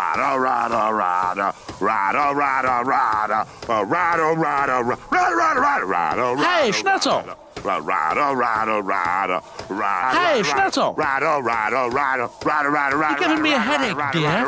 Now, where's that chowder? We get to see through a window what Chowder truly wants this year. He's eyeing up a golden electric broccoli trimmer, like every 10-year-old. This broccoli trimmer is basically the most important thing to Chowder, and he starts to get ecstatic because Mung promises that their gingerbread's gonna be so good that he's gonna get that trimmer. Oh, honey, hadn't you noticed Knish Crinkle never makes it to your house? Oh, that's because Monk says Bigfoot sneaks in and smashes his gingerbread houses before Knish Crinkle gets there. But I'm ready for Bigfoot this year. No, it's because Monk screws up his gingerbread house every year. He's a hot mess. That'll be enough. Chowder, you didn't hear that. Go tell Gazpacho what you want. Knish Crinkle. Right, Knish Crinkle, whatever. Whee! Woman, you are one giant lump of coal! I have mad gingerbread skills. Mark my words, this will be Chowder's best Knishmas ever! Humbug! But, he may have been capping a little bit. Oh, gingerbread house! Oh, gingerbread house! You're gonna taste so tasty! Lied straight to Chowder's face, man. Blood cannot make a gingerbread house. So he starts to freak out a little bit, right? Until he goes to Truffles. Truffles thinks Mung should just go out and buy a gingerbread house, but Mung is like, no, we need to cook it. I'm a chef. Until Truffles reminds him that he doesn't want to be the one to disappoint Chowder. See, Chowder believes in Mung more than anybody, and if Mung doesn't just throw away his pride and go buy one, then Chowder will lose faith in this mentor and hero. So after thinking it over, having some fantasies about what could happen, he gives up, takes a walk of shame over to Endive.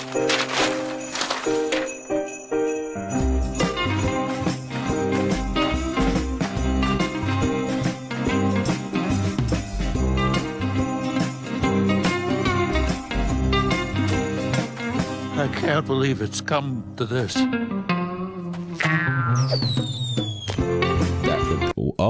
Okay. That is a wild bit to leave in. That's like the Squidward noose joke. That's who left that in? Backup plan! Mia! Backup plan! Hey, it's Mung!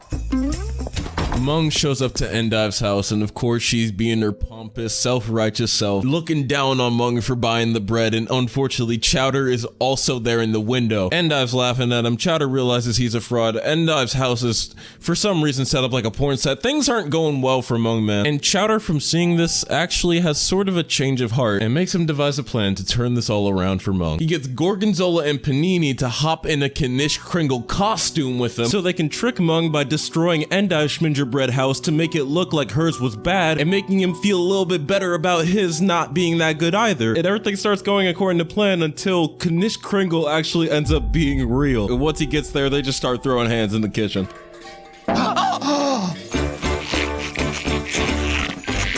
Chowder? Knish Crinkle?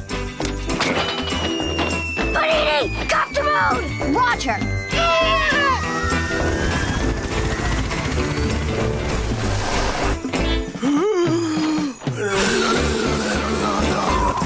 Oh no! I've gone blind! Gorgonzola! With your flame so bright, won't you shine your light tonight? Work.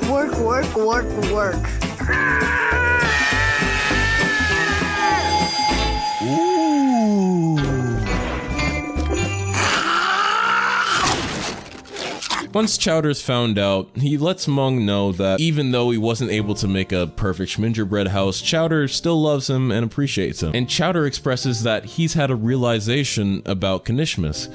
It's not about what you get, but what you give to the people you love. And he starts giving stuff. He gives Mung some happiness. He gives Gorgonzola, his sworn enemy, a nice little sweater he made. That's the nicest thing anyone's ever done for me. I'm gonna cry. Don't look at me. Don't look at me. Loki, it is a really cute gift, but not as cute as the one he gives to Panini.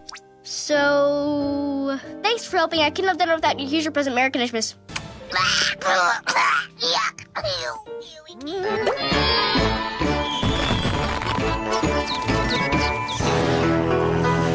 The only one he gives in the whole show, and I couldn't have asked for a better timing because this episode is definitely the best of the best season. This is peak Chowder. The storyline, the writing, the colors and new patterns, every single thing that they threw in here just feels so passionate, man. This will always be one of my favorite Christmas specials, and it's also my favorite episode, and it seems like a lot of people agree with me, as there is a video on YouTube called Chowder Reanimated. That's this Chowder multi-animator project where animators came together and reanimated this entire episode, and the link to that's been sitting in the description, and you've just been leaving her hanging. You didn't even check on it. It's gotta be so lonely to— oh my— it's crying! Bro, what'd you do? I think it's magical, and it just brings you back to all the good times. Everyone, gather round. I've drawn up some blueprints of the gingerbread house that we're building.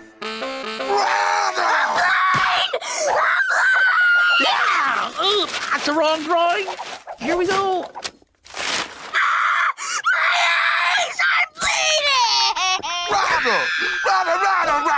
I know. I said I was gonna throw it away.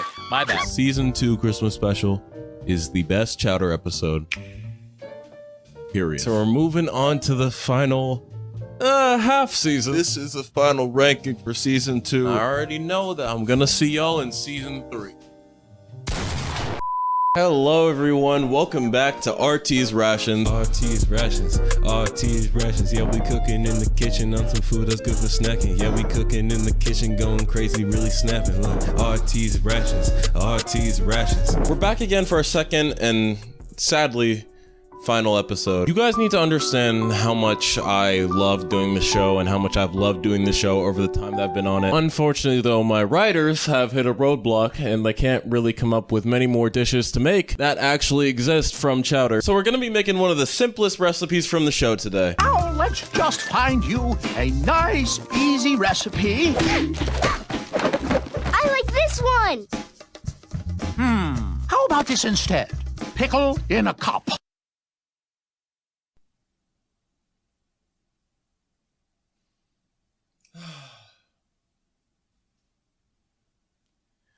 All right, pickle in the cup. Step 1.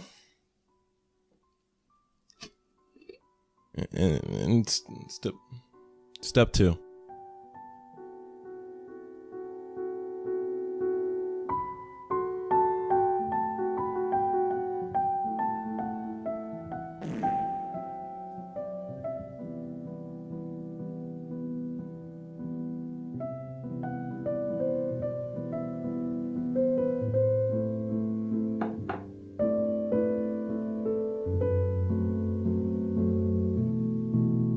Thank you all for watching. Have a good day.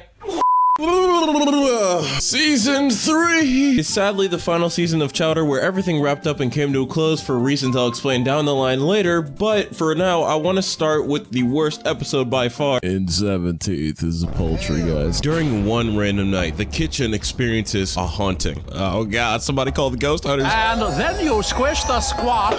While the three try to hide out behind the radiator, they spot what could be the source of the haunting. A glowing and pulsating flurkey. Rada. The snack Ronomicon. Let's make nachos. Said to be possessed with the spirit of the poultrygeist, a dish that was left behind and turned so bad it turned evil. So they need to find a way to get rid of it, but thankfully, Chowder does it for them. So now we can turn our attention away from Chowder and blah, blah, blah, blah, blah, blah, blah, blah, blah, blah, blah, blah. Chowder, are you okay? I feel fine, Mom. Chowder becomes possessed with a demon called Florentine, who causes him to wreak havoc, take revenge on Mung, fly away. Pachoo! I love the sound he makes when he flies away. Time for evil! Pachoo! Whoosh! This haunting lasts until the kitchen is able to get Florentine through a portal, and they all ride through an alternate dimension of the dead as they sail Chowder across the river Pretzel Sticks to exorcise him, which they do by literally making him exorcise. Play comical percussive sting.mp3.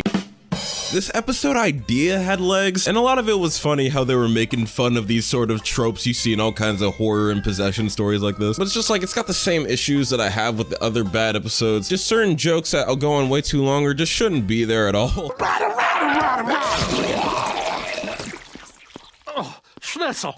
Disgusting.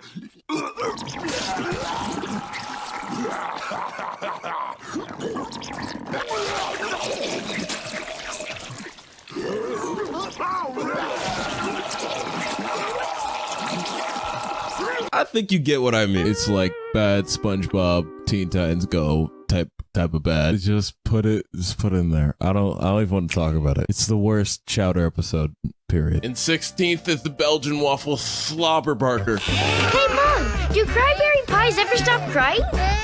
They stop crying when they cool off. Hey, Mom, why are you opening all the windows? So they can cool off, Chowder. Hey, Mom, why do I ask so many questions? Because, Chowder, it's the fastest way for us to inform our loyal fan base on what wacky recipe we're cooking. Hi, loyal fan base! Hello. I feel so acknowledged. I love the bit that basically this episode is filler, and even the characters know. Like, Mung and the family leave their pies on an open windowsill like it's Looney Tunes, because they're too focused on going on a different adventure in a different episode. Now, everybody up. First! Second.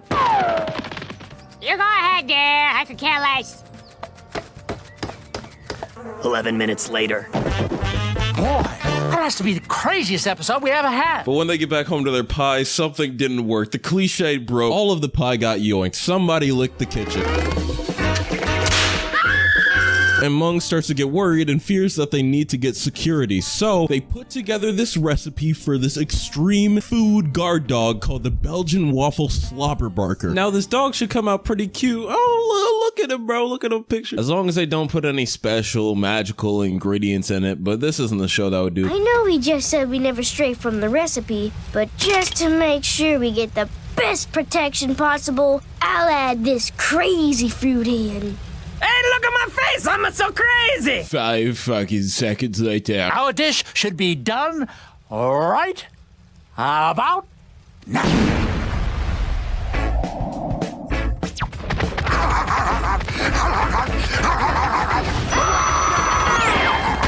The barker pops out and it's not as obedient and cute as I thought it would be. It's wild and attacks the whole kitchen, and they need to try their best to train him before he tears the whole place down. We got protection yet? We've created a monster! Oh, wait till you see him. What an adorable puppy. Oh, is he cute? Aww. I mean, I can't even really go at this one for not being that entertaining or original, because like the main joke of the episode is that this is an episode happening in between the exciting episodes, but it just feels so empty. Toss it in 16, it's the second worst. In 15th is the Toots. Start off this episode with Chowder doing his best impersonation of Ice Spice. How do I say I love you, l'amour, l'amour, l'amour? Okay, we gotta slow down. The reason why he's getting freaky on stage, Chowder ate this new fruit he's never seen called the Tootin' fruit. They are full of gas, and when they expand, they make the bread rise, just like yeast. Oh, why don't we just use yeast? Because this is Chowder. But I'm Chowder. Right. So now what? 1 minute later. Everyone hold your breath and take cover!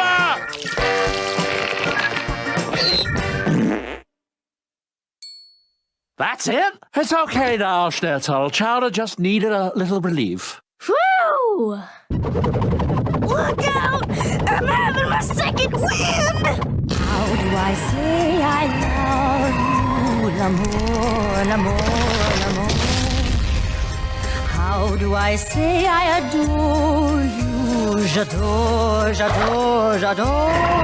Chowder's butt cheeks create a sonata that attracts the whole town and gets a round of applause. What at first he thought was a curse is now gonna make him millions of dollars, as Gorgonzola comes through wanting to make some dough. And he becomes Chowder's manager and engages in the world of show business, showing off his traveling turbulence. What was it like in the writing room when they were making this episode? How do I say I love you, l'amour, l'amour, l'amour? How do I say I adore you?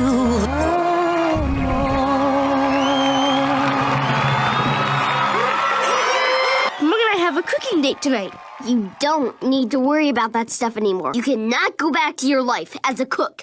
You are a star! It's taking advantage of actors, man. I can't wait for 5 years later when the documentary comes out. This episode just feels really plain. There's silver lining, though. On YouTube, you can find the storyboard for this episode. It's always cool, I feel, to see storyboards and how these shows are created. And now they plan everything out. In 14th is the spookiest house in Marzipan. Oh God, not another Halloween. A puppet gazpacho pops up and is ready to tell us a terrifying story. Welcome to a very scary Chowder episode. Blah, blah, blah, blah, blah. It begins with the kitchen on a dark and stormy night. They get an unsettling phone call. It's just an order for sandwiches that they send Chowder out to go to deliver. The only problem is the house that he's delivering to wasn't there before.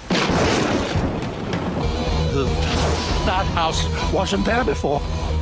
You said that yesterday when we drove by it. Hey, that house wasn't there before. And the day before that. Hey, that house wasn't there before. Chowder doesn't want to go near it, so they have to literally drag the frame to push him over there. What are you doing? Stop it!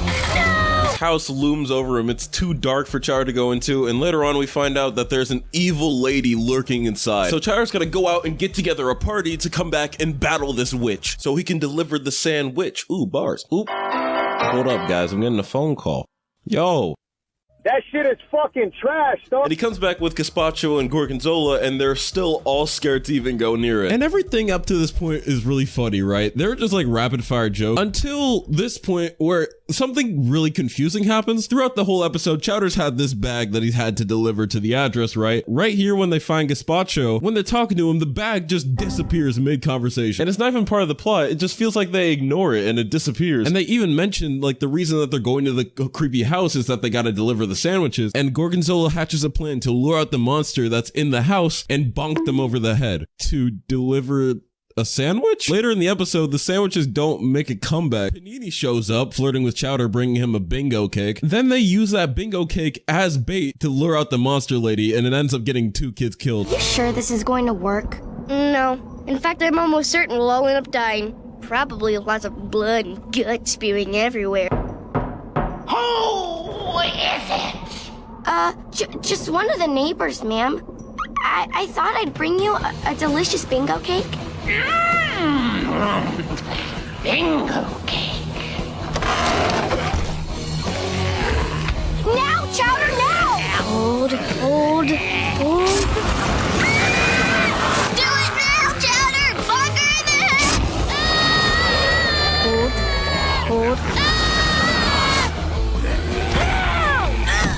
Oh no, I missed! But then Chowder decides he has to face the monster head on to save his friends and goes right up to the foe where we get a devious, scary plot twist. You see, throughout the whole... water. Tasty. Stay hydrated, or this will happen to you. You see, throughout the whole episode, Gazpacho never confronted the monster. Before they ever opened the door, he always fainted or left. And this time he did the same, but he never returned until Chowder finds him. Or her. Oh! And who do we have here? Gazpacho? But you're not an old lady! These are my friends, Mother. The ones I told you about. Oh, how lovely. And this must be the little boy from across the street who was supposed to bring me my sandwiches. No, Mother. Please, not them. Not them. I beg you. What are you talking about, son? I was just about to touch the cake. Okay, I got a few questions. One, why in the 13th spot we got the heist? They start subjecting Chowder to the usual fat boy torture after he ate too much of the food that they need for recipes, but this punishment actually ended up being a blessing in disguise, because with Chowder nailed to the floor, he picks up a scent underground and goes digging. Hey boy, what you got there?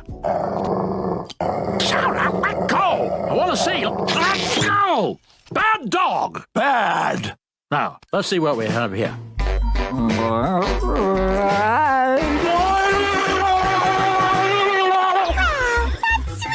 Picks up a sugar sapphire, one of the sweetest and most valuable crystals in marzipan. So the crew all go digging to find out more using Chowder's amazing scent, and they find the mother lode. Only problem is that they're underneath.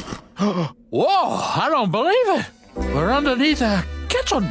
There's something evil about this place. As if every little bit of happiness has been sucked out of the room. Panini, have you seen my evening moo-moo? So they had to try and steal away these sugar crystals so they can get rich without Endive knowing. And they couldn't do this alone. It was time for a heist. I was the brains of the organization. They called me big mustache. Chowder was the lookout. Look out! Better known as El Gordo. Schnitzel was the muscle, a.k.a. Rocky Road. On the jackhammer was Truffles, better known on the streets as the Mouth.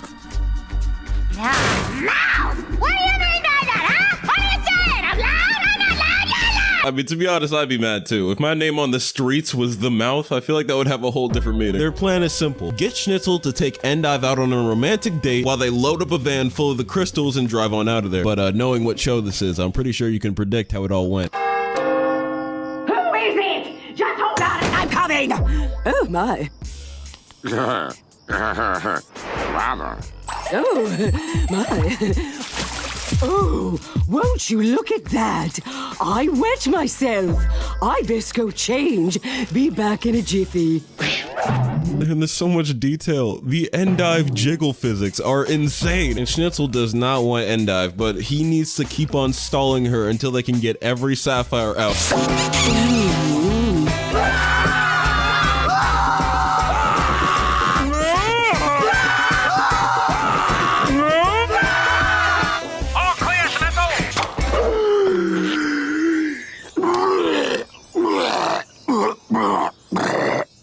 That was delicious.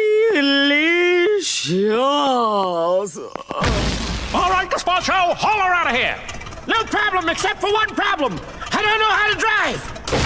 Sadly, Endive discovers the operation, but they're able to settle a deal that gets them a lot of the sapphires.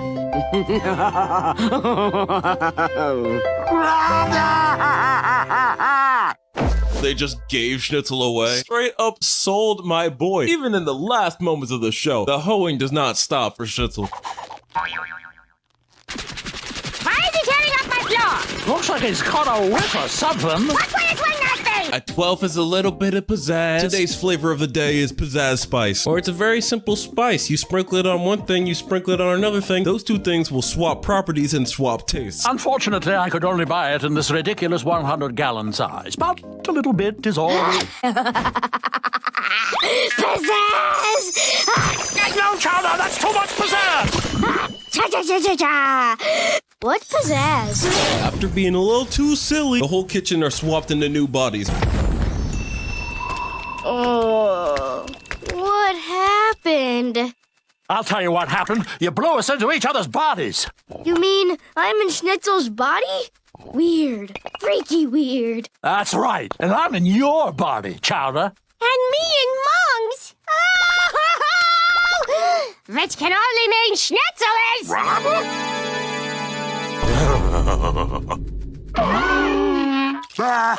They do end up having fun with each other's bodies, but they realize that there's a lot of things that they actually enjoyed about their original self that they can't do in their new body. And they get this sort of urge to go back. Well, everyone except Schnitzel, he just gets to chill. But eventually they do end up all swapping back. Hooray! We're back!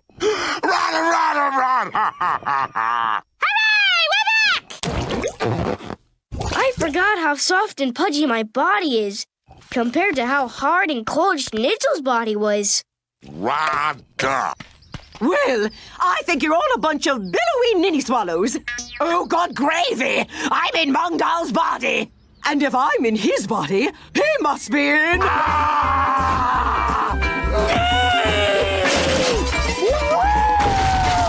I will say, right, with episodes like this, you can definitely see the sort of wear and tear on Chowder. Like, not every joke really hits like that. Sometimes the animation just doesn't really match up with what's being said. And I think that it's pretty cool that even though you can see those things, you could still embrace Chowder for what it is. Side note, you want to switch bodies? Think about it, okay? I'm giving you a deal. I get what you got, and you get, to be 6'4", insecurity about your very weak knees, and a mysterious birthmark, I think. Should maybe get that checked out. But this episode ends up with a really nice message from Truffles. And even if you do end up changing your body to look like something else, as long as you are who you are on the inside, that's all that counts, gango. Dap me up, my G.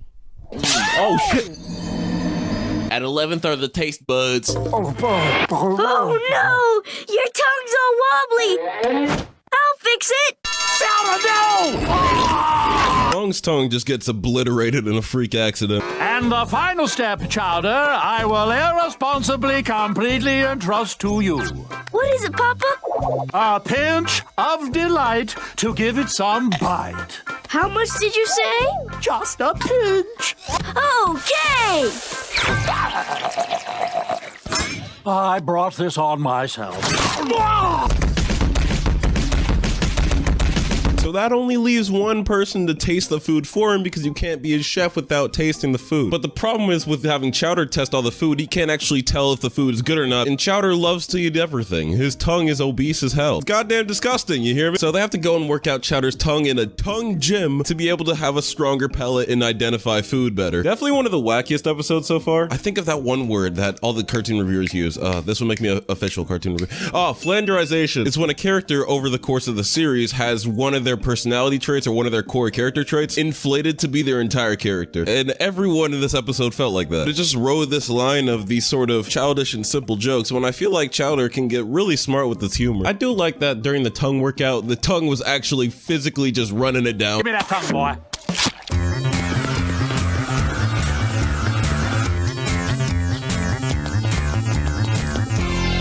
In 10th place is the Blast Raz. Good morning, family Munga. Gazpacho pulls up to the kitchen asking Mung for a favor. He needs to make a quick delivery and ask for a ride over to Mr. Fugu's place, which means it's a pretty important order, so he's got to get there quick. So everybody hops in the car, goes for a little joyride. Chowder's jamming out.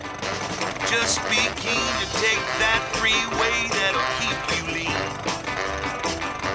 Blow your beans on Route 17. That's enough, Chowder. Bro, Mung, you're such a hater. That was a bop. Blow your beans on Route 17. When they arrive at Mr. Fugu's gate, right as they're about to drive in. Hey, Mr. W.M. Gazpacho, Woolly Mammoth. Okay, here you are. You're good. Go on through... Oh, hey, Fred. Go on around.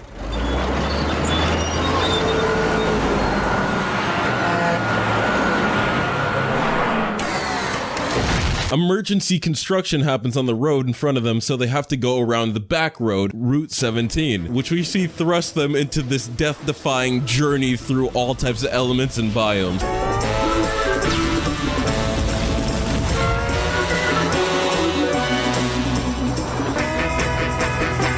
Chowder, Schnitzel, grab your stuff, we're bailing. So this is already bad enough, but it doesn't help that Gazpacho turned into fucking Jigsaw. I'm disappointed in your inability to commit to the team, Monk. Your final service. Let your bee go to your phone. There's one tiny little thing that Gazpacho forgot to tell Mung about the fruit that he's delivering. It's Blast Raz fruit, which, you know, it's just like a little bit dangerous. And everybody starts freaking out and getting a little bit annoyed. I mean, I would too. Like, why are you bringing your bombs in my car, bro? But no matter what, Gazpacho is finishing this order. I've glued dozens of grenades straight to your lap, and they can only be defused by getting to the designated location. If they're subjected to too much movement or the ride gets too bumpy, they'll explode. So please remember that when we're crossing the ocean. While it wasn't one of the upper episodes of the season, I felt like Chowder's song kind of carried and made this a little enjoyable ride. Oh, your beans on Route 17. Gazpacho dragging everyone down into his illegal bomb trade is actually pretty funny. I mean, I'm gonna give it that. In 9th place is the prank. Today's finally the day. Endi's favorite time of the year. It's Prank Mung Day. You know, the way you always obsess about Monk, I'd almost think you like him. Well, you think wrong. Okay. Wrong. Okay. Wrong.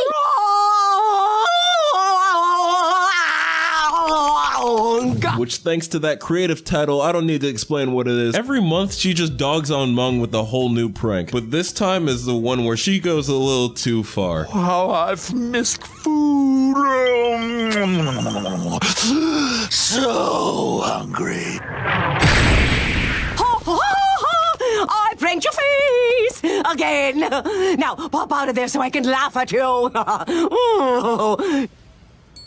No, seriously. Pop out. I think something's wrong. Nonsense. He's just playing me the fool, and I will reveal his game.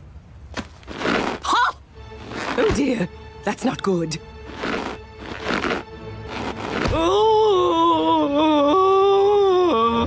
Is everything okay? Of course not. He's... Oh! My career, my reputation. You! You're an accomplice! And I'll take you down with me if you don't do exactly what I say. And she has to find a way to fix what she's done without going to jail. This one's so wild, Ben. It's like having a prank war between Mung and Endive. Like, yeah, that sounds normal. Like, that sounds like an episode that should happen. Let me describe this to you and tell me if this sounds like a kid's show. One business rival hates the other so much that they decide to pull a prank on them. This prank involves the other one going broke, killing them, having their stepchild consume their remains, disposing of them and the child, while at the same time traumatizing their own stepchild into running away, which causes them to want to flee the country and change their name and live in the South Pole. It's pretty fire, I know. In 8th, we got our hands on a big mixer. Fugu has his very own sort of Mr. Beast challenge. He has this big mixer where everyone puts their hand on it that's competing, and the last to take their hand off it wins it. All the while, there are different hazards and obstacles that try and push them off of the mixer. Oh no, wiener dogs! Run, Chowder, run for your life! But don't let go of the ball.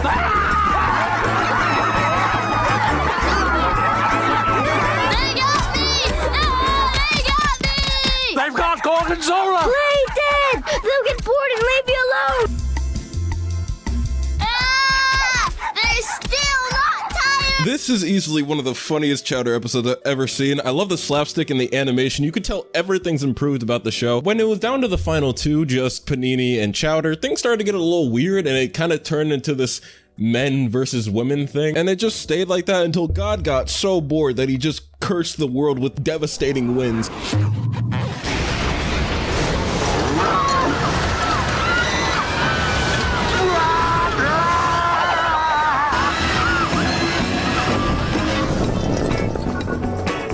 Oh my gosh, Chowder! Don't let go of the ball! And don't let it get scratched either! And the two just go flying through the city, hanging on for dear life. And once again, all four of the kid characters, you gotta love it. But it was really mostly just Panini and Chowder. And I feel like they've developed a lot over the series, and Panini's become more likable overall. I feel like she sounds way smarter and more clever now. And even though I do believe that Panini would be a more entertaining character if her only motivation wasn't to have babies with Chowder, the relationship she has with Chowder and Ceviche is able to give us moments like this. Okay, Chowder, or that waiter we saw yesterday. Chowder. Okay, Chowder, or that blonde guy that smiled at you at the coffee shop. Chowder. Okay, Chowder, or me. Ew! Chowder, of course. You're like a big brother to me, or a second cousin, or a neighbor I occasionally wave to in passing. I want to be more than you. Someday you'll love me. Oh, Ceviche was the gay best friend. Just a tragedy, bro. He's not even homo.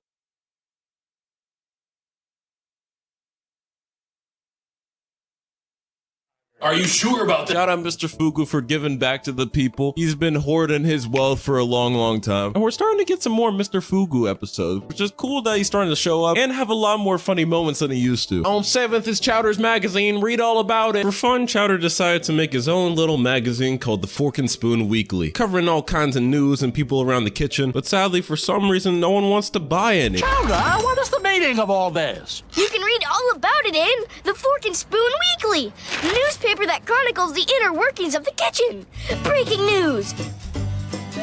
Advice. Want ads. Rada rada, seeking rada rada rada. You devil, you. Chowder, how many have you sold? Let's see. 1, 2, 3. Can you hold these for a sec?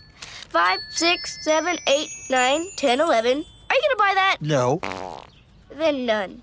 I've sold none. Oh, thank heavens. For a second there, I actually thought someone bought one of Chowder's silly newspapers. I'm a failure! Mung lets him know that if he had a better cover for the magazine, then maybe people would start buying more. And Chowder has the idea to put the most important person in the kitchen on the cover, and the kitchen needs to decide on who's the real MIP. And this cute and creative idea from Chowder eventually turned into a war as this MIP shit gets serious. I'm beginning to think this was a bad idea. Nonsense, Chowder. With me on the cover, you can't lose. Unless you want to be fired. That cover belongs to me, right, Chowder? No way! I've got a better mustache than you. Really? Guys, that kind of... Stay on it, Chowder! Oh!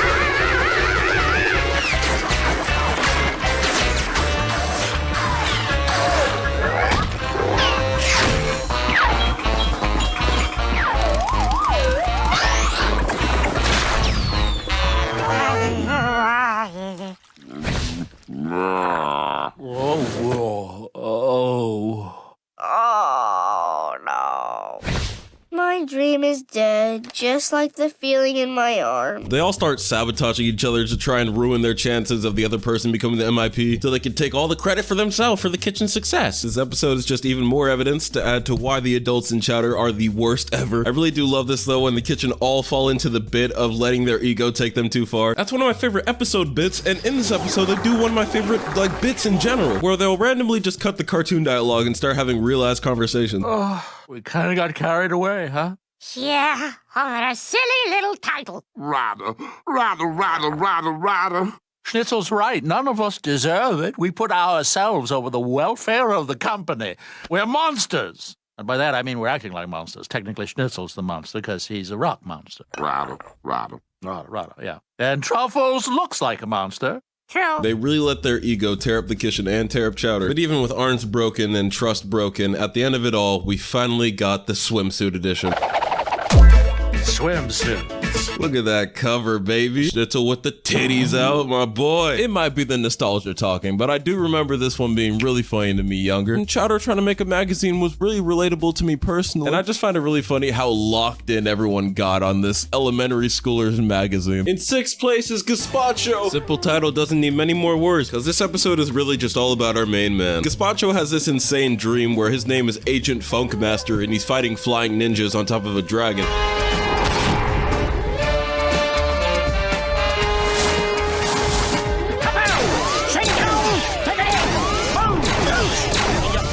Fantastic and cool, and Gazpacho's getting hosed. It's just everything's gone right for him, but then he wakes up back into his shitty life. And we get a more personal look at Gazpacho than we've ever gotten before. I just need to pick up some...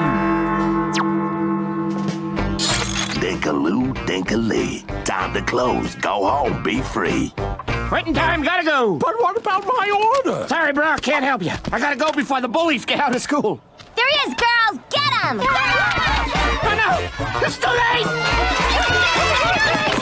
Clocks in, clocks out, comes home to his messy, weirdly decorated house. There's like 100 Petsies, Puffles that are just like around the house that absolutely despise Gazpacho. And of course, last but not least, his always mentioned mother. The twist in that Halloween episode, by the way, wasn't actually real. It was just for the story. However, his real mother is nowhere to be found when he starts calling her to make him lunch. He walks around the house and doesn't find the note his mother left. Usually she leaves a note, but I didn't see no note. So his imagination runs wild and assumes that the dream he had earlier about fighting flying ninjas came true and the ninjas abducted his mom.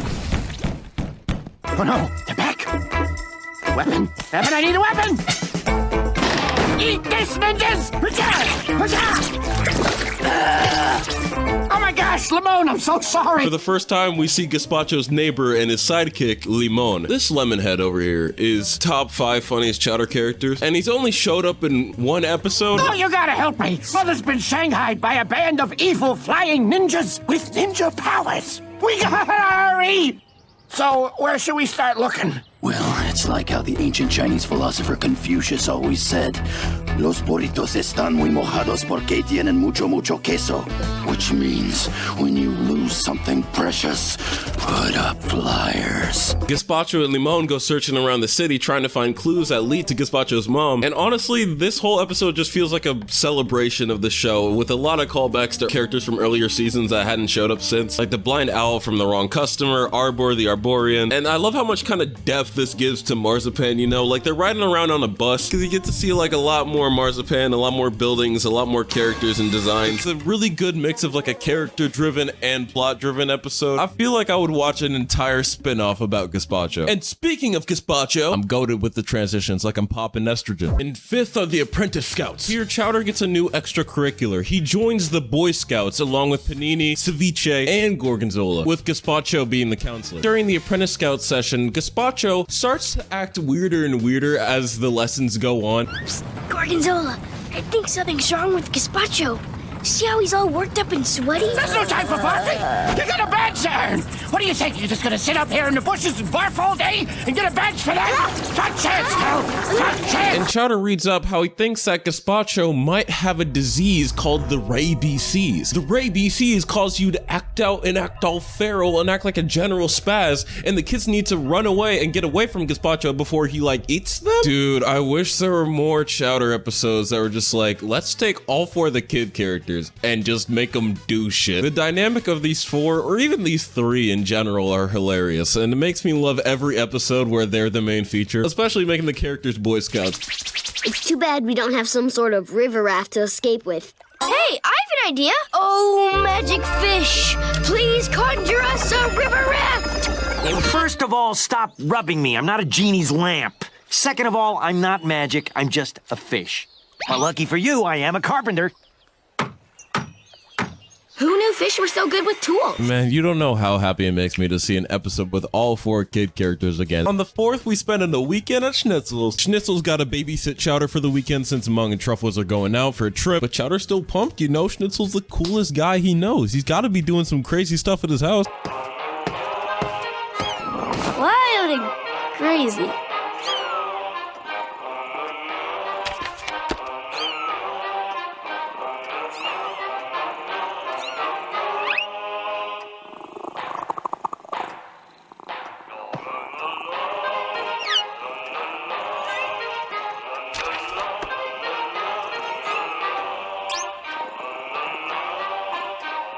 What? Schnitzel's being a certified vibe, but that doesn't rock with Chowder. It's boring. So he wants the 2 to go out and do something fun and ends up dragging Schnitzel to a Chuck E. Cheese knockoff called Carlito Con Queso, where all the kids are going crazy. Schnitzel just gets more and more agitated until a performance starts that came out of nowhere that causes Schnitzel to act up like the kid. The beautiful Señorita Mesquite! Hola, chicos.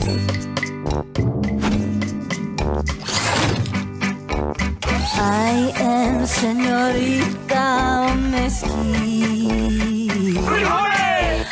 I am very lonely, so I weep. Ooh, I'd like to meet someone nice, not a creep. Someone strong like a rock, who doesn't have feet. Man, when I tell you, this robot shoddy makes Schnitzel act up like we've never seen him before. Por favor, aplauso, please, for la Señorita Mesquite!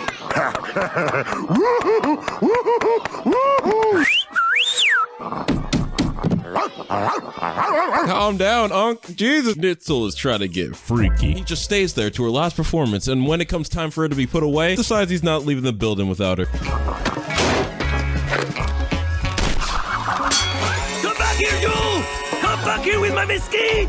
Not cool, man! Not cool! 1 5-minute later, transition screen later.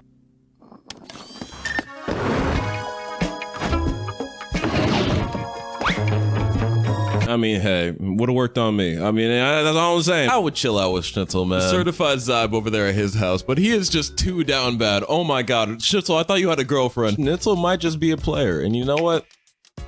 I mess with that. At 3rd, we got the birthday suits. Chowder starts us off quick with one of my favorite wall breaks in the show. Are you ready to dance with danger? Can you take the sheer insanity of the first annual Marzipan Fruit Bowling Competition? Chowder, you're almost ready to...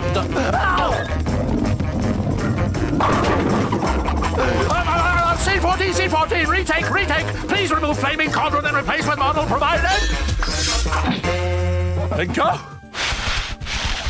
So the kitchen today are about to pull up to Mr. Fugu's eccentric sort of fruit party, and everyone that's going to that party needs to wear the sort of fruit costume. Mr. Fugu is paying them to cater for it, and because they are literally dirt broke, they eat dirt. They pretty much have no choice. Monk says this is serious, man, but Chowder keeps on messing around, acting cute. Oh, I do love a good party. Will there be heaps of dancing and delightful frivolous diversions? I suppose so, but we'll be there to work. Oh, you're just no fun at all, you big pooper. I dare say I shan't ever speak to you again. Okay, that works. God, that's the most adorable thing he's ever said. But things don't stay very cute. There's this shrinking ingredient in the dish that they're delivering, and when the crew has an accidental meetup with Endai, they end up spilling the dish all over themselves. Oh no! The dish has shrinky pinky spice in it! Quick, everyone, get it off your suit! Ah! Looks like your banana split, Mongdal. Guess I won't be seeing you at the party. Close your mouth, Panini. The four are out in the middle of the town at night, butt booty naked, and they need to find a way to get some new fruit costumes and still make it to the event. This one's giving me shades and reminding me of earlier Chowder, man. It's got none of that sort of season 3 on it at all. By the time that they were running through the streets butt booty naked getting chased by an angry mob, I knew we had some classic Chowder still. And now it makes sense why this episode has a storyboarding credit to Craig McCracken. Oh my god, the goat. We're pouring honey on you. In second is old man time. As we begin, Chowder has a story to tell us about time. The tale I'm about to tell you is a true tale. A tale of intrigue, suspense, and misrepresentation. Are there ghosts? Mother strictly forbids ghost stories after 10 p.m. There are no ghosts. Whew.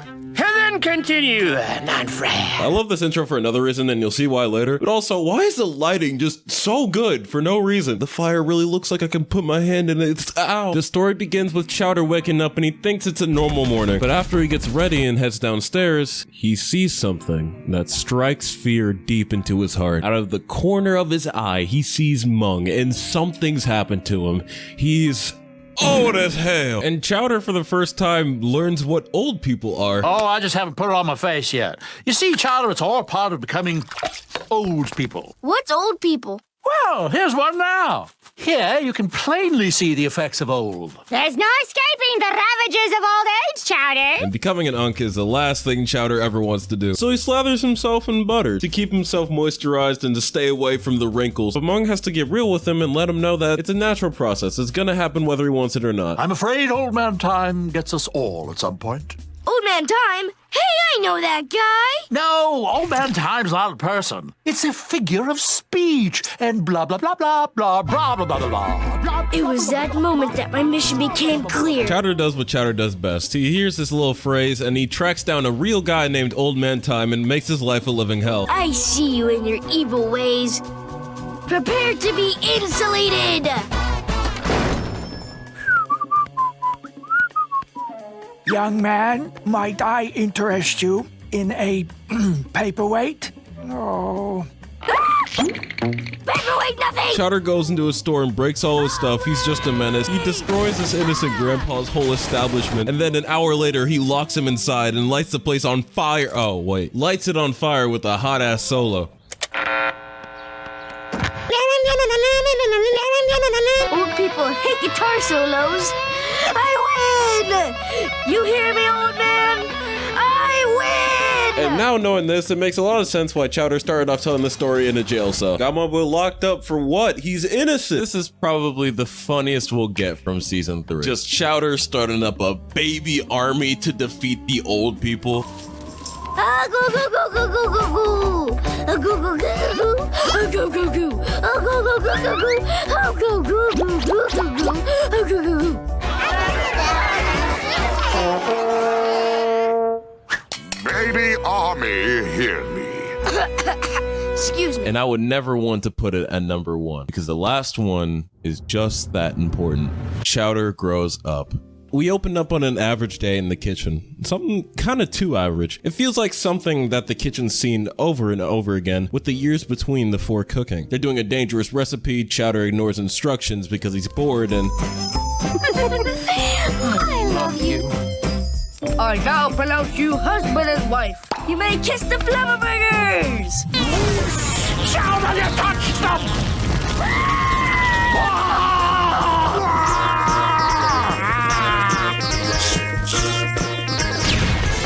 This leads to Mung needing to have a heart-to-heart with Chowder as he sees something not exactly changing and his life being in danger makes him feel the need to be like, Chowder, I think it's time we had a talk. You've got to start acting like a more responsible chef. Someday I'll retire, or be killed by you, and you'll become the master, and I need to know you'll be ready when the time comes. You understand what I'm saying? Chowder? But this whole cartoon series is based on me being the apprentice. I refuse to not be the apprentice! Yes! Chowder isn't exactly fully listening here though, because he's strangling Mung, telling him that, yeah, I love you, you know, like I don't need to go anywhere else. I don't need to grow up. I'm your apprentice. That's the premise of this show. That is why I exist. I am yours. And he starts singing this little melody that's a parody of the Toys R Us like theme back when that was a thing. I'm a Toys R Us kid. I don't want to grow up, 'cause baby, if I did, I would be Mug's apprentice. Basically about how he's Mung's apprentice and how he loves his life and how it's so beautiful. Why would he even want to grow out of this and change this? He ends up singing this so long and thinking this way for so long that he doesn't even realize that while he's singing, 20 whole years go by. And when he stops singing finally, he is now...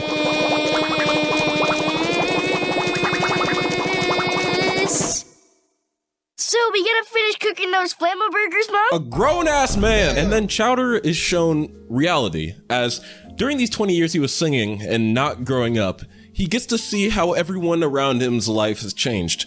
And a lot of people have changed for the worse. His friends didn't exactly grow up either. A lot of the things they did were centered around Chowder and what he felt, and others just went on to actually live their life and change in different ways. And Mung is showing Chowder all of these to kind of inspire him to change himself, be his own person, to grow out of what he once was. And Chowder accepts this. He's going to be an actual chef.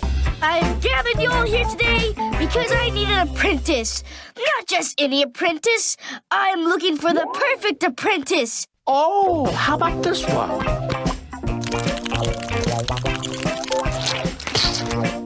Too sour. Too sweet. Too musical. Too cool. Yeah, boy. Too silly. Too sweaty. Too Carl. Too realistic. And you're too picky. There's nobody left to choose. No, Mom. There is one left.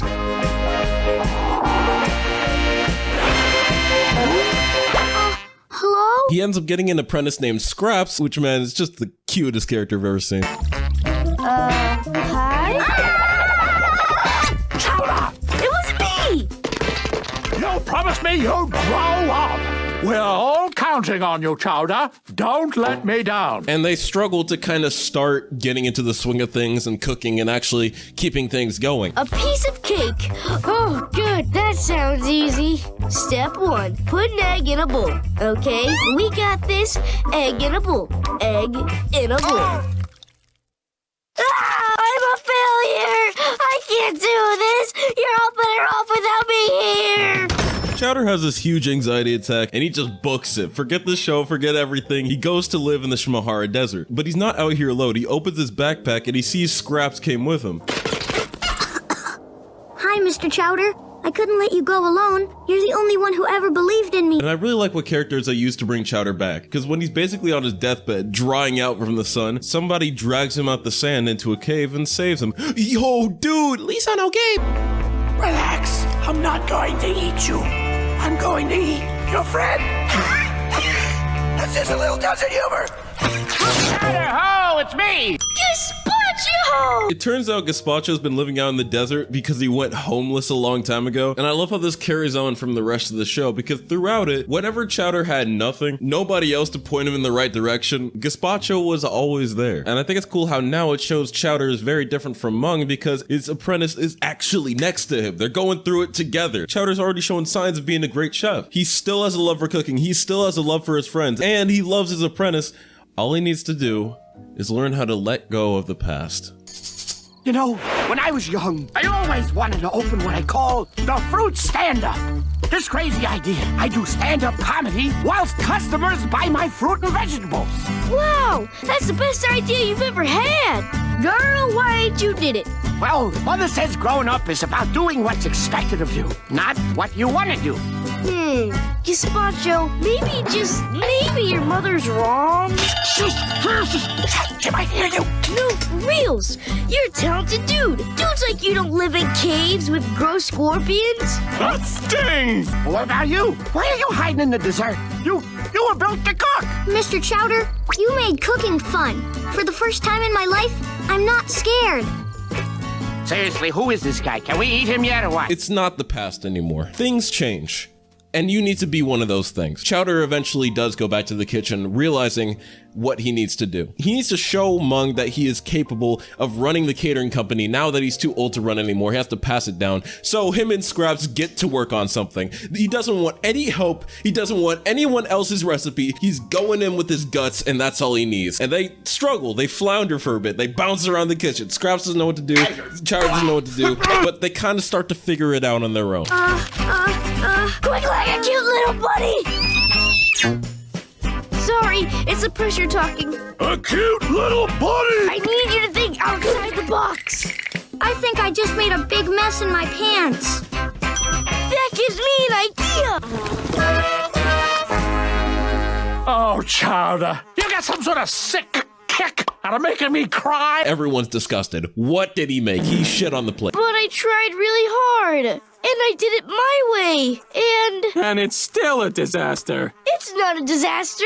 Well, what recipe did you follow? I didn't follow a recipe. No, I say it's pretty darn good. Mmm. Hey, Scraps ate it and didn't die. You know, it may be half-baked, but it's not half-bad. What do you call it, Chowder? I call it Chowder's Big Mess Cake. Chowder, after all this time, was able to make something original to him without relying on anyone else. He finally accomplished something on his own. And then his and everyone's life kind of changes. Gorgonzola has a friend to brag to. Gazpacho's out performing, doing shows. Schnitzel and Endive are happy getting their freak on. Mung and Truffles can finally retire. And Chowder and Panini finally end up together. But Panini's kind of going a little crazy. She drops 50 babies on his head. Chowder finally became the master that took over the catering company. And that's how we make mustachio ice cream. Hairball! Num-nums! And of course, he married Panini. I'm taking our 50 babies out for a walkie-walkie. I thought we only had 30 babies. I had 20 more yesterday. But it ends on this really cute note, with Panini and Chowder laughing about their life, and young Chowder shows up. No! Stop! Hold it! I reject this future! It's evil! Evil! But Chowder, we look so happy together. I'm not your boyfriend! Just look at all our babies. I refuse to look! Man, we were cute kids. Yeah. But seriously, no more babies, okay? The babies got me! It kind of just shows that like their childhood and their childhood selves never really left them. They just changed and grew, marking the end leading into their new happy life as the book closes on the story of Chowder.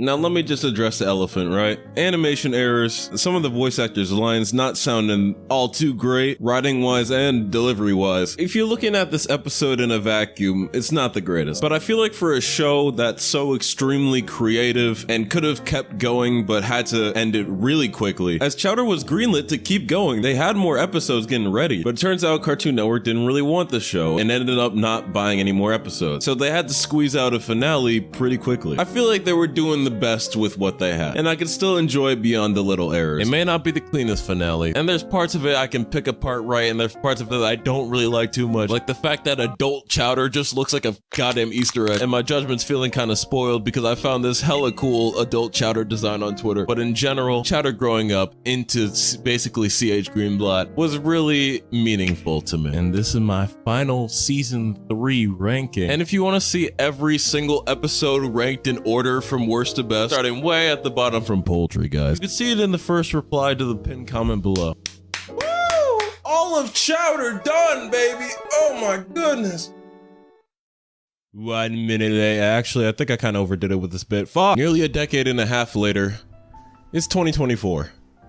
Where's everyone now? C.H. Greenblatt's been working on his new show Jellystone since 2021. I mess with it, bro. It's a nice little slice of life show with Yogi Bear. Reminds me of the Looney Tunes show a bit. So that's cool. He's still gonna work, along with most of the voice actors from Chowder, like Liliana, the voice for Panini, Dana Snyder still getting roles, John DiMaggio as well. Some of you might know that Chowder's voice actor, Nicky Jones, doesn't really have anything on his IMDb page after Chowder, really. Well, he disappeared for a while, but you can actually find him on TikTok now. He makes music. I actually watched an interview interview with him recently. Why retire from voice acting at such a young age? Is it just not something that you wanted to do at that point in your career? It was actually a lot of stuff. So, before Chowder was canceled, it was put on hiatus for about 2-ish years. I had been doing a lot of auditions and other like sort of acting things like radio commercials and stuff like that, and not getting too many roles.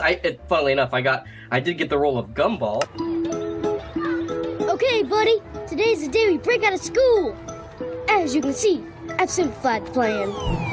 It is now foolproof. And I did the pilot for Gumball. I was going to talk about that later in the interview. Jump into that. But then just due to limitations in life and stuff and just like personal stuff, I wasn't able to actually, I did the pilot, but I wasn't able to actually do the full show. I was kind of sort of always expecting that Chowder was gonna come back, because again, we weren't canceled, we were on hiatus. We had 6 episodes still greenlit. I kind of always assumed that, okay, well, we're on hiatus, but we have 6 episodes still greenlit. We'll go back to that and it'll be all good. And then we got the word that it was officially axed. And then at that point, I was going into high school, had just started a relationship at the time too, and it was at the point where I was like, I think from age like 5 to 15, I had been living this acting life, and I didn't actually get to live a normal life. I think I'm ready to call it here. Shout out to Niche, link in the description of this. It's pretty cool. But yeah, it's been nearly 20 years, and Chowder still stands as one of the funniest and most creative and imaginative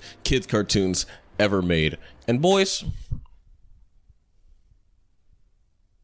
I'm so confused. What else do I say? No, thank you all for the bottom of my heart for watching. I'm gonna keep this brief because nobody cares about outros, but I just want to say I appreciate all the support. And even when I see you guys like saying my name or putting me in Discord or putting clips of me on like other social media, like I see it and it makes me really happy to see. And I love how much my videos can connect with some people. My attention span. End the video, bro. Yeah, thank you all for watching or playing this in the background while you're sleeping right now. Wake up, wake up. No, I'm kidding. Go back to sleep. I'll see y'all later. Peace, peace. Like and subscribe. Like and subscribe. If you like RT60, you should like and subscribe. Like and subscribe. Like and subscribe.